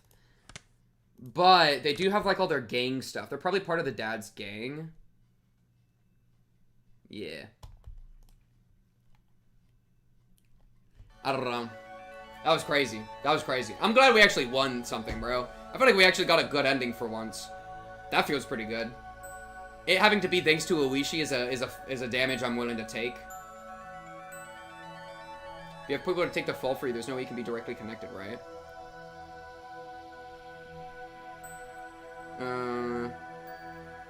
I mean, I don't know. Like, we're assuming that there are people to take the fall. That they're like, I don't think I don't think they had a conversation with the Sonozakis, being like, you're gonna take the fall if shit goes wrong, because that doesn't seem to be how the Sonozaki, like, based off of what we saw of how the Sonozakis run stuff, they pretty much, Mama Sonozaki just says, like, I really hope this happens, and then people do it. You know? So I don't think that there's nearly that much, like, planning on the end.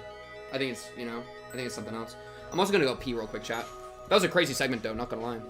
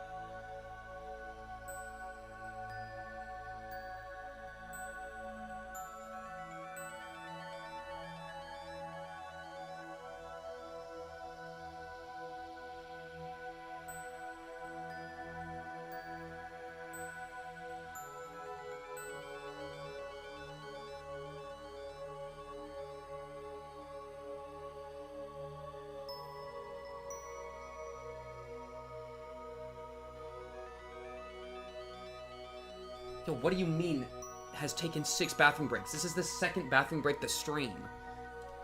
There's no way that literally counts bathroom breaks between streams. If so, it's like, I'm gonna take a bajillion bathroom breaks. Man? That's crazy talk. Oh wait, there's a wrong one. A very kind person. I manually increase it every time. Bruh.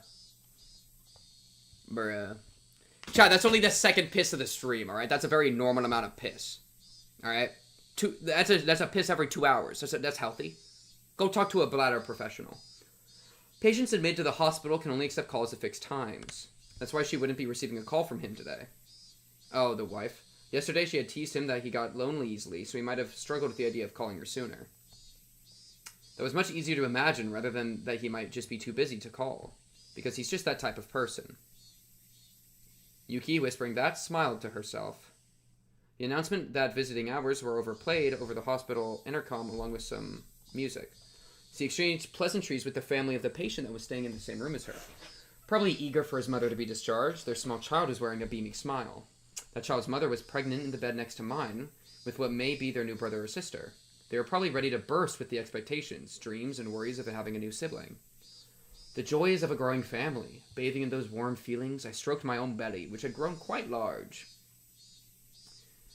Why did I think of vor? I'm sorry, I'm corrupted apparently. But I just thought, like, wow, this line would fit into some really, like, disgusting smut, wouldn't it? But it's literally the most wholesome thing. It's pregnancy, it's new life, it's family, and I'm just terrible. And I'm just a terrible entity, bro. I talked with him about how many children we wanted to have. Chat, how many... 3 was how many I want. Chat, I was gonna ask how many kids do you want to have, if any. I want to have 3 kids. We talked about how if we had 3, it would certainly be lively. However, there was the inescapable worry of whether I would be able to handle giving birth that many times. でもそんなことを不安に思って出産を嫌う母なんていないですものね。-1, 1 to 2, 2. My plan is I'm gonna impregnate my wife twice and then adopt a 3rd. That's my plan. I'm gonna impregnate my wife twice. It's a crazy way to say that. Holy shit. Yeah, I'm just gonna impregnate her twice, by the way. Yuki, smiling as she said that to herself, gently stroked her stomach. What wife? Can we ban that guy? The Metropolitan Public Safety Division, the place where that man's sense of justice had led him. That person was actually a very gentle, very fragile person. He didn't talk much about the specifics, but I didn't think he was suited for the assignment he was on right now. But as long as he said he was going to try his best, I would watch over him warmly. あなたのお父さんはね、とっても頑張り屋さんなのよ。くちょくちょくちょくちょ。くちくちくちく。Yuki seemed to be enjoying herself as she talked to her own belly. If I had a wife, my ass would not be streaming. Let's be honest. I'd be too busy loving my wife. At that moment, Yuki suddenly became concerned about something and looked out the window. It used to be this time, long ago. She remembered that when she was little, around this time in the countryside where her grandmother lived, the Higurashi would fill the air with their chorus. This was the middle of Tokyo. Unlike in the countryside, you couldn't hear the song of the Higurashi. But for some reason at that moment, Yuki felt that she wanted to hear that song. She feels that her husband has been shot. Low-key.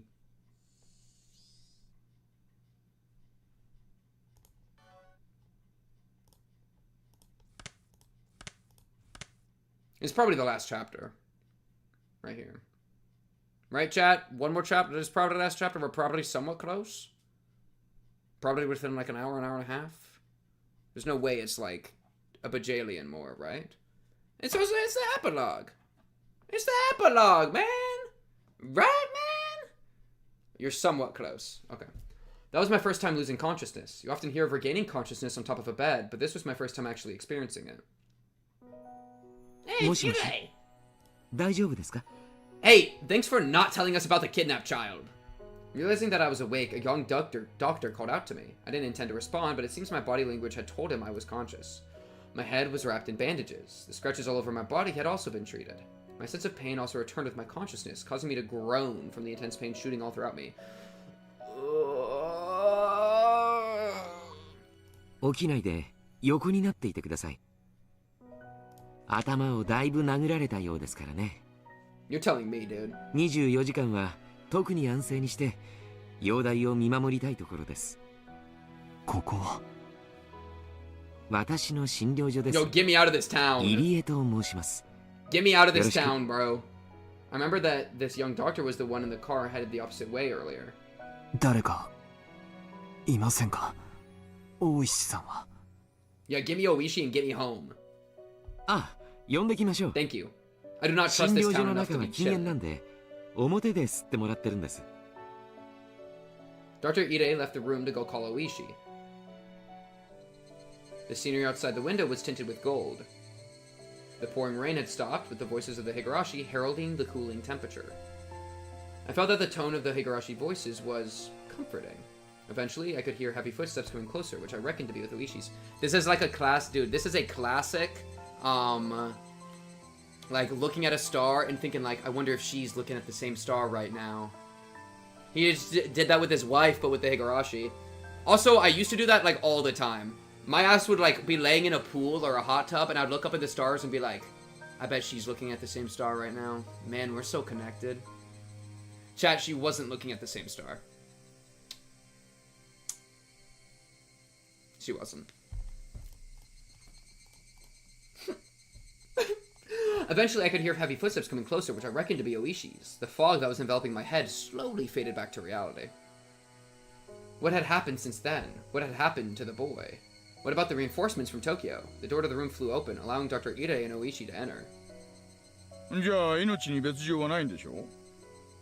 ないとお約束はできません。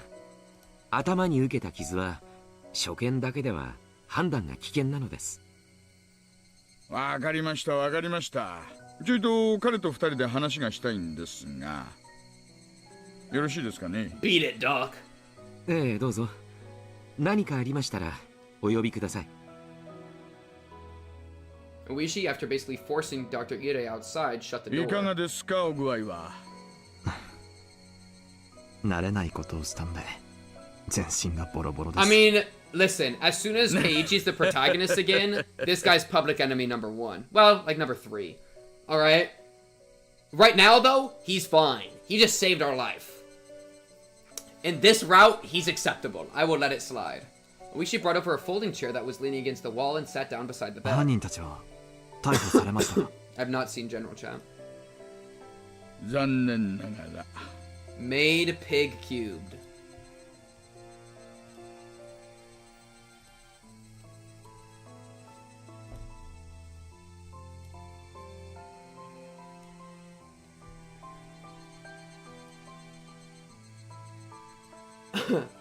Oh no.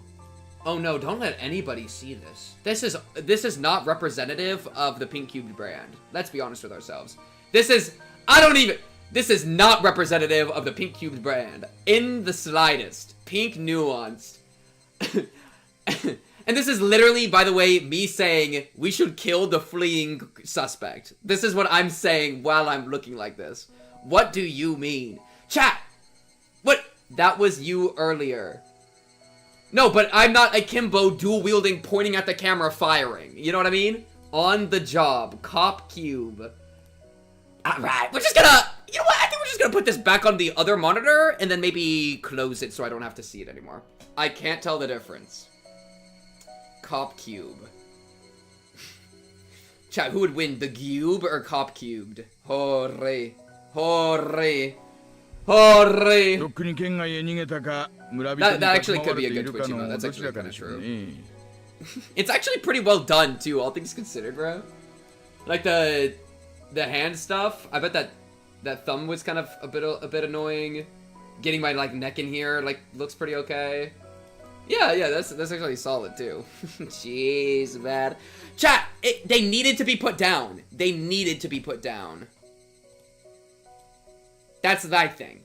I made it in PowerPoint, actually, Cinema. Sub-badge win. Oh, true. I forgot sub-badges are a thing.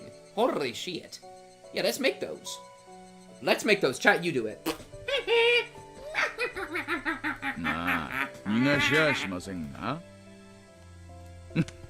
Actually, it would be pretty easy to make, too. I wonder what I would do for it. 大臣の孫は署で保護しています。ただ東京のあなたのご同僚から一切の聴取は取るなと釘を刺されたらしいですよ。しげちゃんが憤慨してましたっけ。 Yeah, well, because they evolve, right? Can't they like evolve at higher levels? Because I could do like a pink cube, or I could do like a bunch of different colors, or I could do like a pink and then it turns gold. You know, there's like options. We could like tier it a little bit, but I don't know if that's or you know, that might be overcomplifying it. The kidnapping was a confidential matter, so his custody was also probably being kept under wraps. How the kidnapping of the minister's grandson would be handled, how it would be covered up, treated like it never happened, would be handled by the brass. If this case ended without the nation going into an uproar about it, then our job had been done. The possibility that the minister had negotiated with the perpetrators couldn't be ruled out. But something like that was no longer my concern. My role in this case was over. ご迷惑をおかけします。公安ってやつはいやらしいところだって思ってるでしょ。思いません思いません。お互い日の丸から給金もらって仕事してるだけですよ。Oishi laughed boisterously. When we first met, I was somewhat prejudiced against Oishi, but now that feeling was gone completely. 今回の事件隠さないで大事にしてくれた方がこっちは都合がいいんですけどね。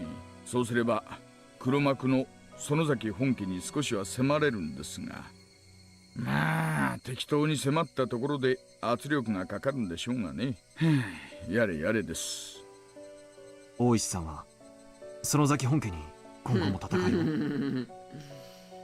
まさかいろいろと黒い噂こそ絶えませんがね。園崎家に恨みがあるわけじゃありませんね。So true. Are you gonna keep trying to uncover the criminal organization?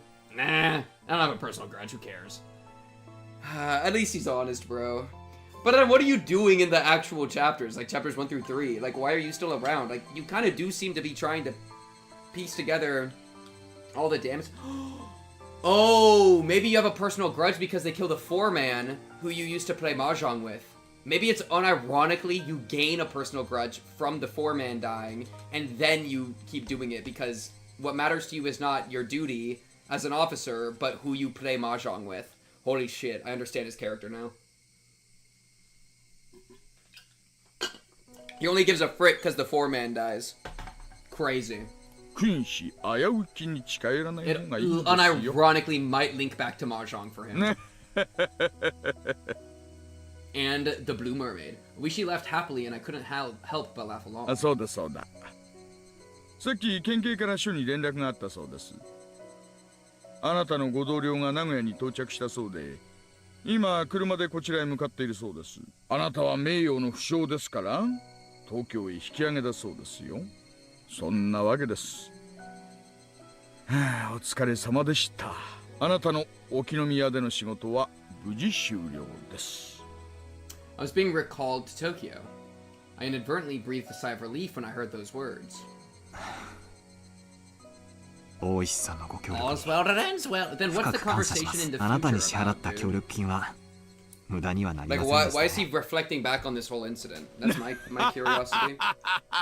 In like 19 billion 5 or something, whatever the current time is.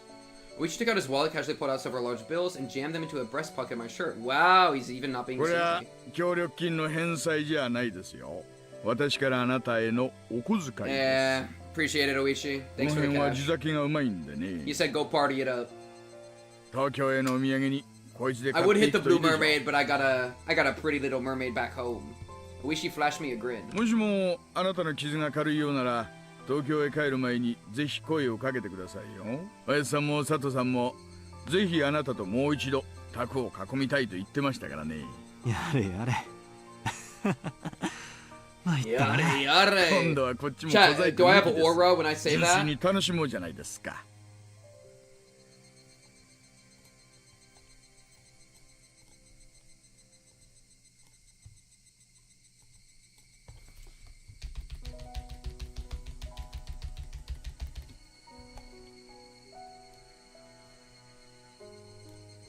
No one forget this name.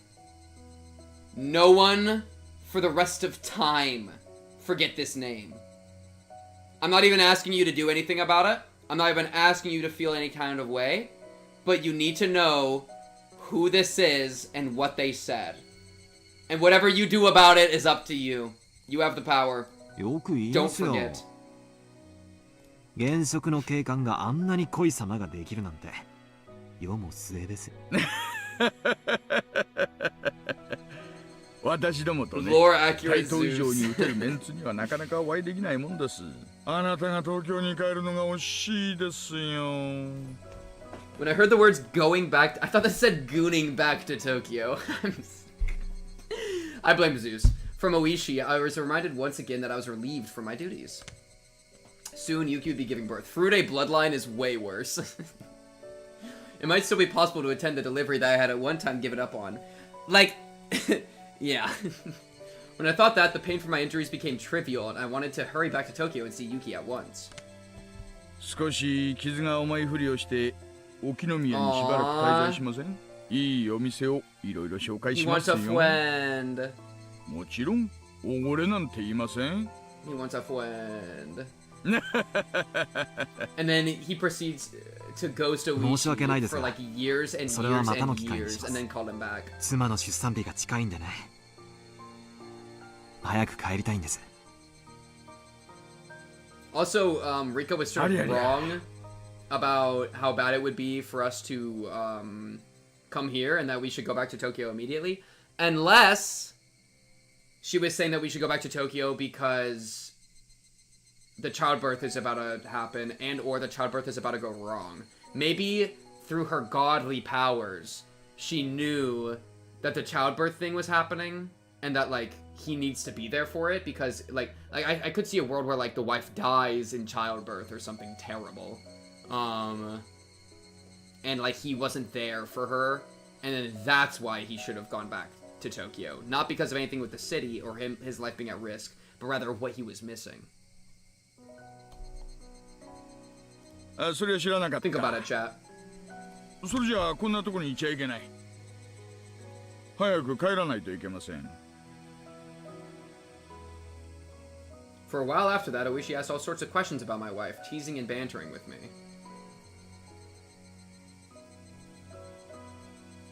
さて、具合はどうです？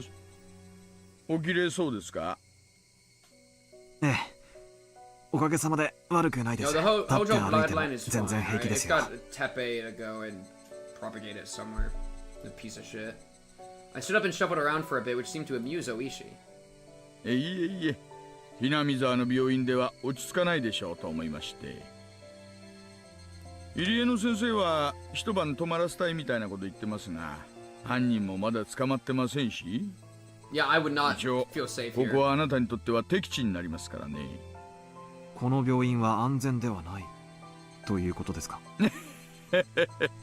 まあ、入江の先生も多少は I would 社会 chase him 的 with a 信 bat 用もあ and る beat こ him と until で his す。 skull was mush.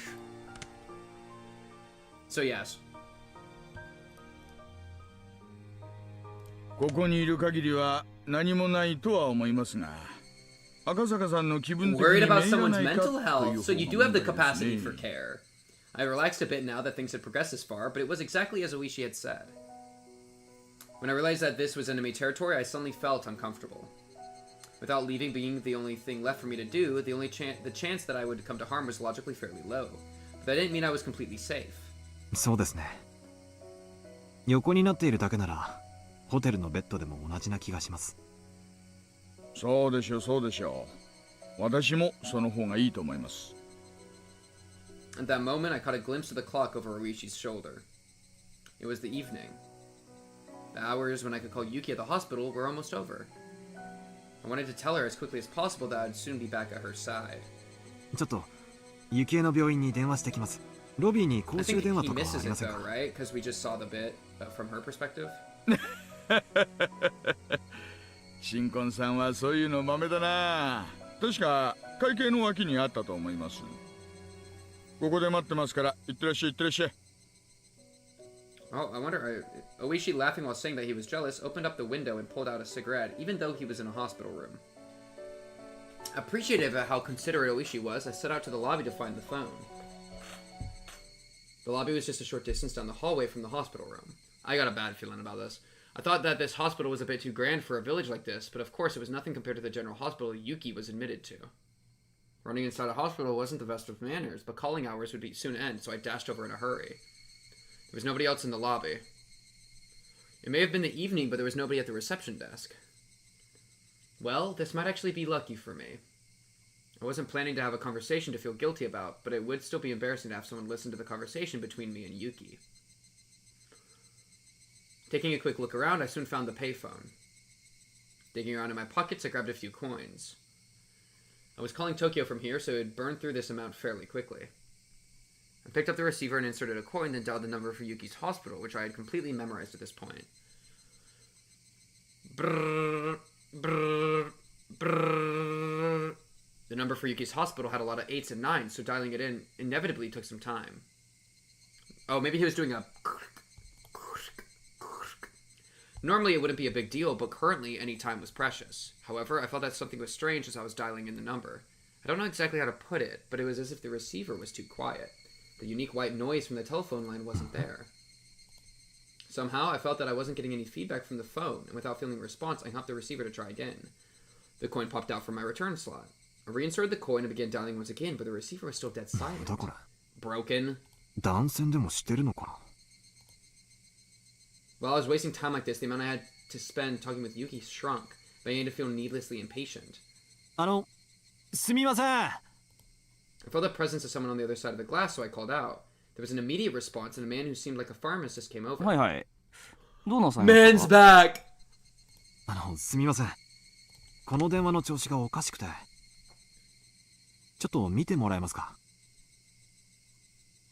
The man came over and tried testing various things with the receiver pressed to his ear. Come to think of it, this was someone who worked at the hospital, not someone from the phone company. Just as I didn't know much about phones, neither would he.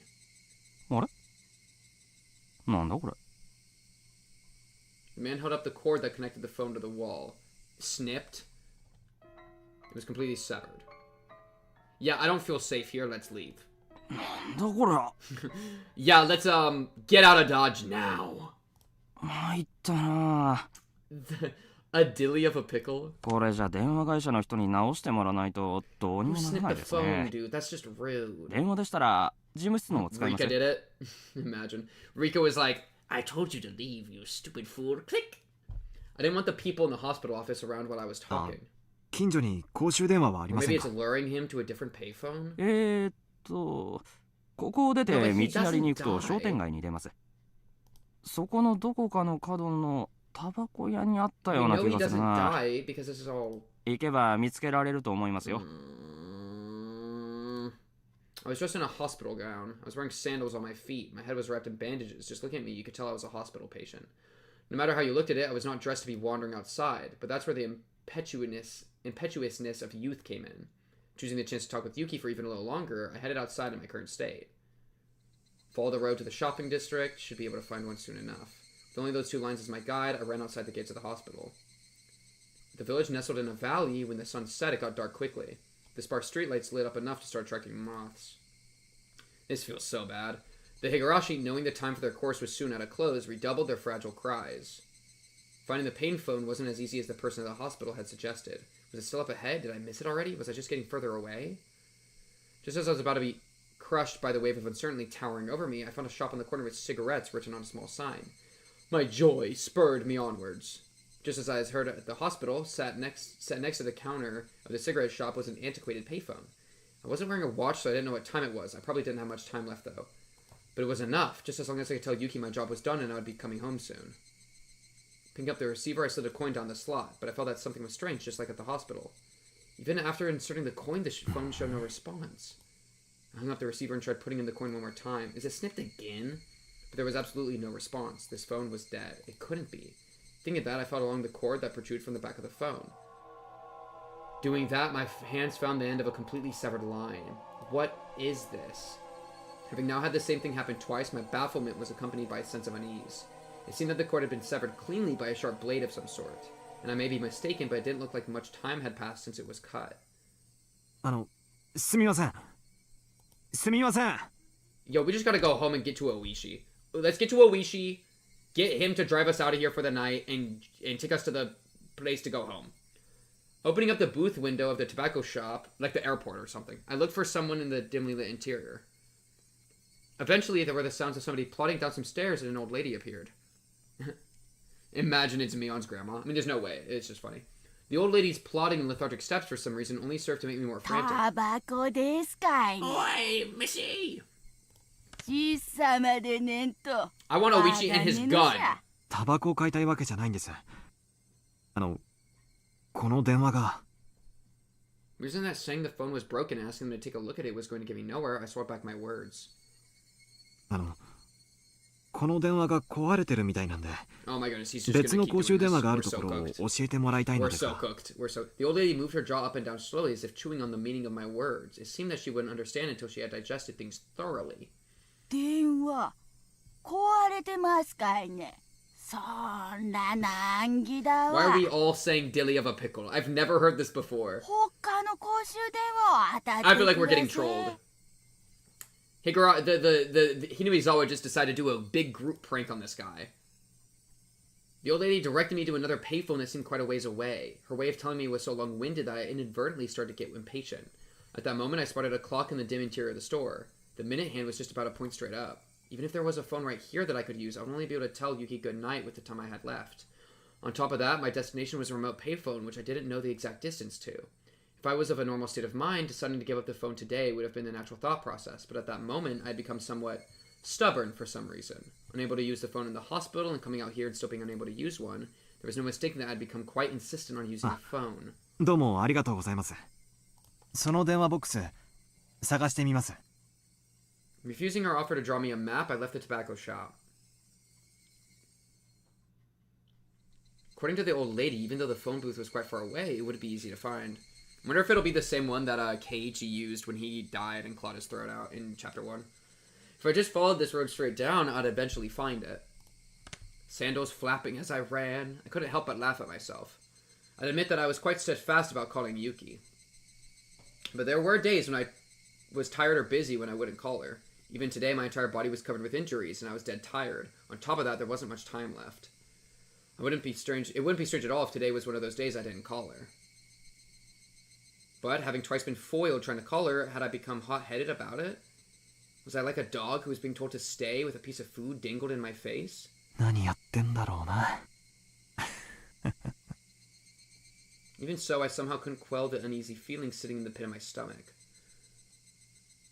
It was like that with the hospital phone, and the same with the one at the tobacco shop. Both cords were definitely not severed from being frayed by long years of use. Yeah, that's scary. The clean cuts indicate that someone had taken something sharp and deliberately cut them. But who and for what reason? The more I thought about it, the more uneasy I felt, so I tried to push the thought aside.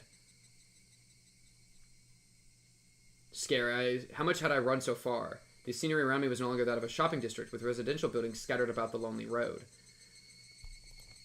Like, Oishi was just telling us about how we're in enemy territory, and we just got shot, dude. Why are we running around Hinamizawa alone? The surroundings had already grown dark. I was blatantly out too far for a quick phone call, and it was quite obvious I was far removed from the hospital. I recalled the clock I saw at the tobacco shop. It might almost be time. I'd run for quite a bit, so my breathing had grown quite ragged. But I just wanted to hear Yuki's voice. I should have just thrown away my reservations and borrowed the phone in the office. I regretted it a little. Well then, was it about time to give up? Just when I thought that, I saw the light in front of me. I finally found it. It was a phone booth. This is a scary location. It seemed that the light in the phone booth had recently been changed as it shone with a vivid white light. Although in the gloom of Hinamizawa, it was nothing more than a gathering spot for moths. But in any case, I had finally found it. As my hand touched the door of the phone booth, I realized that I was breathing and sweating heavily. I didn't know what time it was right now, but even if it was just for a moment, I might be able to get in touch with Yuki. Since I had spent all this time getting here, turning back without even giving it a try was out of the question. Before I picked up the receiver, another wave of uneasiness washed over me. I was worried that this phone cord might be severed as well. How was the cord in this phone booth? Squatting down, I followed the bundle of cables as I ran along the corner into the ceiling. At a glance, nothing was out of the ordinary. I ran my fingers as far as I could along the line to check it out. The only thing they found was a thick layer of dust, nothing out of the ordinary. I wondered if it was popular in Hinamizawa to cut the cords of payphones as some sort of tasteless prank. It might be prudent to talk to Oishi-san about this later. Even if it was nothing more than a prank, it was still vandalism of public property. In any case, this one was fine, this time. Pulling out a coin from my pocket with one hand, I picked up the receiver with the other. But this time, before the receiver had even reached my ear, I felt something was off. The receiver was light. It was more than a slightly unpleasant feeling. It was It felt almost sickening. To verify the source of my displeasure, I peered at the receiver in my hand with a measure of reluctance. なんだよこれ The coiled cord that connected the receiver to the rest of the phone had been ripped apart, the tip of the cable swaying in the air. It was all I could do to restrain myself as a raw and unpleasant feeling worked its way up the small of my back. It was a type of dread. The moment I heard the crunch of somebody stepping on gravel. I don't know who, I mean, Rika would be freaky. Either of the criminals would be a death sentence, so it can't be them. Because I think we would just die. It's gotta just be Rika, or maybe a Sonozaki. Oh no, it's so bad. We got lured, bro. We got so lured. The light was reflecting off the glass walls of the booth, leaving me unable to see outside into the darkness. I steeled myself and stepped out of the phone booth. The inside of the booth was lit with that strong light, which might have made it warmer in there. Just stepping outside, I could feel a chill wash over me. And there was the silhouette of a person. A small silhouette, Rika. 君は The long hair of that silhouette was blown about by the cool breeze. 怪我人が病院を抜け出してはいけないのですね。 There's nothing to be scared of, Rika! Yay! Somewhere in my head, I knew who this girl was. I didn't have any basis for it, but I knew that she was that girl. ねえ、Akasaka. She, Rika Furude, said that almost like it was a warning. 君が電話のコードを Her expression remained unchanged, and my question was left unanswered. In other words, no response. Regardless, I felt that she had affirmed my suspicions. どうしてこんなことをするんだどうして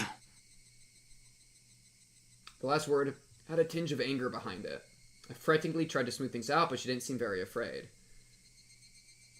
もうどうにもならないこと Demon で mode す。 engaged. I interrupted her words as meaning that I wasn't going to be in time for calling hours at the hospital. But in thinking about it, that would have been a strange thing to say. Why would she know something like that? I could take what she had said to have any other meaning. She just stood there like a mannequin, not even moving an inch. Almost to the point that if the wind wasn't occasionally rustling through her long hair, there would be the illusion that time had stopped. I swear, bro. We have to just grab Satoko and leave. Akasaka, find Satoko. I know you don't know who she is, but you have a new quest. You have a new child. Now you've gained Satoko. Go find her and get her out. This place is just cooked. Even the other child is just cooked, dude. I don't know why. She had a syringe that one time. It's just Jover, bro. It's so Jover for her.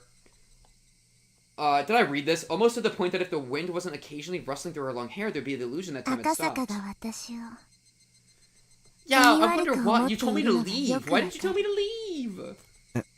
ああいやそんなことないよ My denial came out almost like a bad piece composed for a poetry slam, but her words were right on the mark. I'd always felt something ominous and uncanny about her, ever since her strange threats at the shrine.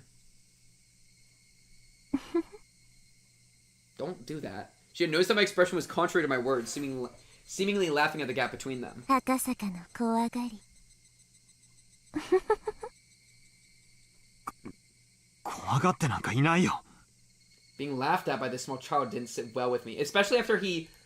So I said that. Especially after he, like, went into a dangerous situation and chased a man through the woods and got shot to save a kid. I wouldn't even say that that was a cowardice thing to do. The closest thing to a coward play would be him giving up at gunpoint, but that was reasonable. So I don't even care. That's not even a coward, that's just smart. もう電話を探しても手遅れの時間です。そうだな She didn't even have to say it. I was absolutely too late. I might have already missed calling hours even by the time I reached this phone booth. I was too late. I had no option but to give up for today. Once I decided that, my unhealthy obsession with phones suddenly faded. Even I thought that it was strange that I was that obsessed. That strange obsession was now gone. I began to laugh at how hopeless I was. I mean, just look at what I was wearing. It wasn't normal. A hospital gown and sandals, his booty straight clapping in the wind, my head wrapped in bandages and my body completely soaked in sweat. It was a wonder that the old lady at the tobacco shop wasn't surprised to see me. Maybe she knew he would come. Probably not, though. With wanting to hear Yuki's voice as my motive, I had triapsed around the town the entire evening. I didn't know whether to call it the follies of youth or simply plain embarrassing. In any case, it was all I could do but to laugh at myself. もうこれで今夜赤坂がすることは何もないです。そうだな。もう何もないよ。おとなしく病院へ引き上げるさ。それがいいのですよ。病院への道はわかりますですか？わかるつもりだよ。She waved her little hand as I began to head back the way I came. We just leaving? She began to follow alongside me. Okay, I was about to say. Looking at her face, I could see that she wore a mischievous smile. As if she was extremely interested in whether or not I would get lost. リカちゃんの家もこっちの方向なのかい？なのですよ。こんな時間に一人で表を歩いてると、I would think. ご両親に怒られたりしないかい？別に怒られませんです。今日はご両親は忙しい日なので、僕のことなど忘れていますですよ。それでも帰った方がいい。きっと怒るよ。Nobody cares about the kids, bro. それでも赤坂とおしゃべりする方が面白いのでいいのです。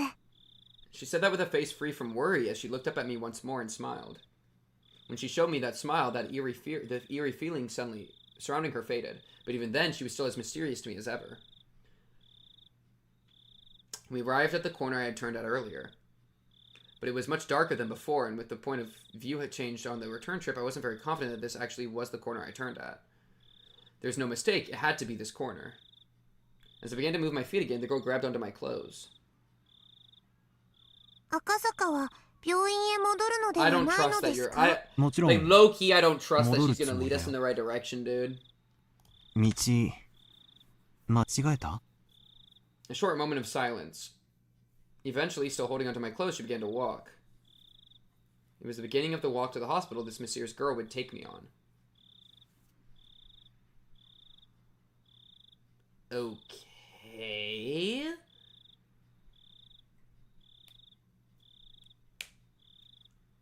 I don't want a tip, by the way. Thank you. 電話のコードを切って回ってたのリカちゃんだろ？ダメだよ。もうしゃ。僕には何のことかよくわかりませんのですよ。本当にかい？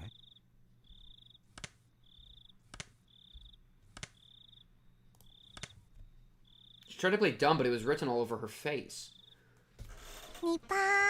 That's not gonna work on me. It was obvious she was trying to laugh it off, but that adorable smile of hers just made me want to forgive her. Ah, I'm gonna be a horrible father, aren't I? That momentary lapse in tension was erased by her next words. 孫、無事に見つかってよかったです。Unable to respond right away, I sunk into silence. I'd already learned this from Sato-san's info, didn't I? That this girl, no, this entire village knew everything since the moment I set foot in it. I considered playing dumb. But in the end, I chose not to. I'm fine with that. With everything being known already, there was no point in me feigning ignorance. なんとかね。それはよかったです。これで東京に帰れますですよ。ありがとう。赤坂の怪我はひどいのですか？さあ、ひどいのかどうか、医者の診察を聞いてないからわからないな。Huh? Come to think of it, I vaguely remembered being told to lie down and take it easy for at least 24 hours. Did that mean bed rest? Uh-oh. 怪我人は病院を抜け出してはいけないのですよ。電話のコードだって切っちゃいけないんだぞ。Okay, whoa, crazy counter, but agreed. Not gonna work on me. 僕には何のことやらわからないのです。You're not cueing your way out of this. じゃあこっちだって何のことかわからないや。As we played dumb with each other, we both laughed at the same time. If somebody saw us laughing at each other like this, it would probably bring a smile to their lips. Yeah, a guy covered in bandages, hospital gowns, sandals, booty cheeks clapping in the wind, and the 8-year-old. Or 5-year-old? She's like 2 at this point. That's insane. It's an insane scene. 赤坂が生きてこの村を出られる確率は決して高くありませんでした。Oh, really, Rika? 僕は赤坂に死んでほしくはないので。Thanks, 生きて村を出るこ I とがで appreciate きて that. If nothing else, I 嬉し do いです。 appreciate that. リカちゃん、 She's trying to 最 preserve 初か life. ら私の正体は知ってたんだろ？ She said nothing but gave a firm nod.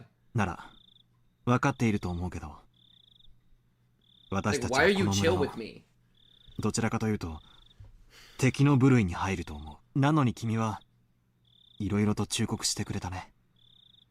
That's right. She said it at that time. She wouldn't warn somebody that she was okay with dying. She definitely said something like that. なら私は君に感謝するべきなのかもしれないね。感謝した方がいいのですよ。僕は命の恩人なのです。 Okay. Saying that, she puffed up her chest proudly. She said it jokingly, but the meaning behind those words was quite heavy. That was because whether I lived or died was a decision that might have been made in a place unbeknownst to me. She said those words with such an adorable smile that it took a few moments of silence for their weight to settle in. I'd been to this place before. The shrine? The Guardian's office was here. It was the stone steps leading up to the Furide shrine. Bro, we're at the wrong place. When I passed by before, I was so focused on finding a phone booth, I hadn't realized where I was. Oh, just kidding. Okay, right path. Thank goodness. 確かこの神社がリカちゃんの家だったよね。まあ、そんなものです。 Looking up at the shrine grounds, it was brightly lit and energetic voices could be heard. What was going on? 今日はお祭りの日なのですよ。 The Watanagashi. お祭り？南沢村の唯一で一番のお祭り、綿流しの The お祭りです。 Watanagashi, bro, we gotta get out of this place now! 綿流し？祭りなんて名ばかりのつまらないものですよ。見ますですか？ No. No, no, no, no, no, no, no, no, no. She asked bluntly. But seeing that I looked interested, she climbed up a couple of steps and motioned for me to come. I was only going to go back and sleep anyways. If I had nothing else to do, it might not be a bad idea to go with her on a little detour. And it's over. In the hostile territory that was this village, I didn't know what would happen if I ventured down a side road without Oishi. And even though I thought of the village like that, when I was with this girl, I forgot all about it. Bruh. In any case, even without anything to back it up, I felt that as long as I was with her, none of the ill will from the village would befall me. I mean, low-key true, because she is like the go to the village. That's why, even though I knew my cover was blown, I strangely had no qualms about setting foot into the heart of the Onigafuchi Guardian's territory. Climbing up to the grounds of the shrine, I could see there were about 3 pavilions set up with meeting tables and folding chairs. The old folks from the village, the executives of the Guardians, were already quite drunkenly sharing another round of drinks. I could only see it as people from the village council drinking while enjoying the evening air. At the very least, it was certainly quite different than any festival I'd ever seen. ね。つまんないお祭りでしょ。 You were just hyping this shit up so much, Rika. これは確かにお She's 祭り It's に the は見えない best and only festival. It's the best of 大 all 昔 time. からずっ It's と the 続いて GOAT. きたお祭りですが、 And then she's like, it's actually kind 見 of て boring. の通り、すっかり寂れてしまったのですよ。 As if to chide the old folks, she said that while looking at them with an exasperated expression. You really couldn't call this a festival anymore. It was just a bunch of neighbors getting together to drink under the guise of a festival. That's a crazy thing to say with Rika right 祀られ there. る神様も気 Like の毒 with だ our な。 context.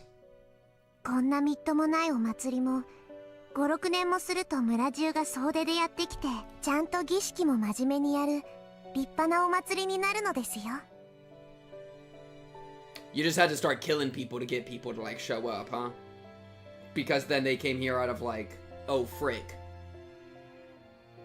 Bruh. What she said was not so much wishful thinking as it was telling of a future that had already been determined. She wasn't even predicting it. It was almost like she was simply reporting the results. That's how it sounded. Even though it was based on speculation, the way she said it wouldn't let me interject. It was the same way she talked when she changed. Okay, so she straight up got Oyashiro-sama in her. I don't even give a frick anymore.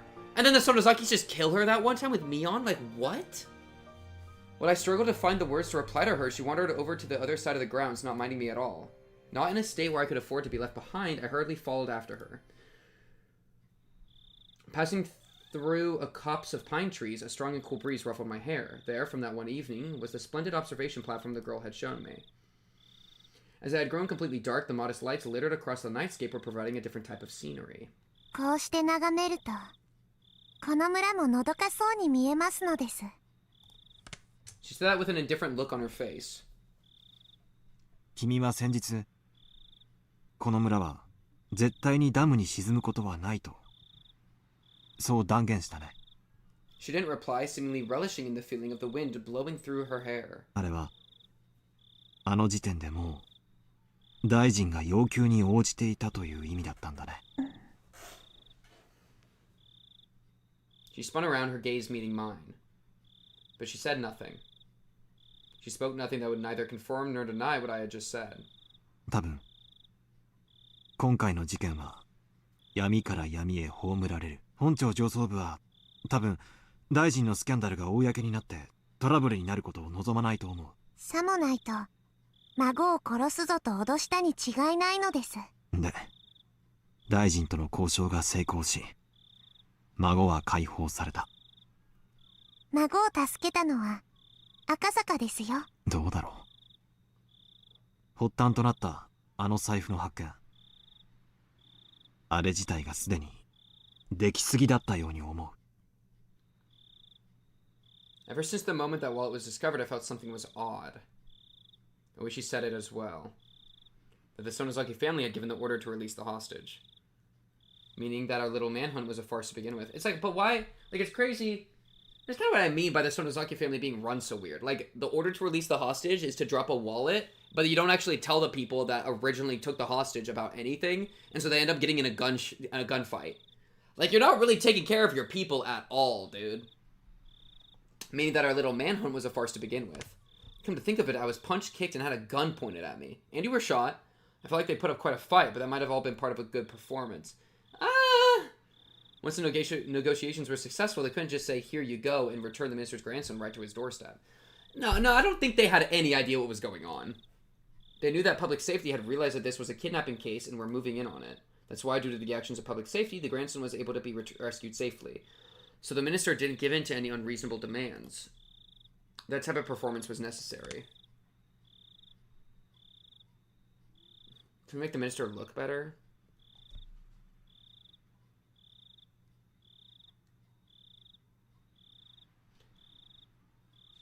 Yeah, I don't know.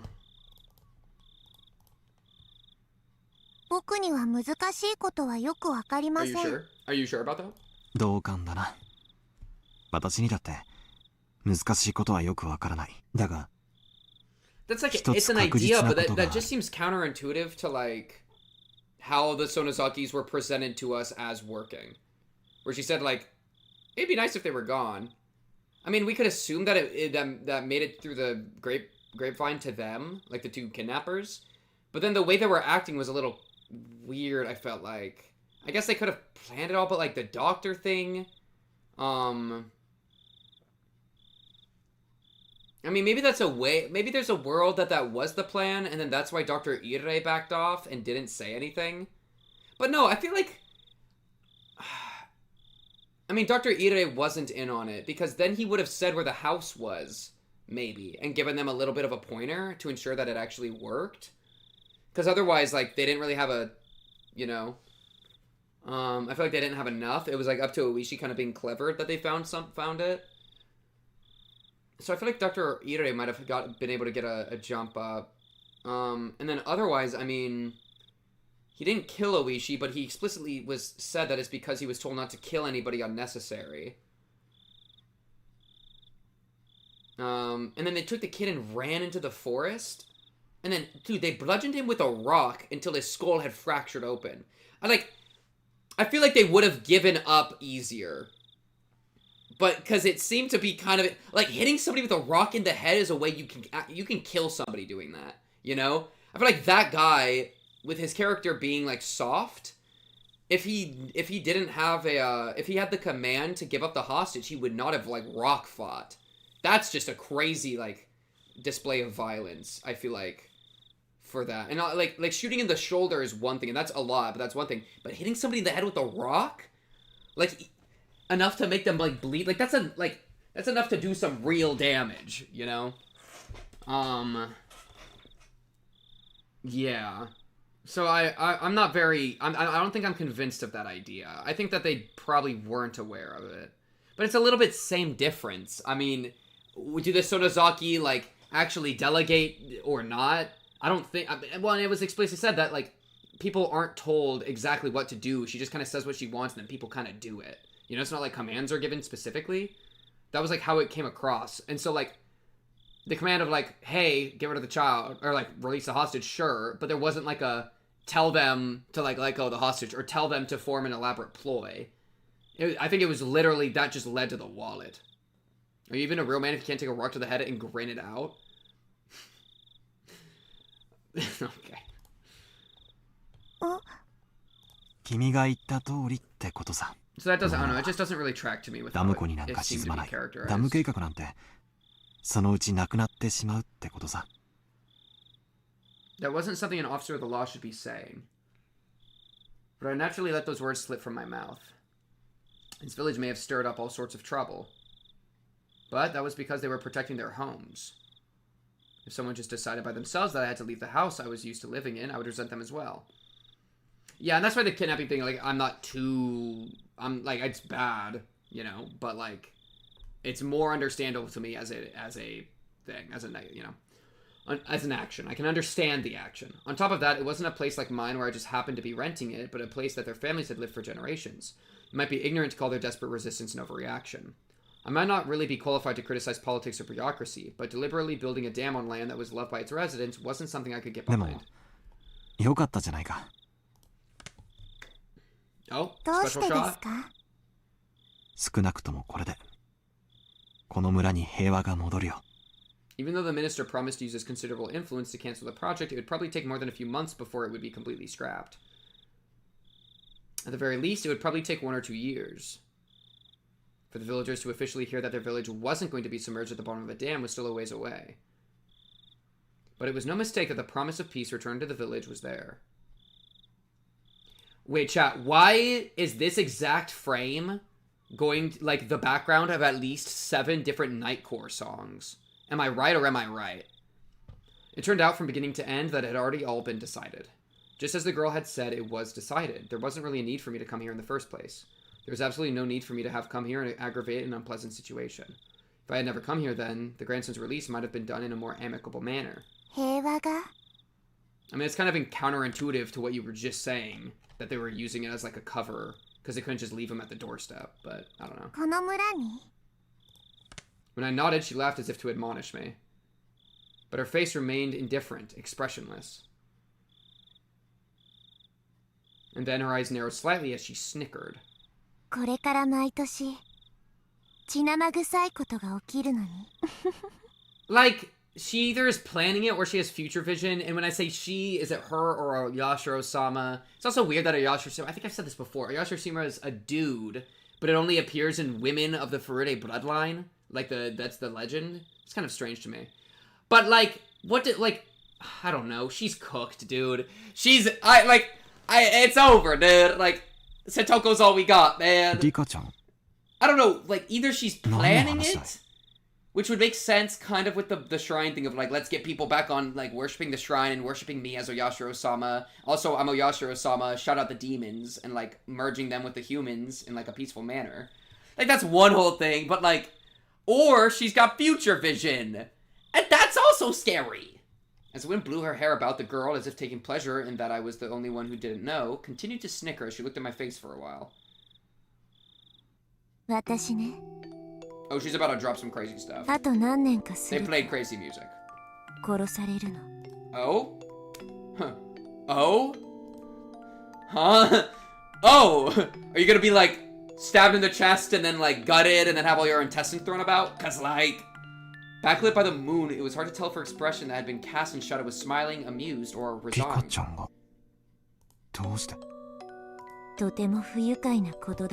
what are you rapping about? By whom? The Sonozakis? Fate? Predeterminism?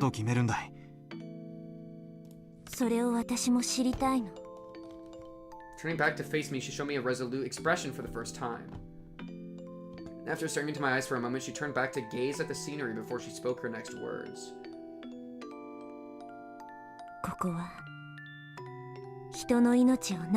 Yeah, true.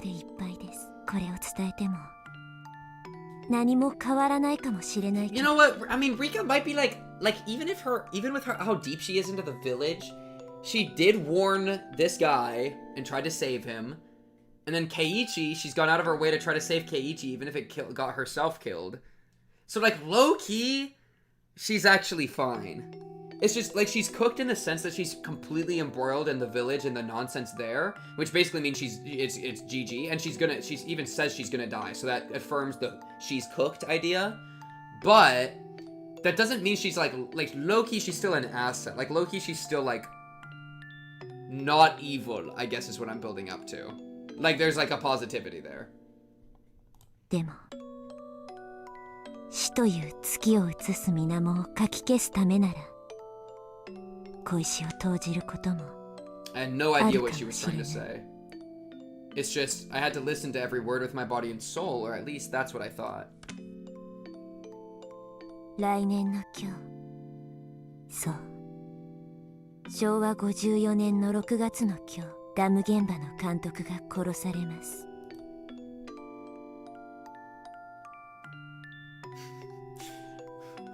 Like, why is she saying this? I mean, she's right. For a moment, I couldn't comprehend what she was talking about. By the foreman, did she mean the gruff old man I played mahjong with? 殺されるって。どうして She didn't answer. But she had the same expression on her face as she did when she declared that the dam project would go away. That wasn't the face of somebody making a forecast or a prediction. It was something that was already decided. No, it was as if she was already reporting the results. That sort of expression. 恐ろしい殺され方をした後体中をバラバラに引き Wait, so 裂かれて Rika 捨てられ read て the しま light いま novel す too? Oh wait, she just read chapters 1 through 3. バラバラ殺人 Oh, I see. その翌年の昭和55年の6月の Oh, yeah, 里 tell me. 子の両親が突き落とされてしまい Satoko mentioned! Satoko pushed, by the way. Hey, pushed, by the way. Write that down. My phone. Oh my goodness, my phone. Wait. I have to grab it without exposing my feet to the camera. Just get rid of me for a second. Just get rid of me for a second. We're so back. Satoko mentioned! Satoko mentioned! Confirmed pushed. Confirmed pushed.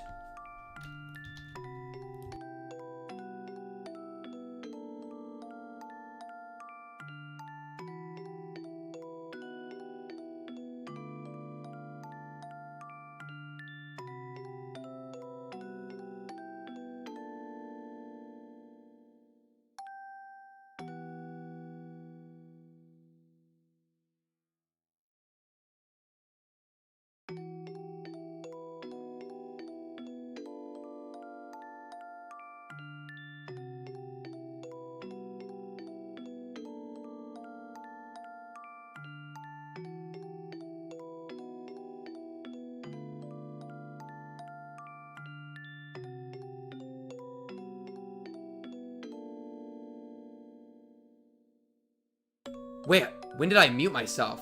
I'm so sorry that I muted. That's crazy. No, I literally just read out my notes, so that's fine. I said Rika has either future vision or planned everything, but probably future vision. Predicted own death, foreman death, Satoka's parents getting pushed to death, pushed, confirmed. Like an hour ago, Rika muted you. Chad, how long have I been muted? Please, please. Satoko? Who the fuck is Satoko? It was the first time I heard that name, but I didn't have the courage to interrupt the girl's ある story. いは事故不幸な事故 The girl smiled faintly, but she wasn't exactly encouraging me to smile along with the lifeless look in her eyes. Talk about your own parents.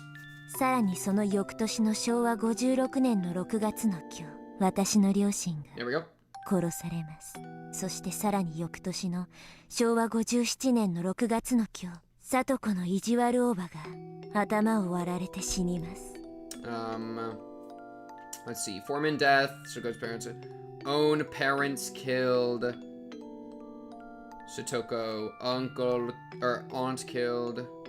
What about next? What about next? Keep telling me. Keep telling me. What happens next? そしてさらに翌年の昭和58年の Just you? 6 Come 月 on. の今日 Tell me more. あるいはその数日後か私が殺されます。 Okay. Then her at the end. on the next year. So she's just... Rika dies predetermined on Watanagashi Festival for the 6th year. Or is it the 5th? Wait. Foreman, Satoko's parents, own parents, Toko aunt, 5th, on the 5th year. Doesn't mention Tomatake or whatever. That's kind of interesting.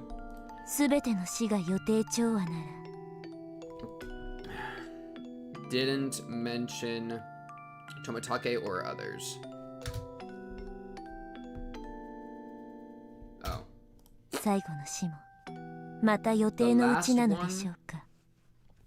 That's the last one? ならばこれは一体誰の予定なの? Fifth. As the last one? Last one? According to whose plan, though? They really saved all the important information for the very end. Literally, I'm gonna be straight with y'all. The whole grandson thing didn't actually matter to us in the slightest. Get that out of here. All that matters is what Rika's talking about for, like, the big story. You know what I mean? Rika right now is just like, alright, you survived and you did a good job. Here's your reward. Information dump. And I appreciate it. Thank you. Whose plan is it, Pink? It's my plan. I am the one that orchestrated all of this just so that I would have content to react to. It was me. We don't know who the director is. We don't... Big ones would be director, Mion. That's it. That's all I got. I'm bleeding right now. My wound has reopened. Oh, just kidding. This village is full of murderers and people who have no regard for human life. I'm glad that somebody agrees with me. It would be fine to believe that all the deaths up to 1982 would be the work of somebody in the village. It would be fine to believe that all those deaths would occur were at the direct discretion of those who control the village. But they didn't explain what would happen in 1983. There was no way that the last death would fit in with anybody's plans. They had no regard for human life. They would use every means at their disposal to meet their goals. But their goals were at odds with the last death. That's why the last death was unrelated to them. But that last death would definitely, most likely, probably, without question, happen. Some of these things are not like the other. Probably, definitely, I dare say. The last death would be a merciful one. A handkerchief or something being placed over their mouth, making them lose consciousness, never to wake up again. Or being stabbed and cut open. Exactly whose plan was that?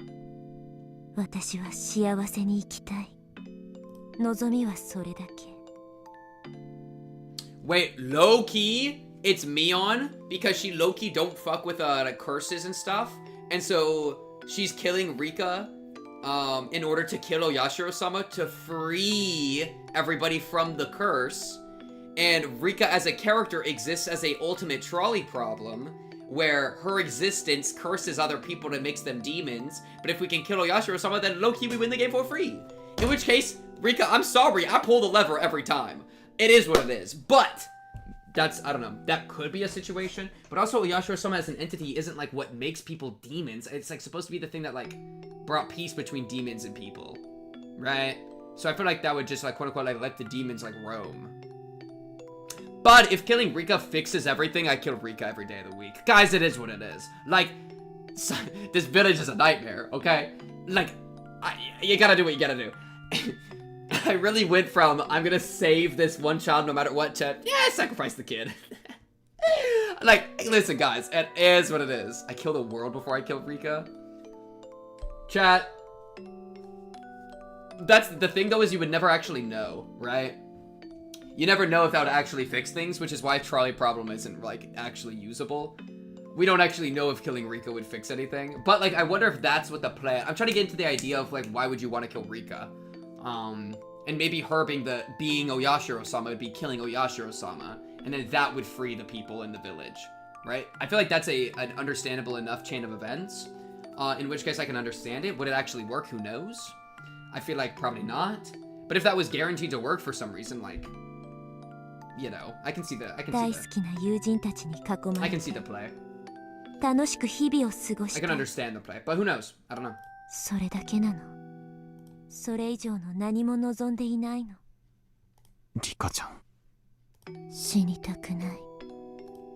The girl, stoic as ever, let those last words slip in the end.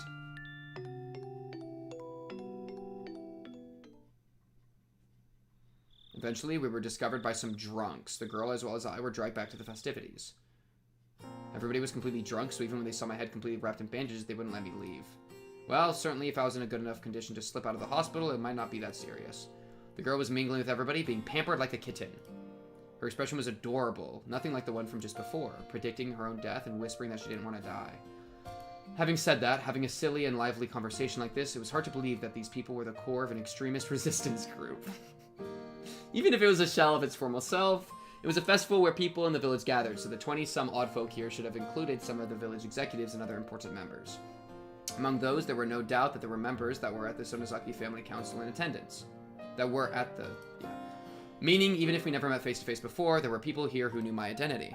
In a small village like this, they knew the faces of all the villagers that lived here.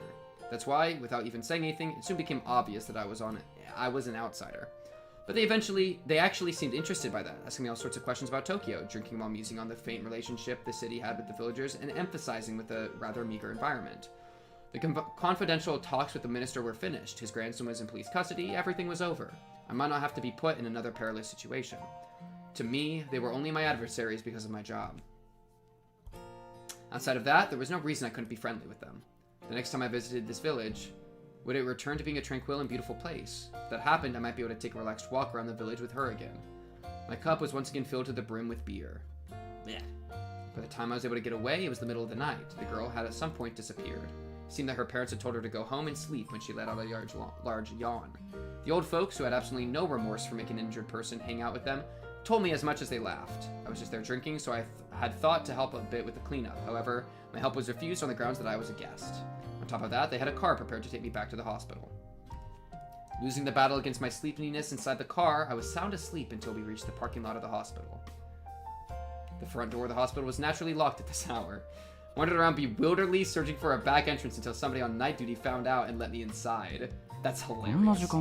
Man! My goat! 入江先生も心配してましたよ。ご迷惑をおかけしました。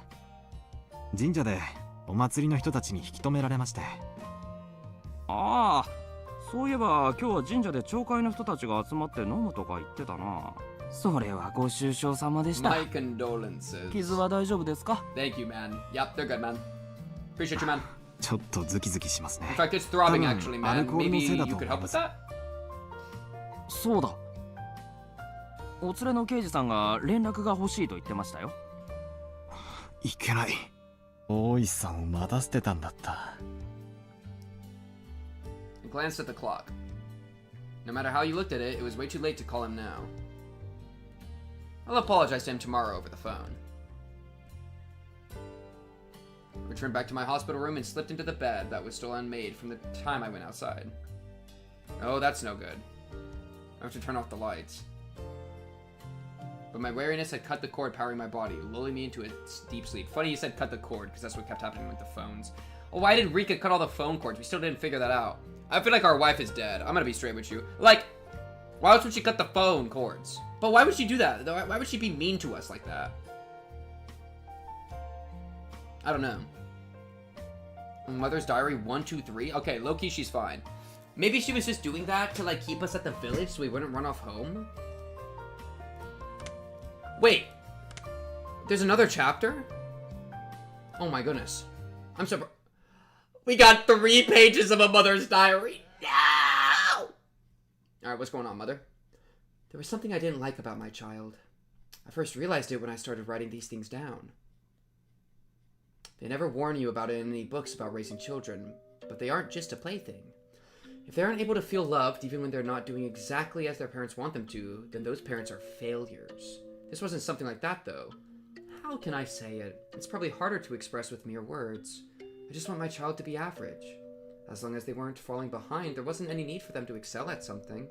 As long as they acted appropriately for their age, I would have been fine with it. But my child has been different ever since kindergarten. While the children in her class were running around in excitement about the field trip the next day, she only wore a bored look on her face, aloof and distant. When the other kids broke equipment for the athletes' festival and were apologizing fervently, she only wore a bored look on her face, aloof and distant. When the teacher was reading a fun picture book, only she wasn't smiling. Even if they all got to eat a delicious bento, only she wasn't happy. If it was only this, it would still be in the realm of understanding. However, what I didn't understand about my child is that if the aforementioned situations happened again, they'd now act in a manner befitting their age. Oh, they'd have to, like, see somebody else do it? I don't understand the principle behind that as a parent. Why were they so indifferent about that field trip but happy about this one? Why were they indifferent about that picture book but happy about this one? This might be talking about Rika. I can see this being true with Rika because she actually is the vessel for a god, and the god, like, is learning how to be a kid or something. Why were they indifferent about that bento but happy about this one? The former and the latter in each situation seem exactly the same to me. There were even times when I thought the former one was better. I don't understand that child's feelings. During parent-teacher meetings, the teacher always says the same thing. I love curry! I love curry! It's curry, right? Or no, is it chili? No, it's curry. I think it's curry. And I would always respond that I don't understand my own child, and we would mope together. My husband, always the optimist, once said that a young child's feelings are different from an adult's. So if there were some things we didn't understand, we shouldn't worry about it. I lament his lack of urgency. One day, when I was in a good mood, I took the effort to prepare a menu that my child would enjoy, but she only smiled with a vague expression of disinterest. That attitude frankly made me angry, so I hit her on the head. On a day when the weather was nice, the laundry I had just hung up to dry was blown by a large gust of wind, causing the entire line to fall down. But she, watching me trying to pick up the laundry in a panic, stood there laughing. Okay, stop hitting your kid, dude. That attitude frankly made me angry, so I hit her on the head. I think the same sort of thing happened countless times. Before I knew it, my child was only able to look at me with a different expression on her face. I regret the fact that I had been a bad mother. Thinking I should regain her trust, I thought to get it back little by little with some light interactions. Seeing her do some sort of craft work on the veranda, I called out to her. Wow, it is Rika. Rika's mom was hitting her on the head. Rika's mom, I almost used language. I almost used language that is explicitly used against women, and that would have been inappropriate. Rika's mom, I do hate you though, and you're cringe. Alright. The child, with that indifferent look on her face I hated so much, looked up at me for a moment, then, without a word, returned to immersing herself in her craft work. Up until now, I would have hit her on the head just for that. I held myself back. 何を作ってるの？お人形さん？てるてる坊主。 That child was using inserts from the newspaper to definitely make some weather charms. Let me add this to Rika real quick. Weird as frick as a kid. Chap 4. Chap 4. Future vision, blah blah. Weird af as a child. Only responded normally after seeing other kids already do it or something. Usually was indifferent to stuff originally. Low-key, God was learning how to be a kid. Alright. The forecast hadn't called for rain. Yeah, funny you don't say that word easily. Yeah, I try like not to use, and it's something I've been trying to do more recently. I try not to use like rude language that's like targeting specific aspects. So like for example, like I don't want to call a woman a bitch because like the word bitch is explicitly used, is like targeted towards women. And so I try not to use that. Like if I'm gonna insult somebody, I want to use like language that doesn't target them for something unrelated. Because her mom being a woman isn't part of the issue. So why would I send her, or why would I call her a bitch when that's like targeting her being a woman as well? That's kind of what I mean. And so it's like, and a place where I do it, I actually still do it, and I try not to as much, would be like calling like Oishi fat. It's like him being fat doesn't actually like isn't why I don't like him, right? It's like that's unrelated. So if I'm using that as an insult because I'm pissed at him for something else, like my targeting is bad, you know? And yeah, piece of shit's good because you can use that on anybody. You want your insults to be targeted and more tailored? Kinda. Well, yeah. I mean, that would make my insults better, but it's more like I don't want to target the wrong thing. Yeah. And it's a little bit, I think, troubling that, like, if a woman character is really getting under my skin, like, bitch is the word that comes to mind. As opposed, but like if it was a man doing it, I wouldn't think the word bitch. And so that kind of like weird dissonance is something that I've been trying to like call out in myself recently. And it like I was saying, it would also apply like if I called like Oishi, calling him a pig is kind of fine because it has to do with the cop thing, so it's at least related to what I'm talking about. But calling him like a fat or like lard or whatever, like I don't know, it's just not really related.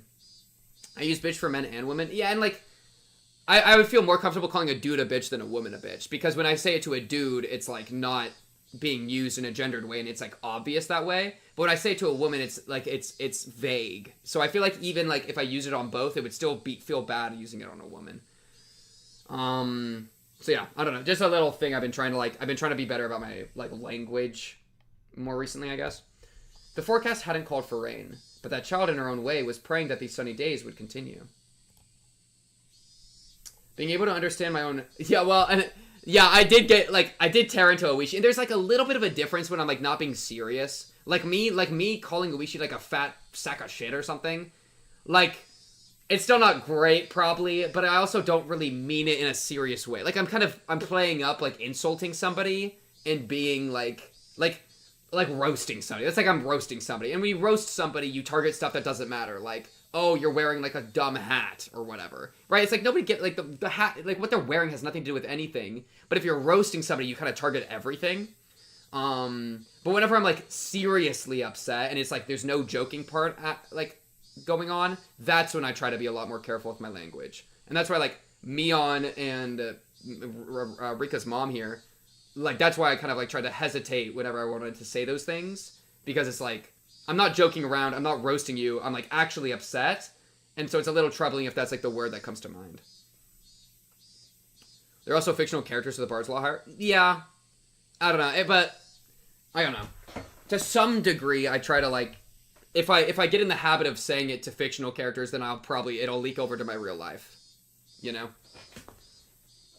Like if a woman does something similar to like Rika's mom or whatever, then I might call her a bitch. But honestly, at that point, like to some degree, she also would deserve it if she was hitting her kid. Like I would be very upset about that. But there's just better language I can use. Being able to understand my own child for the first time in a while, I couldn't hide my own happiness. Bringing out a ball of yarn, I began to hang my child's cute weather charms from the eaves of the house. ダメよ、リカ。頭が重すぎるから。ほら。逆さてるてる坊主になっちゃったわ。これじゃ晴れじゃなくて雨になっちゃうわ。Rika controls the weather, confirmed. That's why it was raining in chapter 3 and chapter 4. When I started to take them down, my child tugged at the hem of my shirt as if to stop me. 逆さになるように作ったのだから、それでいいの。でもリカ、てるてる坊主が逆さじゃ晴れのおまじないにならないわよ。雨が降るようにおまじないをしているから、それでいいの。I desperately suppressed the emotions welling up inside me. I was trying desperately to understand my child. I can appreciate this right now. そっか。お庭の朝顔が晴れ続きで元気がなくなっちゃったから雨が欲しいのね。That child turned to me with an expression that I hated the most. Oh. 晴れにね。飽きたの。I don't understand. I don't understand. I just can't understand that child.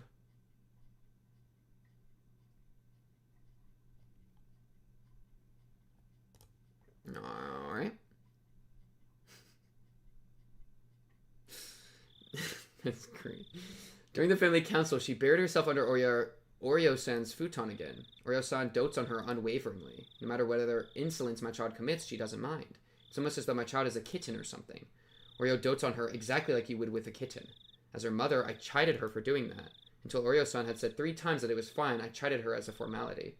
Of course, she never lends an ear to any of my chidings. Knowing that Oreo-san's standing was far above mine, she behaves like that. I don't like the cunning that's unbefitting of her age either. In any case, not only Oreo-san, but the rest of the old folk in the village spoil her too much. One day I was surprised. By chance, on the way back from some shopping, I saw her by herself just outside a candy shop. My own child suddenly grabbed a snack, opened the package right there, and then started eating it. She didn't make any attempt to pay for it, and she didn't even think of looking around. It didn't even feel like she was shoplifting, more like she were brazenly eating snacks that was offered to her. When I began to admonish my child, the elderly shop owner appeared and covered for her. The owner gave the ridiculous excuse that he said it was okay for that child to eat any of the snacks out by the entrance, so it was fine. When I tried to pay for the snacks that my child had eaten, the owner refused my money. During that exchange, the more old folks had suddenly gathered around, and it began to feel like I was the one in the wrong. The elderly people all put their hands together reverently in front of my child and repeatedly voiced their respects. I was born into the Furude family, so it wasn't like I didn't know why she was being treated specially. When I was still young, it was something I heard often from my grandmother. If by chance the child that I gave birth to was a girl, the child would be the living incarnation of Oyashiro-sama. All the older folk believe she's the living incarnation of Oyashiro-sama and spoil her rotten. Not only did they spoil her, but they even told her she was the living incarnation of Oyashiro-sama, that she had a divine power and threw all sorts of strange folk tales her way.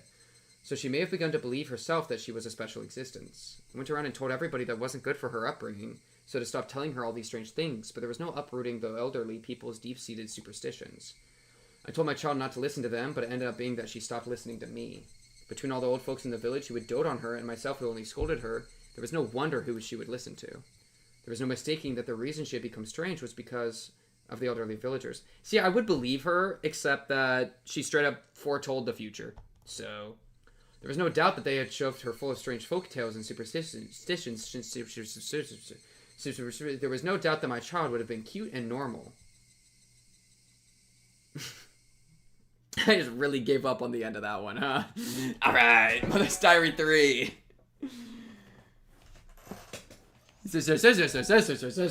Lock in. One sunny parent-teacher day.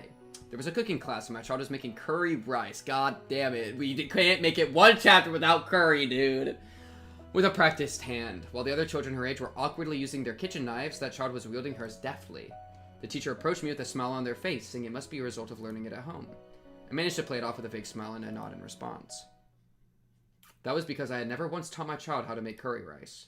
Even then, she was peeling vegetables with a practiced hand, adding them into the pot, in the order of which took longer to cook. She's too good, bro.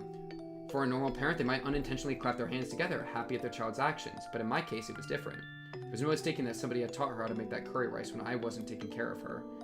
Thinking that, I quietly fell into an unpleasant mood. When I asked, it seemed she could also sew and do the laundry. I had never taught her how to do those, and again, never saw her do it around the house. Be it cooking or sewing or the laundry, again, that was probably because the elderly villagers taught her all sorts of rubbish when I wasn't looking. And not only that, they probably taught her all sorts of strange superstitions, trying to prop her up as the living incarnation of Oyashiro-sama. Like, I kind of get Rika's mom's side here, where, like, this is, like, a really shitty position to be in as a parent, where, like, everybody else is doing the parenting for you, and they're doing it, like, in a way that's, I would say, unhealthy, if not for the actual truth behind the superstitions. Like, this is insane. Telling your child they're a god is, like, not good for the kid. So I kind of get the mom there. Hitting your kid, obviously terrible. She should not be doing that. That's bad. I'm not okay with that. But I can understand the, her, like, trepidations with raising Rika and, like, her difficulty. I said as much to my husband, suggesting that we should keep our child away from the elderly folk. But my husband, who was in the position of being the head priest of the Furude shrine, had little power against the elderly who supported it. He took the rather uncommitted stance of saying that as long as she was being doted upon, wasn't it fine? I argued against that she was our child and should be a completely normal girl. That was what the elderly were expecting, that she was a living incarnation of Oyashiro-sama, was simply odd. The elderly villagers believe that child has divine powers. Like, man, I've seen this kind of, there's like a really weird video I saw, maybe somebody will know what I'm talking about, of like, a kid that was believed to be the reincarnation of some god, and the kid's just like laying there and like getting a snack out of like some like plastic packaging, and there's a bunch of like older people around that have like put a hand on the kid, and it's just weird. It's like, this kid is screwed, dude. This kid's gonna have no idea how to like exist, you know? And like the people that are doing like believing this like weird superstition, like they're kind of hoeing the kid and themselves. I'm just like super against it. Might have been a Higurashi reference. No, it was absolutely real. It was not a convention. It was like, I wonder if I could. I'm gonna let me take like one try to like look this up. It was like, kid believed to be reincarnation of. Let me see if I can find this. Oh, it might be this. Here, I found a Facebook thing. Yeah, but this is what I'm thinking of. Oh, this is such a shitty video. Wait, I needed to loop. Oh my goodness, this guy's pissing me. Wait, look at this chat. I'll even full screen so you can see this better. All right, ready? I'm gonna refresh the page. Gonna close this shit. Here we go. Oh my goodness, high quality. But look, it's like this kid. Okay, can I like lower my like this? Would this help? Yeah, it's like this kid, and he's being like doted on. Oh my goodness, it turn down the brightness. Look at the kid. Chat. Oh my goodness, it ended. You see what I'm talking about though? It's like this kid. The brightness went back up. I hate iPhones, by the way. I say down and it says up again. But look, it's like some kid from India, and you can see all the people around him, like giving him stuff, and like holding him. This dude is pissing me off. But you get what I'm going for there. You get what I'm going for. That's exactly the video I was thinking of. Sorry, chat. Sorry for the I did that the lowest quality way. I could have found it on my like computer and pulled it up, but I was like, guys, let me do it on my phone. All right. But yeah, so like this kind of thing is real and it happens.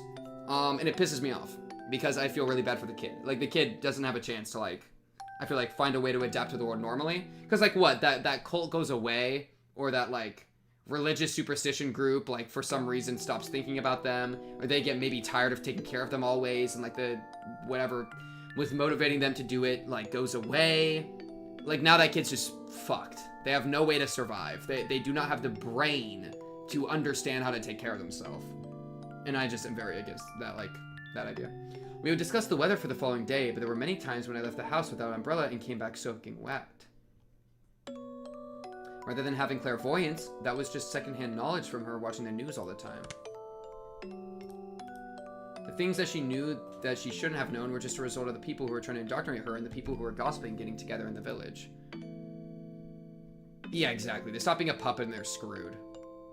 However, there certainly were days when everybody thought it was going to be sunny all day and that child would stubbornly not go out without an umbrella. It would occasionally rain, and in the end, we would be saved. There might also have been times where Rika knew of major accidents in foreign countries faster than the news did. I thought that she must have heard it break over the radio or something, knowing things she shouldn't have. Something like that. It was in front of me right now, wasn't it? That child was making curry rice when there shouldn't have been anybody who taught her how to. She's literally clairvoyant. Oh, and now my phone has no brightness. Oh, you think you're funny. You think you're funny. Not gonna lie, she's straight up clairvoyant. No, that couldn't possibly be the case. Somebody had taught her, indoctrinated her. When I wasn't taking care of her, somebody had indoctrinated Rika with something. I'm so mad. Why did the curry thing make it back into the chapter? フルデさんはお料理を誰に習いましたか？やっぱりお家で？はい、お家なのですよ。 We do a little lying. The other parents in attendance were impressed. Lies, all lies. I didn't teach her anything. Who was it? Who was it? Who was the person who had completely indoctrinated my child? She was my normal average daughter, not the living incarnation of Oyashiro-sama. I got really bad news for you. You're wrong. Alright, read all the tips.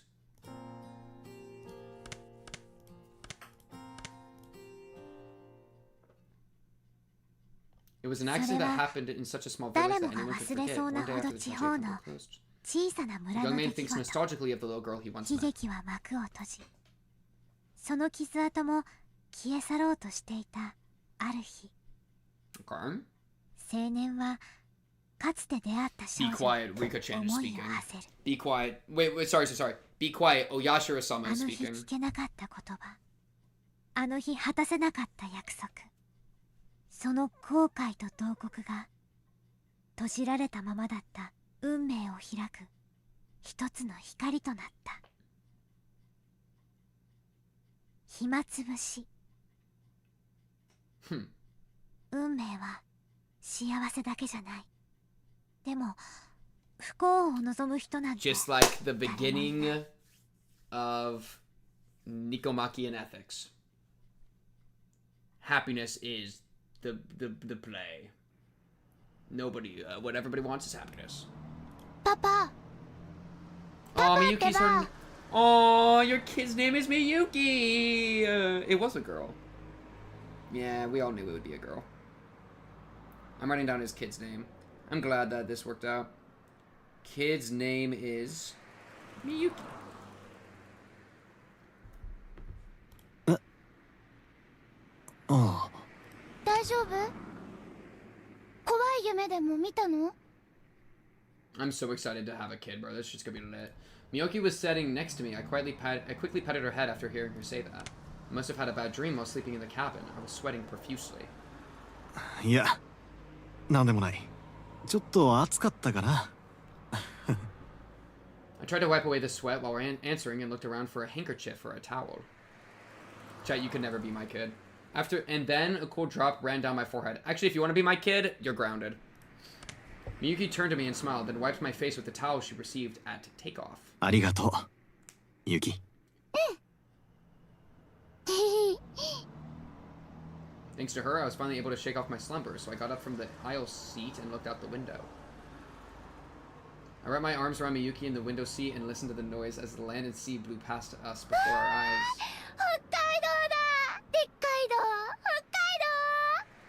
And then the plane gently turned before entering the airport runway. How did my kid already become a furry? I'm pissed. Arriving at the lobby, I glanced around looking for Oishi. I was met with a familiar gruff voice calling out to me. Akasaka-san! Same as the day we left. 何年ぶりでしょう。ご無沙汰しておりますね。大石さん、本当にお久しぶりです。Oishi clapped his hand down on my shoulder, celebrating our reunion. 赤坂さんもだいぶいい顔つきになりましたね。最前線の捜査官らしいいい顔つきですよ。大石さんはだいぶスマートになりましたね。背筋も良くなったような。His posture's better. 社交ダンスのおかげですか。 Are you really doing ballroom dancing? 赤坂さんもね、若いうちからダンスはやっておいた方がいいですよ。そしたらきっとモテます。Yeah, he's got a wife, bro. モテモテ。You don't need more. Right, your wife is okay, right? Can we confirm the wife is alright? Oishi had retired to move to Sapporo and of all things had started taking ballroom dancing lessons. Oh, wow. He had apparently gotten really into it and had decided to spend the rest of his new life devoted to that hobby. Settled down here after events and then dedicated life to ballroom dancing. Actually, what the fuck? Added to notes. My ass is not gonna ballroom dance with Oishi, but I will write it down. He was aiming to get his instructor's qualifications before he hit 80 and live out his old age dandily. Honestly, it's a good way. You know what? You know what? It'll keep him spry in his old age. That's good. Good for exercise. Yo, where's our wife?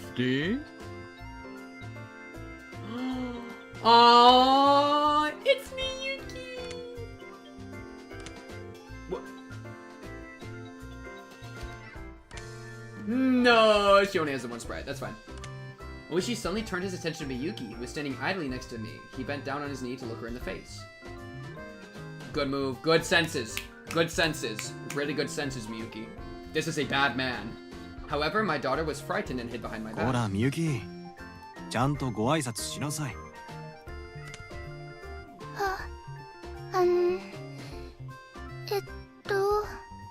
She was staring at Oishi with a dubious expression while tugging at the hem of my shirt. She's usually not this shy. I wonder what's wrong. She has a sixth sense. すみません。い Youngest つもは person こうじゃ ever. ないんですが。 She's 4 years old. いいんですよ。おじさん顔が怖いからな。よかったらお名前を聞いてもいいですか？赤坂みゆき7歳です。 7? Wow, it's been a while. こんにちはです。いいお返事です。さすがは赤坂さんの娘さんですよな。Oishi gently stroked Miyuki's head and smiled as though she were his own grandchild. And after finally seeing that, Miyuki smiled in relief. Have you heard of Oyashiro-sama's curse? Miyuki, have you heard of the curse? All your friends are gonna die! They're gonna die if you don't tell me everything you know right now! Shortly afterwards, Miyuki told me that she was just going doing what I had told her to do. Be careful around strangers. Smart child. Oishi overheard that and let out a hearty wah, shaking his body while laughing and walking. I let myself into Oishi's car, and we headed out towards the hot spring. I'd originally intended to crash at Oishi's place, but Oishi was quite obstinate that his home wasn't suitable for that, so it came to this. Miki, did you know? Himizawa used to be called Nigafuchi. I can't.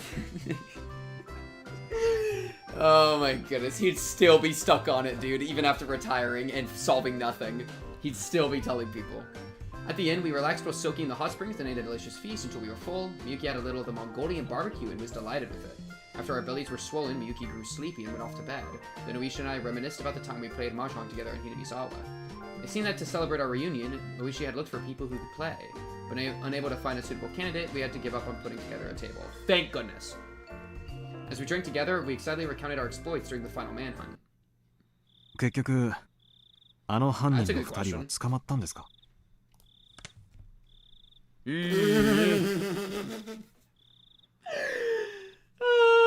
your hand out of your pocket, bro. You're not that swag.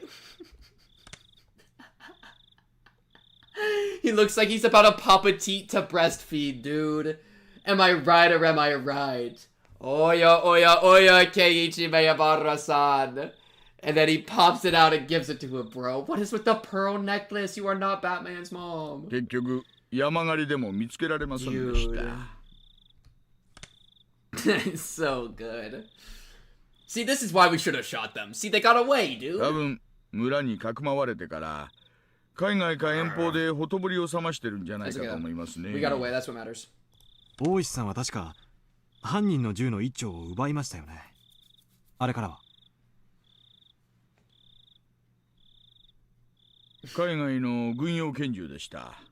関西系の暴力団組織が大量に密輸したうちの一丁でしょうが、戦場痕を調べましたが、他の事件とのつながりは何も出ませんでした。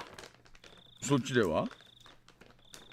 私はあの後、しばらく現場を離れましたので、よくは知りません。結局、全部闇の中ってことで決着したようですがね。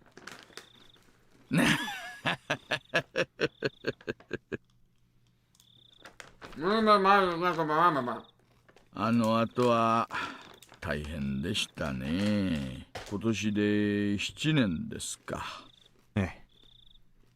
先日、7回忌の法要がありました。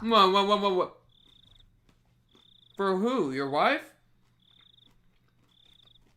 義父とも最近は疎遠でして、準備でいろいろ苦労しました。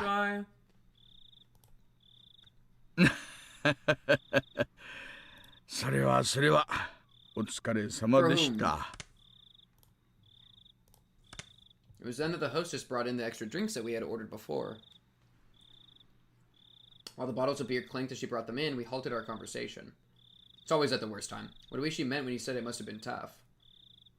Thinking about that was still hard, but time had healed the wound. It was the day after, when I phoned Oishi to apologize. When I did, Oishi almost immediately handed the phone to one of my colleagues who happened to be there. Not only was I injured in the brawl with the suspects, but I disappeared to drink late into the night without leaving any sort of contact information, so I thought he'd definitely be mad. However, all he said was that it was something he couldn't talk about over the phone and that I should come to the station as soon as possible. Yeah, I think his wife died in childbirth. At the time, I could only think that he must have been really pissed off. Took him years to hold the service, though. But when I arrived at the station, he said this. Yeah. Having no idea what happened, I borrowed the phone to contact the hospital Yuki was staying at. After being given the runaround several times, I was finally able to talk to someone in charge, and after mincing words for quite some time, they told me. So, Rika, why would you cut the phone lines? Like, that's where I'm stuck. Rika knew what this would happen, and she cut the phone lines. Why? I thought you liked him. That doesn't track to me.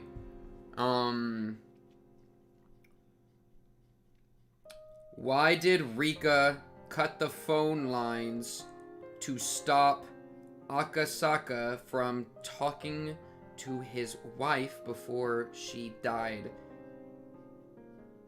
in an accident? Question mark, question mark, question mark.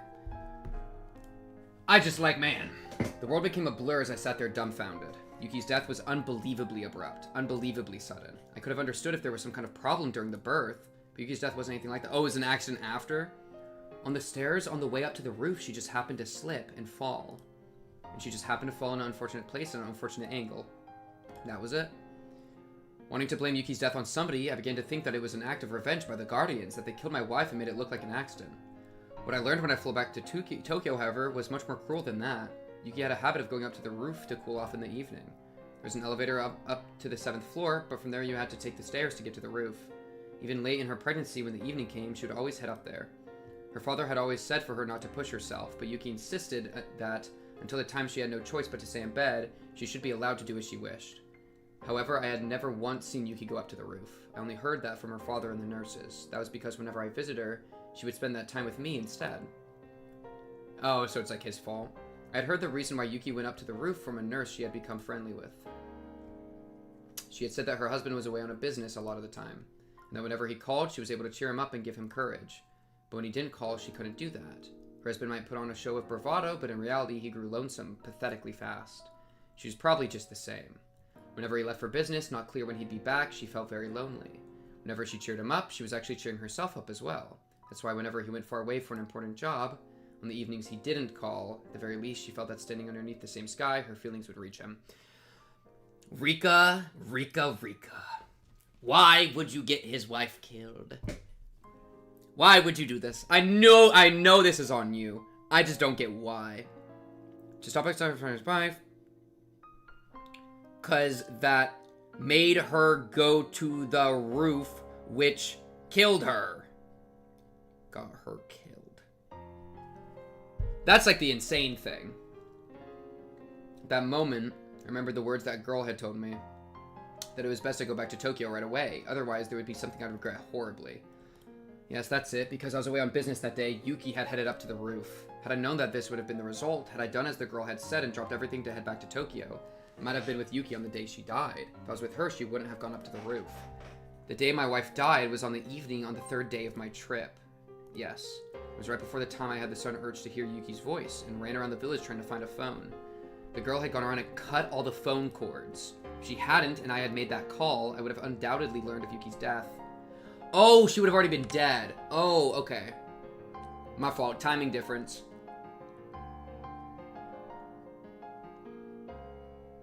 Okay, never mind. Rika, you're forgiven. That makes a lot more sense. I thought that would have stopped her from going up to the roof. Right? Because he would have made the call. But it sounds like she was already dead. 3rd day of the trip. It was right before the time... Well, I don't know. Wait, I'm confused. It was right before the time I had the sudden urge to hear Yuki's voice and ran around the thing. If I hadn't, and I had made that call, I would have undoubtedly learned of Yuki's death at the time. I thought Rika had cut the phone because she knew that if she did, that Yuki would go upstairs and slip and die. Which I don't understand why. You know? But here, it sounds like she did it just to stop him from hearing about the death a little longer. Of course, even though the cords were cut, it only put me off learning Yuki's death by that one evening. In the end, I had learned of it the next morning. Yeah, and so it gave the night to have the conversation.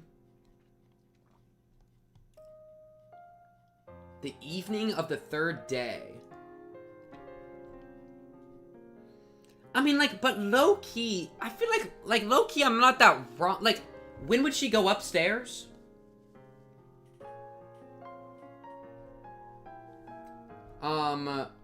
On the evenings he didn't call, she would go up on the roof. And so the visiting hours, I assume, is when the phone was active. Up to that point, she would have been waiting for the call. And she wouldn't go up to the roof because then she might miss the call. Right? And so then...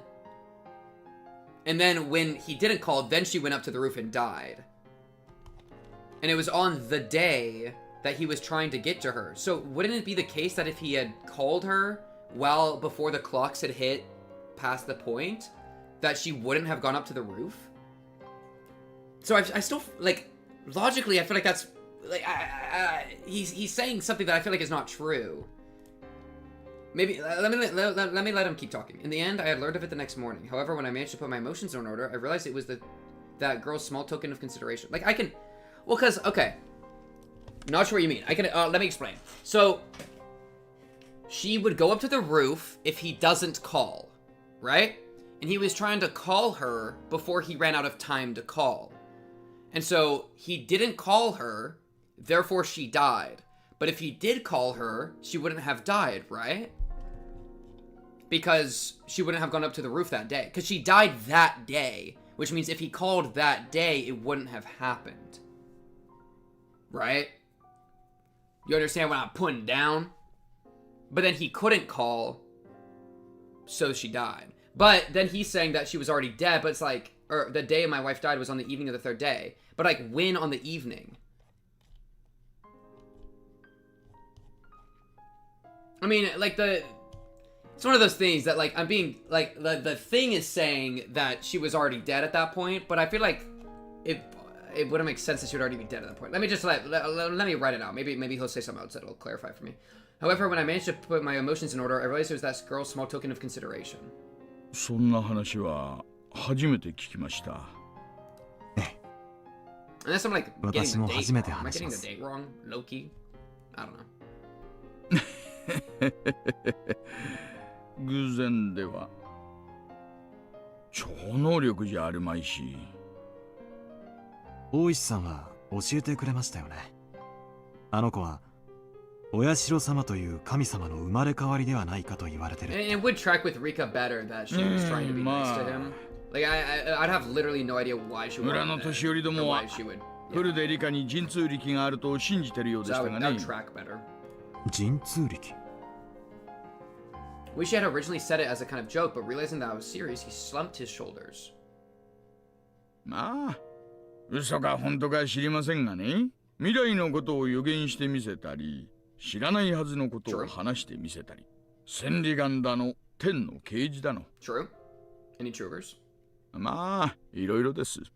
もちろん、具体的な実例は何一つありゃしないんですがね。雪絵の事故を予言してみせました。Wish he tried to laugh it off, but out of respect to my deceased wife, he kept it restrained. 現職の警視庁の敏腕捜査官が神通力やらたたりやらを信じるわけで。Having him say that so bluntly, I couldn't respond. Of course, I had no intention of believing such odd things. But he could only say that because he didn't know what I did. Since I met that other girl who both was and wasn't Rika Furude, at least he said was here, appreciate that. I couldn't deny the existence of any other worldly entity. 予知でなく予告の可能性ももちろん否定できません。Not prescience, but a warning. If what that girl had said about was a warning about Yuki's accident, then things became much easier to understand. Basically, the line of thinking became that it was a threat. Because I didn't go back to Tokyo, my wife was killed in a way that made it look like an accident. 奥さんの事故の検証に不備は？もちろん、謀殺の可能性も疑いました。現場検証の書類は全て目を通しましたし、私が独自に調査もしました。There weren't any witnesses to Yuki's fall. There was the possibility that somebody had hidden, waiting to push Yuki down the stairs. However, the cleaning ladies frequented the roof to hang laundry, and the security cameras on each floor hadn't recorded anything out of the ordinary. Also, that would be a bad way to try to kill someone. There's just not a good chance it would.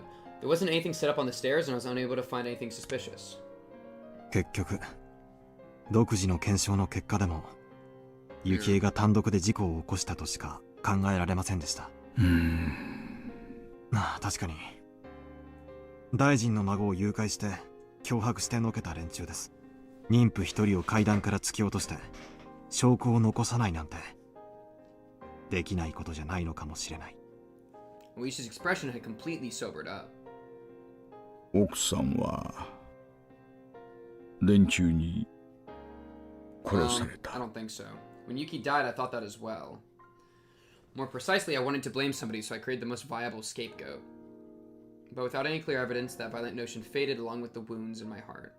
あの少女は私に妻の死を予告し脅迫したのか、それとも妻の死を予言し救う道を示したのか。Like Rika, wouldn't the road to salvation be like, hey, give your wife a call? It wouldn't even have to be like, tell her not to go up to the roof, but it would literally be like, call on this day. You know what I mean? Well, but I guess he could have been just like unconscious the entire time. From the fight. Like, it could have just not been a moment of overlap. But like low key, you know what I mean? Like future vision's a crazy power. But I'll give her the benefit of the doubt. I'll give her the benefit of the doubt that there was just not a moment it could have worked. Because he was strange. Oishi thought that was really funny. Oishi smiled slightly in disbelief as he poured more beer from his bottle. じゃあいいですよ。赤坂さんの言う通り、古出理香は未来がわかる預言者だとします。なら、なぜあの大災害が予知できなかった？ Oh shit! Don't confirm that the disaster is real. I'm gonna be so mad. あんな恐ろしい合災害が起こるとしてて、どうして黙っていたんです？ What a fucking troll. God damn it. It's real. No. It made it into another chapter. No. No. It's not even a hallucination. How did he live then? How did Keiichi live? That makes no sense. Because the gas is heavy. It would have just killed him. Like, what? What are you even talking about? JK, it's not a hallucination. Let me add this to my notes. Bruh. Also, the gas eruption is real. Lol. I'm just adding that to my notes. Keiichi brain damage theory crumbled. GG. ほんの数時間前でもいい。もし村に知らされていたら、ほとんどの人は死なずに済んだかもしれないじゃないですか。He was in... The gas! The gas! The gas is real! Oh yeah, no, chapter 4 is on a continuation of chapter 3, where he imagines a bunch of backstory, and this is why Akasaka talks so closely to Keiichi. It's because Akasaka is actually a character created by Keiichi. To like, you know, to keep probing into the world. Yeah, I mean, that makes more sense, right? It was near the end of June 1983. Volcanic gases from the Onagafuji swamp erupted and hit the village in the middle of the night. I mean, this was probably a direct result of Rika dying. Because Rika dies, Oyashiro-sama's dead. With Oyashiro-sama dead, that means that nobody helps the humans and the demons, like, reconcile. And so because nobody's there to, like, help that, the demons kill all the humans through the gas eruption.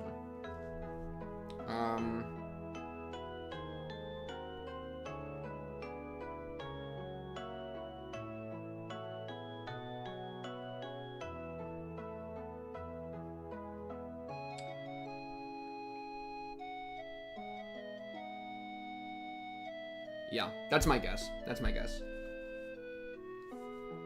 Volcanic gases from the Onagafuji swamp erupted and hit the village in the middle of the night. It was an unprecedented disaster where the whole populace was wiped out.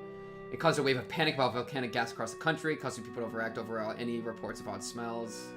I hadn't heard of the blockade on the Hinamizawa area being lifted, so it should still be cordoned off. それは It was my turn to be lost for a response.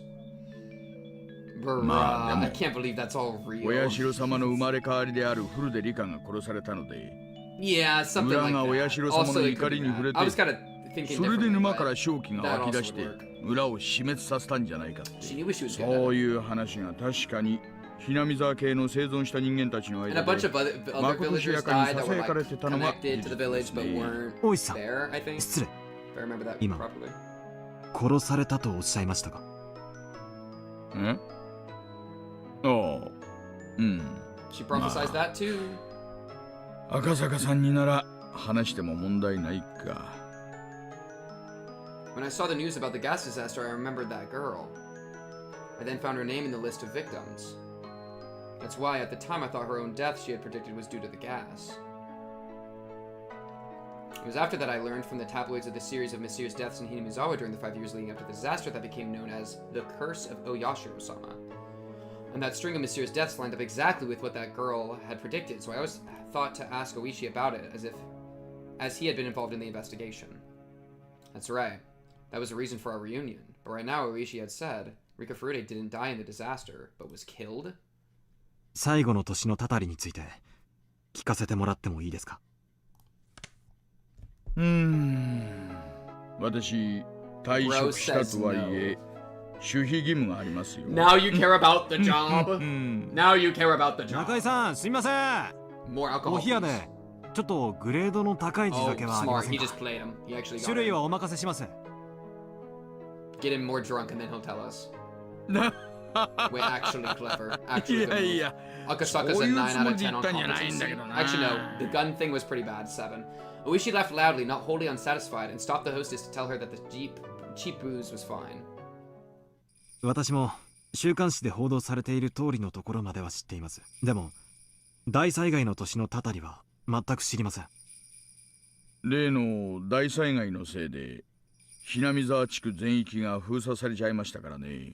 最後の年のたたりについては、ほとんど捜査ができてないんです。Wait, so low-key, Chapter 3 is the best chapter because Keiichi gets to survive, where every other chapter, Keiichi would, like, I mean, he's either dead or, like, everybody's dead, including Keiichi. So Chapter 3's lit because he actually got out. Even Chapter 2, like he goes crazy. Why wasn't the disaster not happen in Chapter 2? Maybe he just never heard about it? Wait, did the chapter not happen in Chapter 2? Because Chapter 2, like, he went back to Hinamizawa. And had that conversation with, like, Rika and stuff.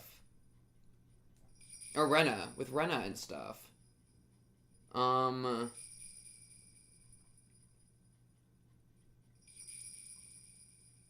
End of 1983, the beginning of 84.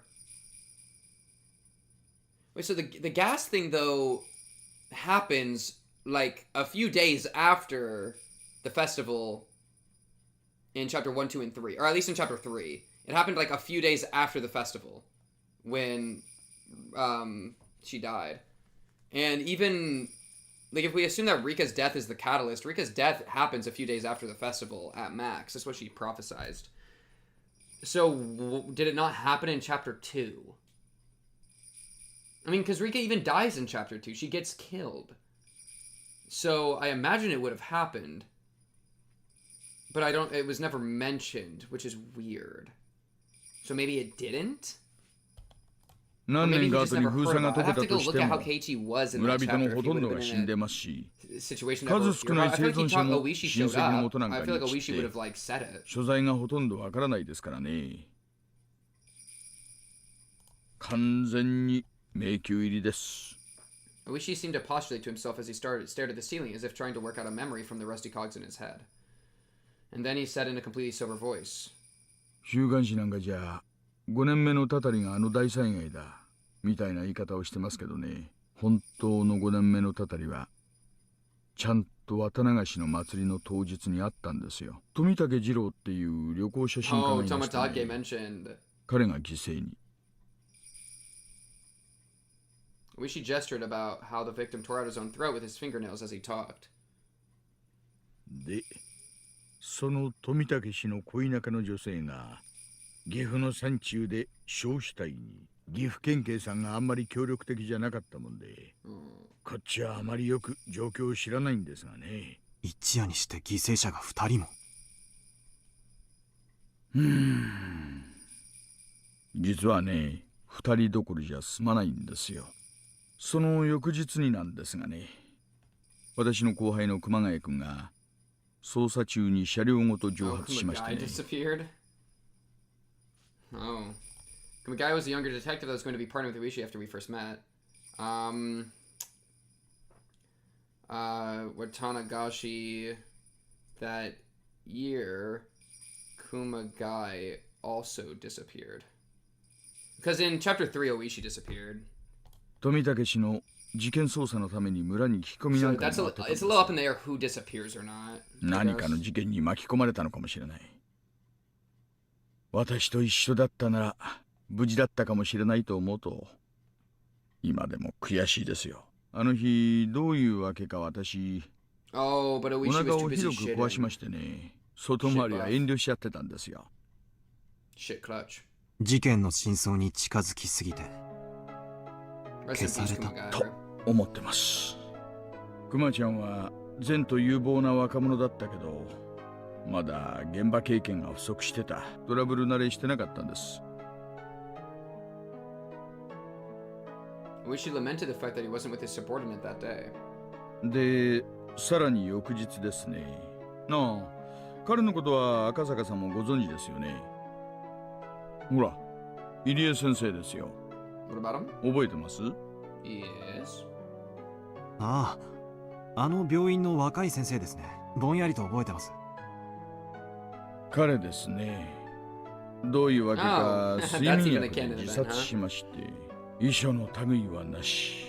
Also, 司法解剖の結果でも睡眠薬によるものと断定されました。動機以外に不審な点はなし。That's funny. 睡眠薬での死に見せかけるのはそんなに難 What し about くないんじゃないで Keiichi, すか。 bro? Mention Keiichi. Come on, give me a Keiichi mention. What happened to Keiichi? I know you won't because you're scared of 独 messing 身 with で離 canon. 婚歴もなし。 You're scared, 特定 Oishi. の女性と付き合っていたという話もなし。少年野球チームの監督を務め、村人との親交もあり、誰からも好かれる人物。 He's scared, 敵が bro. 見当たりませんね。 What happened to Satoko? Do you want to まあ mention それを Satoko? 調べるに Just も for fun.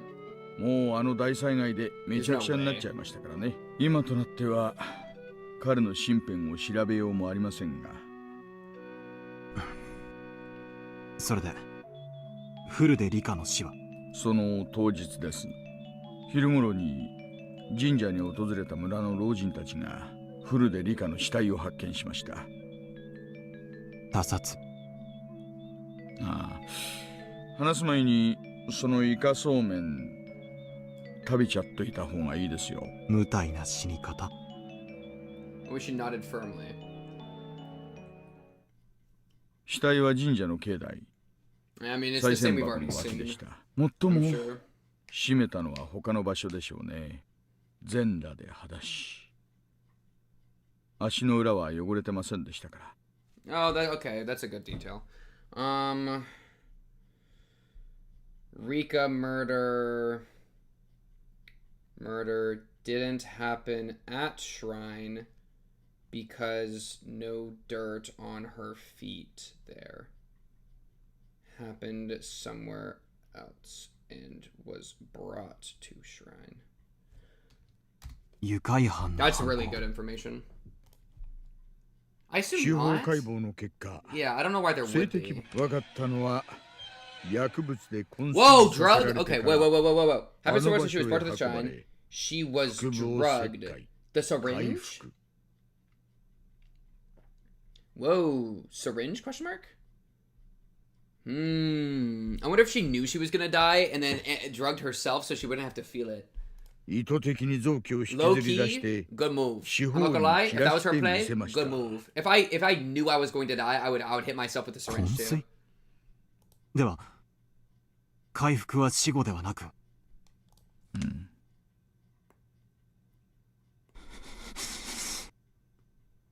なんてむごい。 That girl's prediction was right on the mark.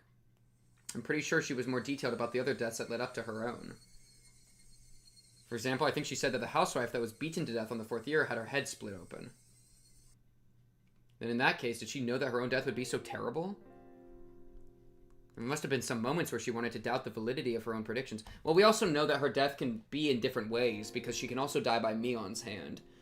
So, she might have just had a vague sense of her own death, because that was more up to interpretation. But as people died exactly as prophesied as the years passed, that prophecy would only come closer to fruition. And then facing the final year, unable to struggle against her own destiny, her all too young life was snuffed out. And in such a cruel way. Knowing that her days were numbered and unable to fight the tide of events heralding her end, my heart ached at her helplessness. Are you guys so ready to, like, go to, like, a slice of life section after this? Like, let's go have another chili cook-off. It's not like this entire village is gonna die within, like, a month. No, the disaster, the great Hinamizawa disaster is not coming. We'll be fine. この死に方ですが、どうも単なる猟奇趣味ってわけじゃないみたい That で shit was す。 ritualistic. と言いますのはですね、We've already marked that bingo slot off. Enough for side quest. I don't think I've said that before. Clip it. I don't believe you. You're gaslighting me. I'm killing you now. Oh my goodness, he's telling us about the demon lore. Please, no! I don't want to hear it again! そんな話も聞きましたっけ？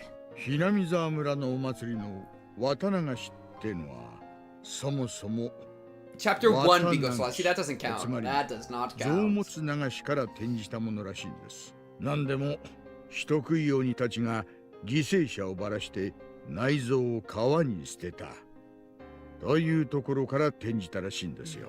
つまりひなみ沢村においては内臓を引きずり出すことに宗教的な意味があったと。で、ひなみ沢村の昔話によるとですね、人食い鬼と人間が仲良く暮らすための調停者として親代様という神様が降臨している。 Unless the disaster cannot happen, which sounds like with Chapter 2, maybe there's worlds where it doesn't happen. But like, Rika-chan's gonna get murdered. It sounds like that's really hard to avoid, if not impossible. And then the disaster's gonna happen, probably. So it's like, what do we even do that's different? I feel like we've hit like our dead end, you know? So something has to like change. Yeah, and this is what I was saying earlier, where like Yashiro-sama being gone, aka Rika being dead, means that the humans and the man-eating demons can't live together peacefully, and so the demons from the Onigafuchi swamp come out, they're the gas, and kills everybody, right? 確かフルでリカは Okay, well they're spoon feeding me the theory I just came up with. That's cheating. I don't need your help. Let me make my theme, man. Like make my theme, man. They won't even let me make conjecture, bro. They're stealing my conjecture. 信仰への冒涜。それはつまり Well, they didn't get that last part, 親代様への冒涜ということですね。あとは赤坂さんも知っての通りです。親代様のたたりが起こるのはその晩のこと。Maybe it's just the ultimate ひなみ sacrifice, 沢大災害。 The official explanation was that some sort of swamp upstream erupted with toxic volcanic gas, which enveloped the village. 発生した沼は鬼ヶ淵沼と言いまして、ひなみ沢村の旧名鬼ヶ淵村の名前の源となった沼です。村の言い伝えでは、この沼の奥底は地獄につながっているそうで、かつて村にやってきた人食い鬼たちはこの沼から訪れたのだとか。できすぎですね。いやいやいや、 no conjecture. まだまだできすぎてますよ。 Didn't you read the beginning? 村には伝承がありまし There's no て、 point of conjecture. They don't want you to 親代様がお怒りになられると、地獄の釜が開いて正気が溢れ出す。Okay, なんて言うんですよ。村人にとって地獄というのは沼の底のこと。つまりそこから正気が溢れ出して村を襲うということ。そう。つまりフルでリカこと親代様の生まれ変わりが冒涜される殺され方をしたので、親代様がお怒りになってたたりとしてあの大災害を起こしたと。そういう話がまかり通っちゃってるんですよ。あの大災害は人為的なもの。確かに話ができすぎてますからね。親代様のたたりが実在せず、本当の偶発的事故でもないってんなら、そう疑いたくもなりますよね。Wry smile formed on Oishi's face as he listened to my absurd take on things. He wore an expression as though, even if it were absurd, there was a time he had thought the same thing as well. 村の信仰をめぐって狂信的な一派があったと仮定し、 Like the director or 彼らが whatever. 親代様のお怒りがあるような状況を作り出し、大災害を実行してみせた。もちろん私は笑いませんよ。私も一度ならずともそう考えたことはあります。ですが、ひなみ沢村がいかに小さい村とはいえ、人口は1000人以上、それを一夜にして抹殺するなんて、どう考えても現実的じゃないです。The gas eruption was believed to have happened around 2 a.m., several hours before dawn. In that short amount of time, going around and killing all the villagers in a way that made it look like poison gas didn't seem feasible at all. Yeah, it's insane. ガスの発生した沼もまた宗教的な意味がありましたよね。だとしたら沼に何か仕掛けがあって神の裁きをいつでも再現できるような何かがあったとか。自衛隊の発表では沼が発生源だということになってますよね。 Just throw a bomb in 調 there. 査チーム Frick it, と see か what が詳 happens. しく調べた上での発表ですからね。 Wait a second. Keiichi throwing the motorcycle in there is what caused it. Holy shit, Keiichi caused it by throwing the motorcycle in there. Somehow that part of the thing was real. Even so the murder apparently wasn't. Yeah, I get it. And the reason he thought the murder was real was because gas was already in his brain and he was high on gas. そんな仕掛けがあったら It all comes 見つけてると together. 思いますけどね。 My conjecture is ironclad. 沼そのものに仕掛けがあるとは限りませんよ。ほら、聞いたことありませんか？遠くの泉の水が枯れたら村の泉も枯れたなんて昔話。 Drop a Keiichi ring for that 何ですかそれ。 So true. 水源ってのは地下水脈等でつながっていることが多いんです。沼や泉はそれが地上に露出した部分に過ぎま Bro, せん。 tell me about aquifers like this is Dwarf Fortress, bro. つまり赤坂さんが言いたいのは aquifers. I can't 鬼ヶ handle it, 淵 bro. 沼とつながった別の沼か泉があってそれに何らかの仕掛けをすると鬼ヶ淵沼の圧力とか水圧とか Maybe, man. I そう mean, いう these ものが villagers いろい have ろ to be 変わっ like て swamp 毒ガスが technicians. 噴出する仕掛けを大 Alright, 昔 I の don't 村 think 人が anybody 抑え has てい that high た of a degree と of そういう話ですよ swampology. ね。 But I mean, maybe. I wish he left heartily commending the fact that the youngins always have a nice flexible way of thinking. That was the former detective in him. Even though it was a hypothesis that he didn't come up with, he still had the presence of mind to not dismiss it right away. 面白い話です。それが立証できたら日本の犯罪史始まって以来の空前規模の大量殺人ってことになりますよ。ひなみ沢村の封鎖が解除されたらぜひ調べるべきだと思います。大石様、県警にはまだ影響力は？そこそこには柔道部の名誉顧問ですからね。Yeah, I mean, that's a really good 今 point. でも夏の But 合宿 why? で朝食出かけてます。 Me and my fellow villagers building a machine that would kill all of us randomly. Yeah, like, why would they actually do this? Like, for religious reasons? Like, oh, I'm just gonna kill everybody. What kind of actually psychopathic religious belief? And even more than belief, but person that actually would go through with it because of belief. Actually insanity, dude. Like, and the thing is, there probably was intention behind it, you know? At least killing Rika to incur the wrath. I mean, like, but why would you ever do that? ひなみ沢村の封鎖解除がいつになるかわかりませんが、ぜひ調べさせてください。 Like, if you weren't connected to the village and maybe thought they were evil, like you're some, like, I'm an ancient organization of people outside the village that need this village to die. That have, you know, I don't know. I'll just make up a new antagonist. Frick it. 大石さんはこのひなみ沢村連続開始事件、 Yeah, I couldn't be 通 bothered 称お社様のたたりを I got bigger things to worry about. どう捉えていますか？当時の Like 社 my 内は ballroom dancing. 村人の圧力でぎゅうぎゅうでしてね。 Start ballroom 連続 dancing 事 with 件 me, は Oishi? 存在しないというのが当時の公式見解でした。事件は個々で、またそれぞれに解決していると。I know, bro. You tell me this every chapter, respectfully. 村の信仰に基づいた連続事件 That's で what あ I'm ることは saying. 明白なのに。 Yes. Thank you. Thank you, Akasaka. Thank you. Thank you. Thank you. 赤坂さん、そりゃ5年も続いて派手 Sure, な戦後があった bro. 今だから Sure, 言える bro. ことですよ。 Sure, あの bro. 当時は偶然の事件が偶然にも Nope, 渡 that's 辺の stupid and I 日に hate 起 you. こる。That's not how that works. 今年は起きないといいな。 Coincidence? 5 years in a なん row? て感じ Or だ at っ least たんです。 4 years in a row? Come on, man. 偶然なものか。少女は初めから全て予言していた。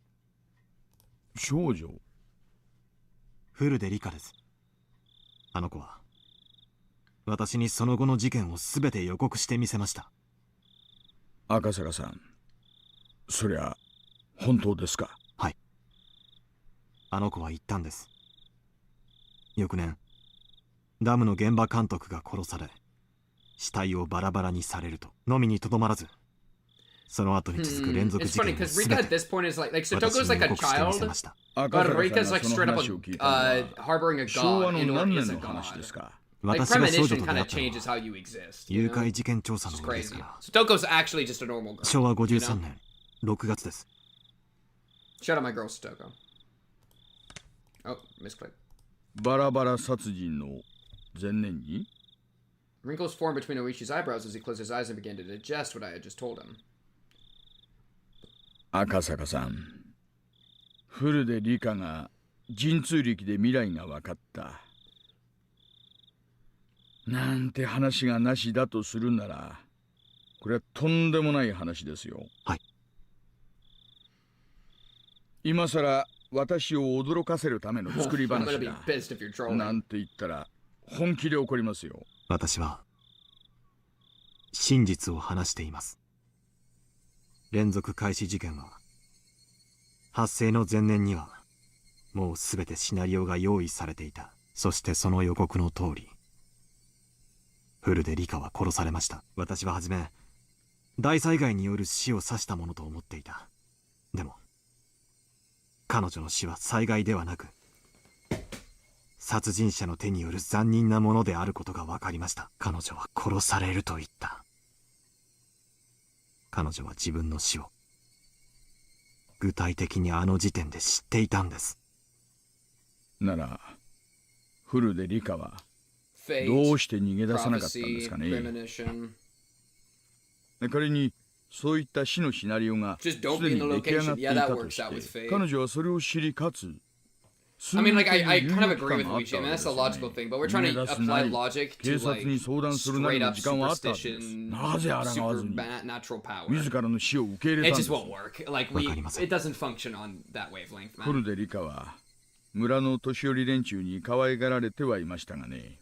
両親を失った後は親類もゼロで身寄りはなく、親しい友人と肩を寄せ合うだけの孤独な生活でしたからね。戦う力も頼れる人間も身近にはいなかったのかもしれません。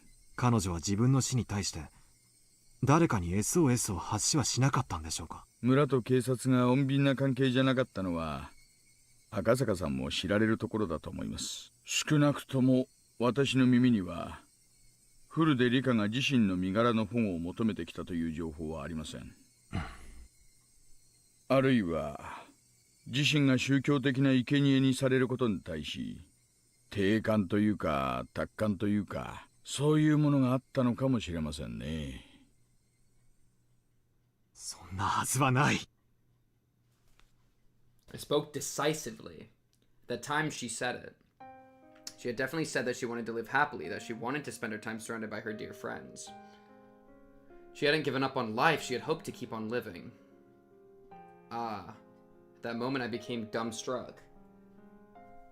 どうしました? Opens our eyes, sees Oishi in this freaking uniform. God damn it. Yeah. I fell into silence. Oishi folded his arms and began murmuring in contemplation again. Eventually, he stood up and headed towards the hallway to find the hostess, yelling that he wanted a pen and paper. When Oishi, noisy even though he was just thinking, left, the room immediately fell into a chilled silence. I stood up. It was then I realized I was drunk enough to be unsteady on my feet. When I slid open the window, a beautiful yet somehow ephemeral moon drifted across the night sky. It was just now that I realized. She hadn't accepted her own death. She wanted to keep on living. She wanted to keep living happily and joyously. She had said that quite clearly to me. But I was a fool. I hadn't been asked explicitly, so I hadn't realized it. She had made it clear as day that she didn't want to die. Wasn't that her cry for help? She didn't say as much that she wanted help. But even given that, it wasn't as though she wasn't looking for salvation. Without any family and unable to trust the police, she instead told somebody without any relation to the village, somebody from a faraway place, me. Help me. She had gone around and cut the phone cords. If I had made that phone call and learned of Yuki's death, I probably would have fallen into despair, and you couldn't have the conversation, yeah? If I was in that state, even if she was looking for help, her cries would have fallen on deaf ears. That's why. Knowing everything, she had cut the phone cords. She wanted even a little time to seek help from me. Oishi, just before now, had lamented that one of the younger officers gotten mixed up in the case, having been erased because he wasn't there. I was feeling the same way. If only. I was there in June of 1983. I could have protected her. Okay. Chapter 5. Akasaka shows up, and he is the missing piece. Cinema. I need Akasaka to show up. Don't let this be a bottle episode, bro. Give me some Akasaka action. Let him come in clutch. Let it be the Akasaka that realized. Now that shit will go hard. Now, in 1983, it would have been 5 years since the kidnapping took place. While raising the only daughter Yuki had left me, putting all my youth and passion into my work, honing my wits and courage, wrestling with difficult cases, nothing like my failings during the kidnapping incident would have occurred. I wouldn't have been slow to react in a one-on-one fight, and by that point, I'd jumped into foreign mafia-run gambling parlors where I'd learned to deal with automatic weapons, let alone handguns. I'd grown so much that in 1983, I couldn't have even been compared to how I was in 1978. He's telling me about how his power scaling is through the roof? That he is, like, Gatling gun the gangsters down.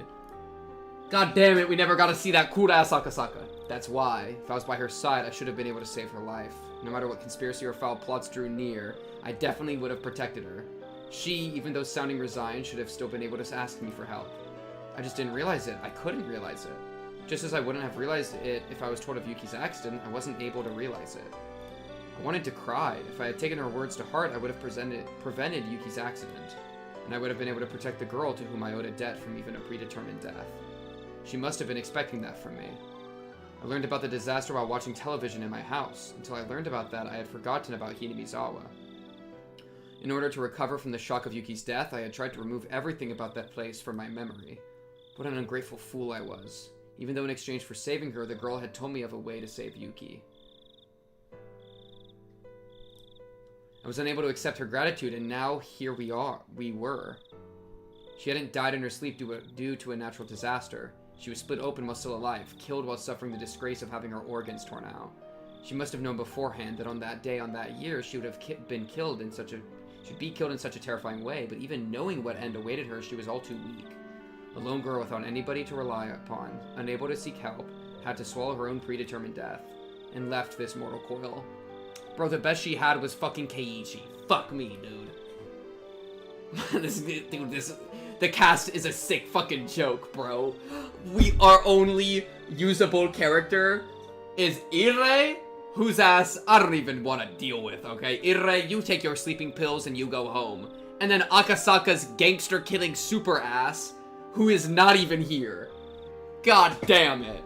She said she wanted to live. She said she just wanted to live happily. That's all she wanted. She couldn't ask for anything extravagant.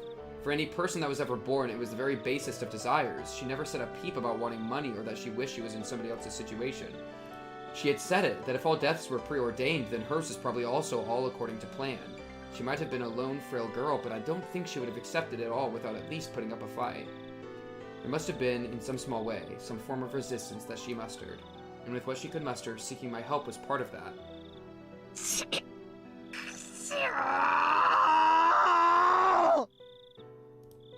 I howled. I stomped the floor. Why did I become a police officer in the first place? How could I call myself an officer if I couldn't save a single girl from the misfortune that was awaiting her?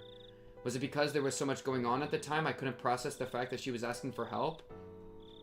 Yeah, that's right, I was still green. If I was in that situation now, I would have definitely been able to help her. But it was already all over. Even if I wanted to settle the regrets she left behind, Hinamizawa, as a dangerous area, was still quarantined. Chat. Hinamizawa was the blue box.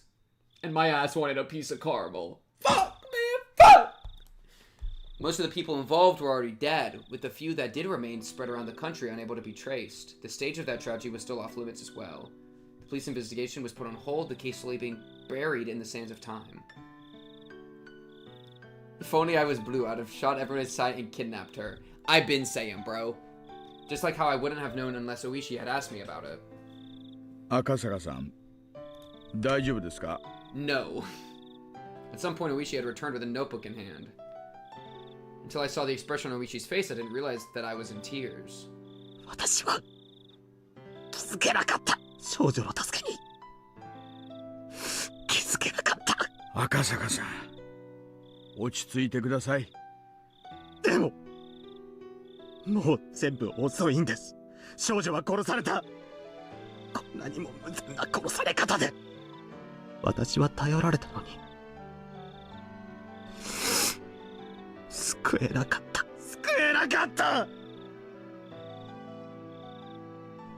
村人と良好な関係を築かなかった私にも責任があるかもしれません。フルでリカが私にそれを打ち明けてくれたなら、私だって救いの手を差し伸べられたかもしれない。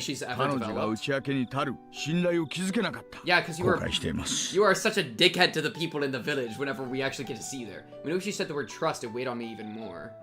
Yes, she had given me her trust. She trusted me. Meaning that she thought I would have been able to ward off the fate of her foreseen death. She believed in that. I cried. I fell to my hands and knees as I began to bawl. Eventually, Oishi spoke quietly. Akasaka-san, 悔しいですか?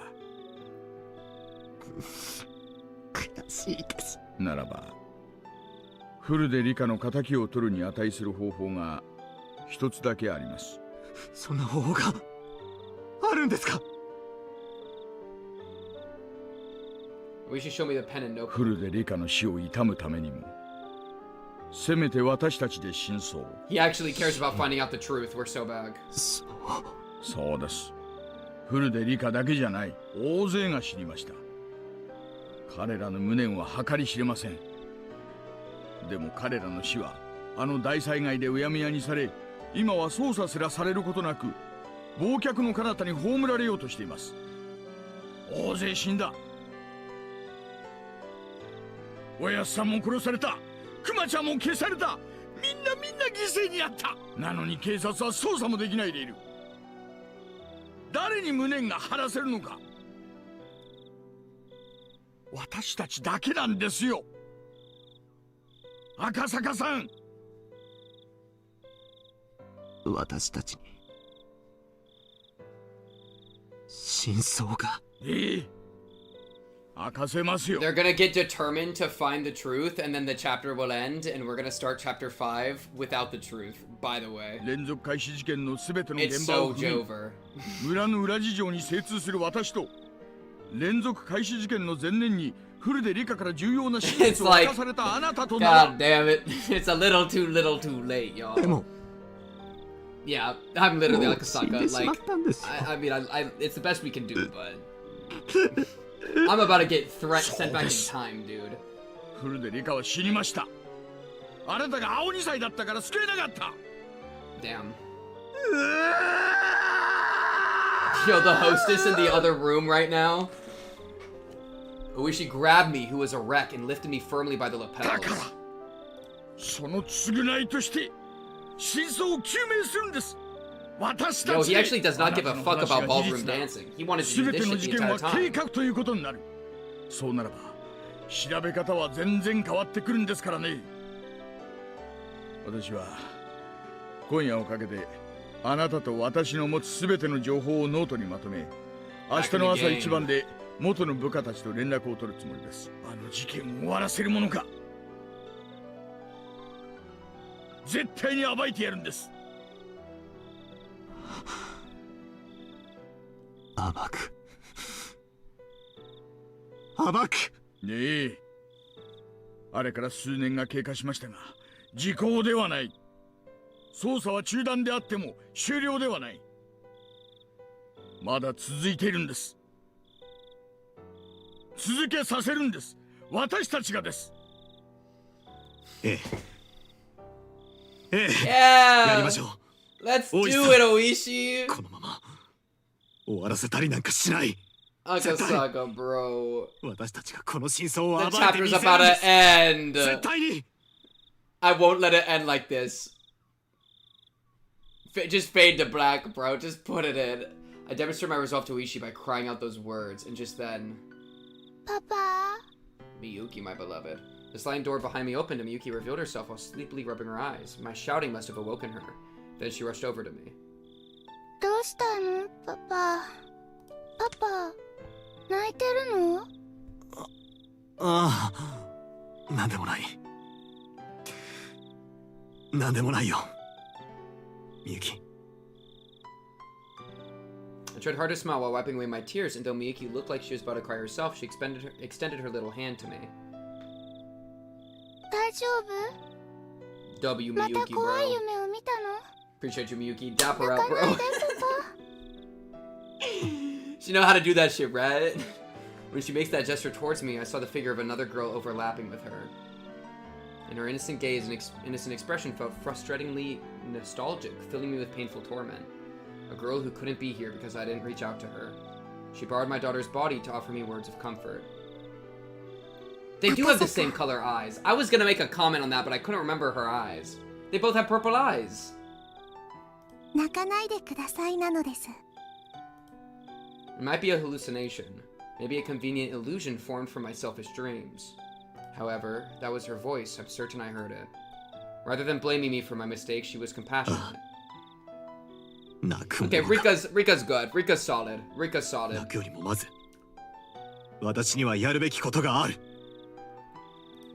It's crazy, dude.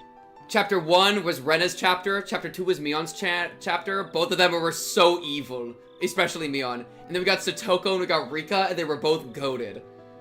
Especially Satoko. I'm still gonna give it to Satoko. But yeah, that's so funny how like the mirror between the three chapters. お前が生まれる前にひなみ沢ってところで天使みたいな女の子に会ったんだ。天使？本当に？ああ。可愛くて優しくてみゆきにも会わせてあげたかったな。Right, that's already an impossible wish. That future is already gone. じゃあみゆき、その子とお友達になりたい。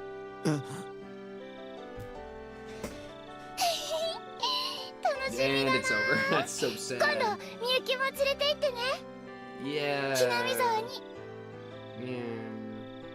Even so, there's still something I can do. ああ。そうだね。いつか一緒に Damn. 会いに行こう。必ず。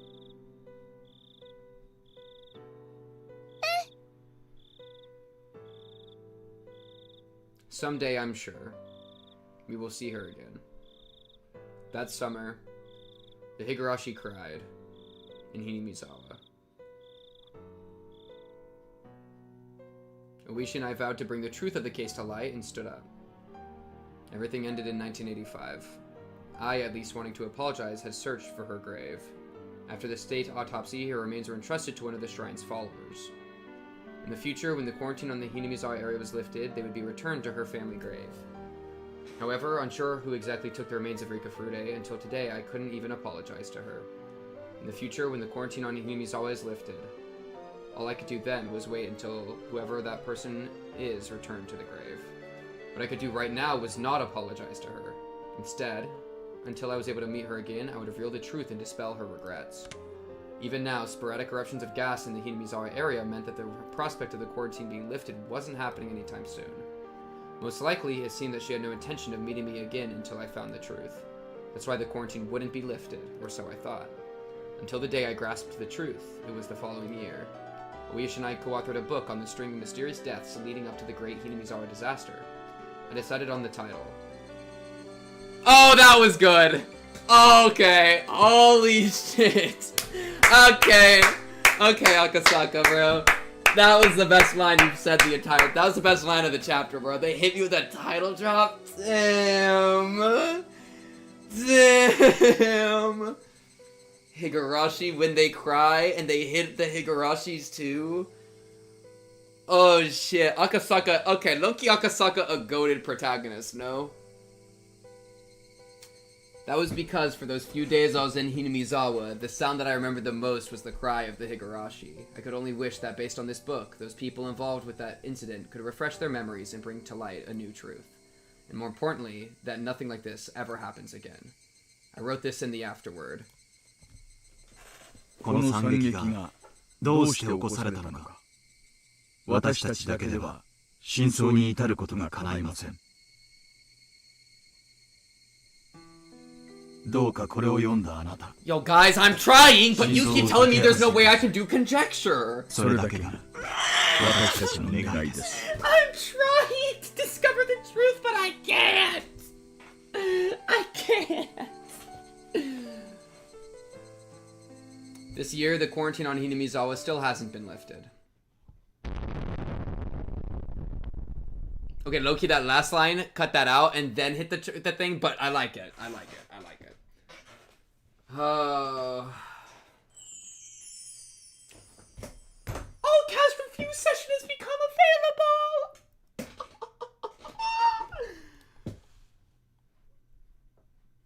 Our only wish. Continued waiting for the quarantine to lift. That was actually a good chapter. I quite liked that chapter. I was really confused without Keiichi at the beginning, but I came around on the chapter for sure. I think as soon as Rika showed up, I became a lot more interested. Yeah. I can't believe the thing is real. The disaster is real. What a sick joke. God damn it, it's all real. Recommends TR now, it's mostly voice. I got a tier list ready. Brother man, I was ready to just do that at the beginning of the next one, bro. It is 3:06 a.m. It has almost been 7 hours. I'm freaking sleepy, man. So I'm gonna just do that next time. Because, dude, the cast reviews take like 20 minutes. Like, low-key. The other ones have kind of taken a while. So I'm gonna just wait for next time on that one. Yeah. That was a good chapter, though. That was a good chapter. I quite like that one. I'd probably say I liked chapter 3 more, I think. Though chapter 3's... But then I might like this one more than 1 and 2. But it's hard to say. No. I save it for next time. I don't know what you're talking about. Save it for next time. Oh, we could do bingo review. Probably, yeah. You can send me the bingo. That's fine. And I could, like, whip out a quick tier list, but I wouldn't do anything, like, actually good. I don't know. I don't know. I'm not... Yeah. Oh, I want to look at the bingo, though. Where's the bingo? Stream chat, maybe? Don't send bingo yet. Tier list first. Bingo should be after tier list. Okay, do you have the tier list thing?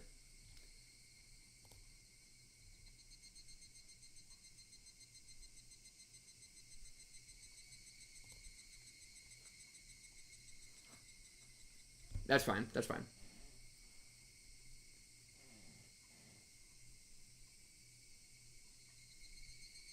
Oh, DMs. Okay, thank you. Alright, chat. We'll leave the Higurashi up in the background, too. Frickin'. Oh my goodness, we're doing the ad thing again. Brother man. Brother man Bill. Why must you do this to me? Holy shit, that's falling apart. Oh my god, wait, okay. Wait. Here we go. Off on this site. I feel like I do this every single time. There we go. Okay. Yeah, I mean, fitting. There's like no characters here, right? So I'll do like, love you, baby.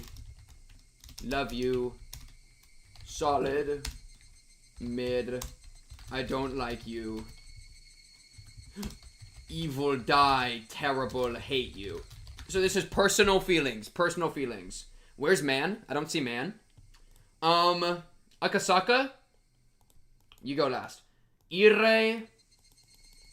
I think it's a little weird Ire didn't tell anyone about the kidnapped kid thing. Like in this chapter, I think he's only solid. I feel like it's weird. Maybe even mid, but I'll say solid because of chapter 3. He didn't tell the police about the kid that was, like, obviously not in a good situation. You know? That kind of is a little crazy to me. So, I don't know. He was only in the chapter a little bit, but I feel like the one important decision he made poorly. But otherwise, he's always been a fine character, so I guess he's in solid, but it's just like, what are you doing, bro? This guy, I don't like the mayor. I feel like he's bald. That's about all I gotta say on the mayor. Like, he just gets his booty, like, spanked by Grandma and Mion, like, constantly. And then otherwise it's just, like, a guy. I don't know. What's up? Who cares about the mayor? Like, the mayor's just, like, there, dude.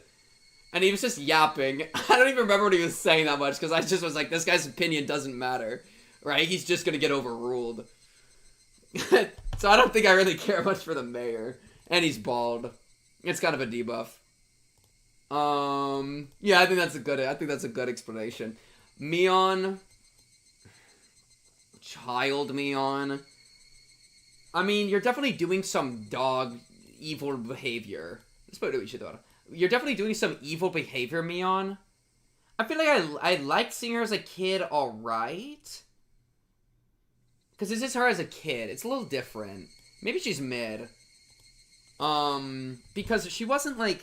She was definitely, I think, making things worse. And I think she's more evil than her and bloodthirsty than her grandma. But also, I did enjoy getting to see her in a more... other role. Maybe it's still I don't like you. I don't know. I mean, the mayor's gotta be...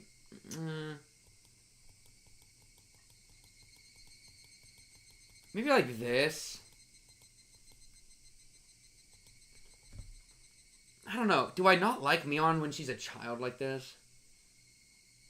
I don't trust her, dude. She's conniving. She's conniving, and it's tough because I know what she turns into.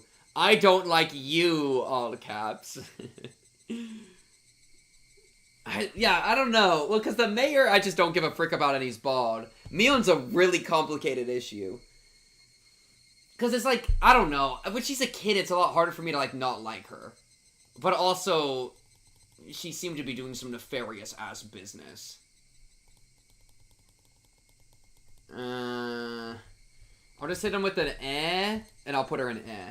Miyuki or whatever, sweet child to the top of the list. The grandma, I think is actually solid. Because she seemed to be, like, not nearly as bloodthirsty as I thought she might be. Is the mayor really worse than fucking Mion? I'll put, okay, let's help the mayor out. Is he really a full tier below Mion? Like, that's kind of crazy now. Okay. Frick you, man. I don't know. She was surprising to me. She was surprisingly, like, not as evil as I thought she would be. And didn't seem to want violence or whatever. I feel like, I'll do this. Yeah. Because her having the kid released, I don't think she wanted necessarily a bunch of people to start dying. I think Mion's the one that, like, started, like, making a lot of the protests really aggressive and stuff. Rika is really tough. Mid-on. So true. Maybe top of solid? I don't know. Mion's weird, or Rika's weird because, like, she doesn't feel like, and this is gonna sound insane, I know, but she doesn't really feel like a child. And that's because she has a clairvoyance, and because, like, especially the notes from her mom make me think that, right? Where she doesn't feel, like, the mom was having trouble parenting her, and she was, like, acting very strangely and learning things she wouldn't necessarily have to know. Which, part of, like, what makes a child is that you have to teach them everything, and there's, like, a certain, like, I think, endearing thing about that. And so for Rika to be, like, straight up, like, a clairvoyant god, which I think is just true at this point, you just gotta take it as true, it makes it so it's, like, she doesn't have, like Sotoko I love, because she feels like a very, like, a well-written child character, and I empathize for a lot with her for that. Rika, whenever she's acting childlike, it now feels like like fake a little bit. It feels like a god acting like a child because that's fun for the god. As opposed to a child stumbling its way through life. Like it changes the lens at which to view her actions, which make it less endearing to me and a little bit more like suspicious or like strange, and unnerving. And then also she was just randomly doing like a little like weird, like calling like him a coward and stuff. That was, like, a little strange and, like, out of nowhere a little bit. But, I don't know. I'll probably just call her solid.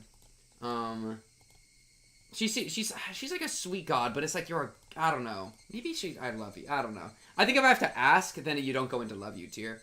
Keiichi Meibara, otherwise known as Akasaka. Just kidding, they're different characters. Akasaka, though. Low-key, Akasaka might be goated. I think Akasaka might make it, dude. I mean, he fumbled the gun arrangement pretty poorly, and he fumbled that one conversation, but otherwise, he was pretty locked in. And, yeah, I don't know. It's nice to have a protagonist that I can side with, you know? Dedicated to helping people, dedicated to the job, dedicated to his family. Yeah, Akasaka was solid the entire time. Do we count it just for this chapter, or do we count it for every chapter? Because if we're doing just this chapter, dude, I mean, I don't know. Like, I think I'm saying if we're just counting this chapter, dude, like, if this was the only chapter I watched, it might even be a this, which is crazy. Right? I mean, I gotta respect what I can respect. He was pretty shitty, but as soon as he stopped being shitty, he was pretty locked in, right? As soon as he locked in, I mean, I appreciate having a comrade. I'll probably put him here. If we have to include his past behavior, then he drops to here. So how clever your takes on Hollow Knight reaction video yours and decide your blind Higurashi playthroughs could be quite fun. So I'm about to binge them at work. Ooh, Mr. Jahani. I hope you enjoy the binge, brother man. That's actually crazy. Also, thank you Anonymous for the gifty sub to Big Blue Archive fan. Appreciate you, Anonymous. Anonymous is my favorite chatter, by the way. I love Anonymous. I never heard the take of third meaning of poem wording about entrance poem of Hollow Knight by myself or anyone else ever. Oh, you're talking about one of the Hollow Knight poems. Very cool. Thank you for the follow too, Mr. Johnny. Appreciate you. Yeah. Also, hello, future Mr. Johnny. After you've done your, as you're binging this, hopefully. Hello, you in the future, by the way. Listen, I'm doing a little bit of a Rika move right now, alright? Let me cook. No, I appreciate the gifted stuff. I already said that, but I appreciate it again. That's very nice of whoever did that. Appreciate you. Yay! Yeah, I feel like Oishi might be here. Where normally he would be, like, in one of these two situations.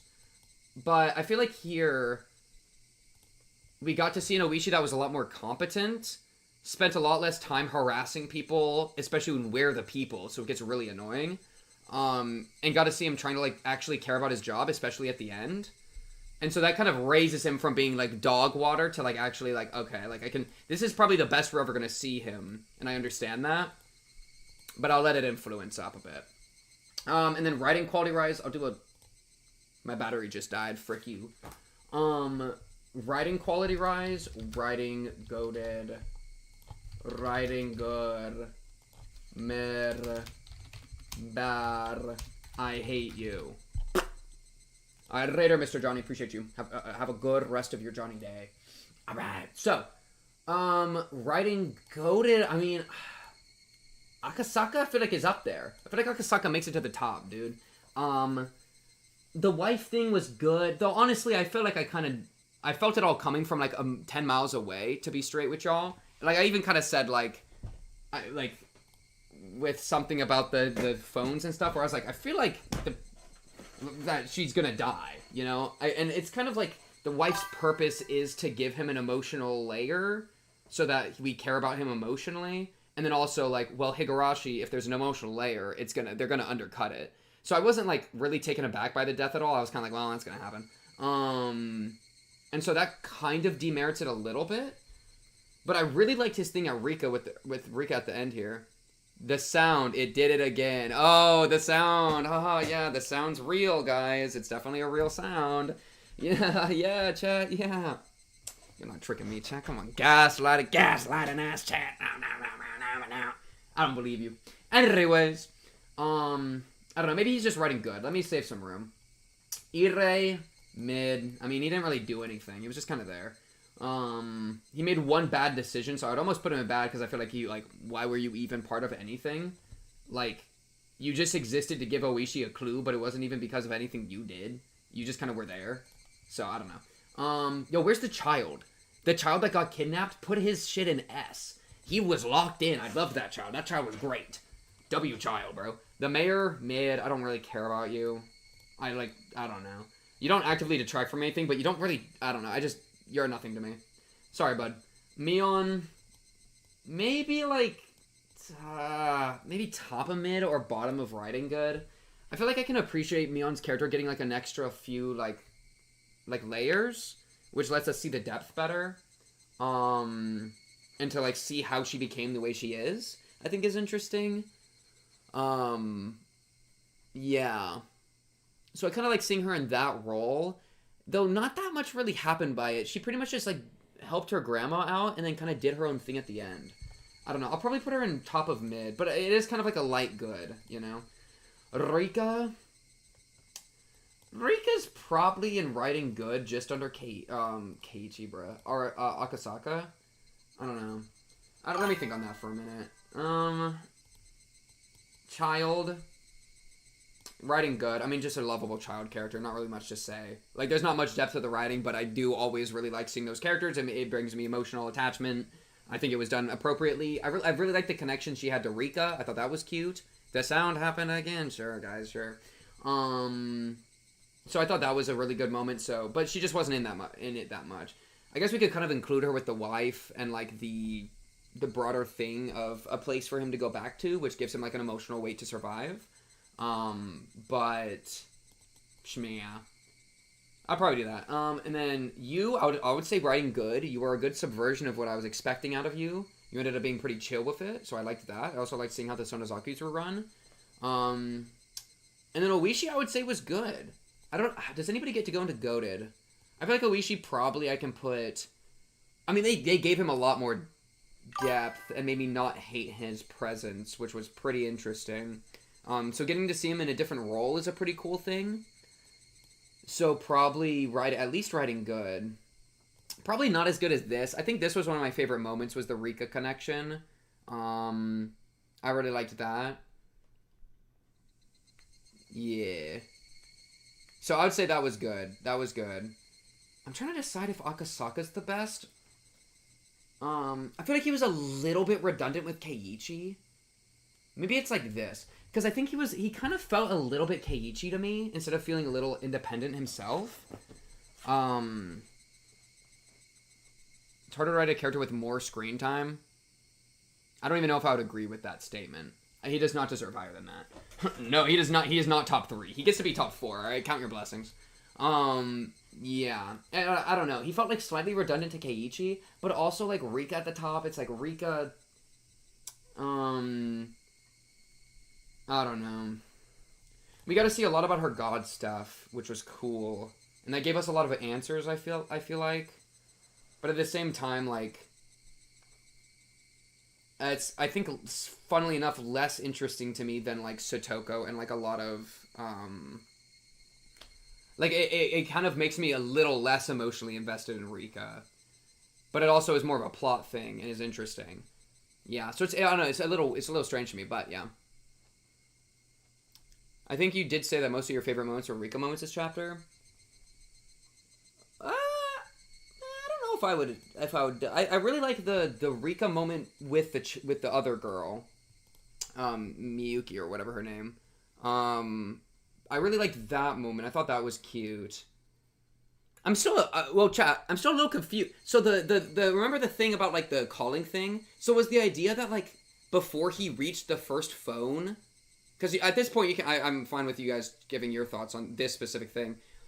Before he reached the first phone, the wife was already dead. That's kind of what I feel like they were trying to say, but I feel like that like doesn't make an exact sense with how it would click with me. Like how, because I feel like the wife was dead before Rika cut the lines. Okay, yeah, that's what I felt like what they were trying to tell me. But why would the wife go up to the roof before the call hours finished? That to me doesn't feel like makes sense with what the wife's decision making. Because I feel like if you're the wife and you go up to the roof when your husband doesn't call you, why would you go up to the roof before the call hours finish? Because then you're not going to be able to get the call. You know? If it was the day before, I feel like they said it was that day, though. That's why I was so confused. Because I thought it was that she died the third day. Was it not the third day? I kind of... Or maybe that's where I got confused, is it was a day before. Because in that case, then sure. Kidnapping was 4th, I think. Okay, yeah, in that case, then I was just the timeline with the days. But yeah, if it was the same day, I kind of thought that it was like... I kind of thought there was an explicit line about, like, it was the same day she died. Or something. And I was looking at that and being like, well, then, low-key, if the lines weren't cut, we could have stopped this. So, but yeah, I guess that's clearly not what they were going for, so I won't worry about it. It just, that felt a little, like, that didn't, like, click for me very well. Just because, like, if it was the same day that she died, that was when the lines were cut, and he was trying to call her, which I think is the most dramatic thing, right? He's trying to call her, he can't call her, and she's about to die, and then if he had managed to call her, it would have worked. That was, like, the most dramatic thing, so that's kind of what I was assuming. But I was just, yeah, if it was that day, then it would have made sense for her to not go up to the roof until the time had passed, and there was still time, but the line was cut, which is why he ran out of time. But, well, I think we have to believe that she was dead before then. Either it was the day prior, or she had just, for some reason, tried to go up to the roof earlier and then fell down the stairs and died. Yeah. But also, like, Rika, Loki on the sleazy, maybe tell me to, like, call, like Rika, with all your omniscience, instead of saying go back to Tokyo, maybe you should say, like, make sure you call Tokyo every day. Because, like, low key, that would have worked. Right? And by low key, I mean high key. But, like, would he have believed it? Maybe not, but, you know, I don't know. Giving somebody a foresight, the ability to see into the future. Maybe she didn't know, though. Maybe she didn't know that she would die, and maybe she only became aware of it when she had died. Wait, let's do that. Let's say that. We just leave it ambiguous and say that she became aware when she died, because she can get information early. That doesn't necessarily mean she has premonition for every event, right? So we can kind of say, like, leave it up to oogity boogity magic and let her come through without having any, like, problems. But I don't know. It's just kind of hard sometimes to, like, think about how things could have been. But something like this is good. I'd maybe do this. I liked Arasaka, all right. He was cool. Or Akasaka, not Ara. Again, magic sound. Sure, chat, sure. But chat, that's going to do it for this one. I got to go piss, but I'm not going to piss during the stream anymore. I'm out of here. You somehow got a 7-hour stream out of me when I was committed to not do a 7-hour stream. But hey, I guess I just... Yeah, chat's like, oh, it's like 4 hours long, but maybe it'll take like 6 hours. It ends up being 7 hours. Bingo. Forgot the bingo. My life's a sick bingo joke. All right, pull it back up. All right, let's see. Higurashi Chapter 4 bingo. Wow, it's only a 3x3. No wonder y'all were getting bingo every 3 seconds, dude. Okay, Pink wants to be a daddy too. That's literally a free space. I love the idea of being a father. Pink mimics Rika by saying the Nipa and Meep combo. I'm not surprised. Yep, you got me there. Pink attempts to open both boxes, and I did, and I locked in. Pink hates Child Neon. I was pretty nice about that, huh? Yeah. What do you mean this is a 6-hour chapter in its entirety? I don't believe you. Pink says that Rika is going to kill Akasaka. Oh yeah, I definitely did say that. Pink is scared of Rika. True. Pink pauses at Oishi grinned as he pounded me. Yeah, it's funny. Pink says he will never play mahjong. Yeah, that's true. That's true. Oishi gets at least A tier. He deserved it. I'll give him. I give it to him. I don't even care. Solid. That's a solid one. Solid bingo. W bingo. W bingo, chat. All right, chat. I'm out of here. I am out of here. Next stream tomorrow. Project Moon. Library of Runa. 6 p.m. CST. Should be fun. I'm gonna go to bed now. The clip, that's a fake clip. It's clearly edited, so it's not worth my time. But we will be back next week for more Higurashi, which should be exciting. Chapter 5, I guess, we'll be jumping into.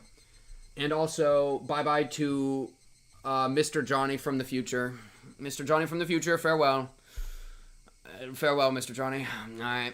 Bye-bye. Good night, everybody. Bye-bye. Bye-bye. Wait, outro music.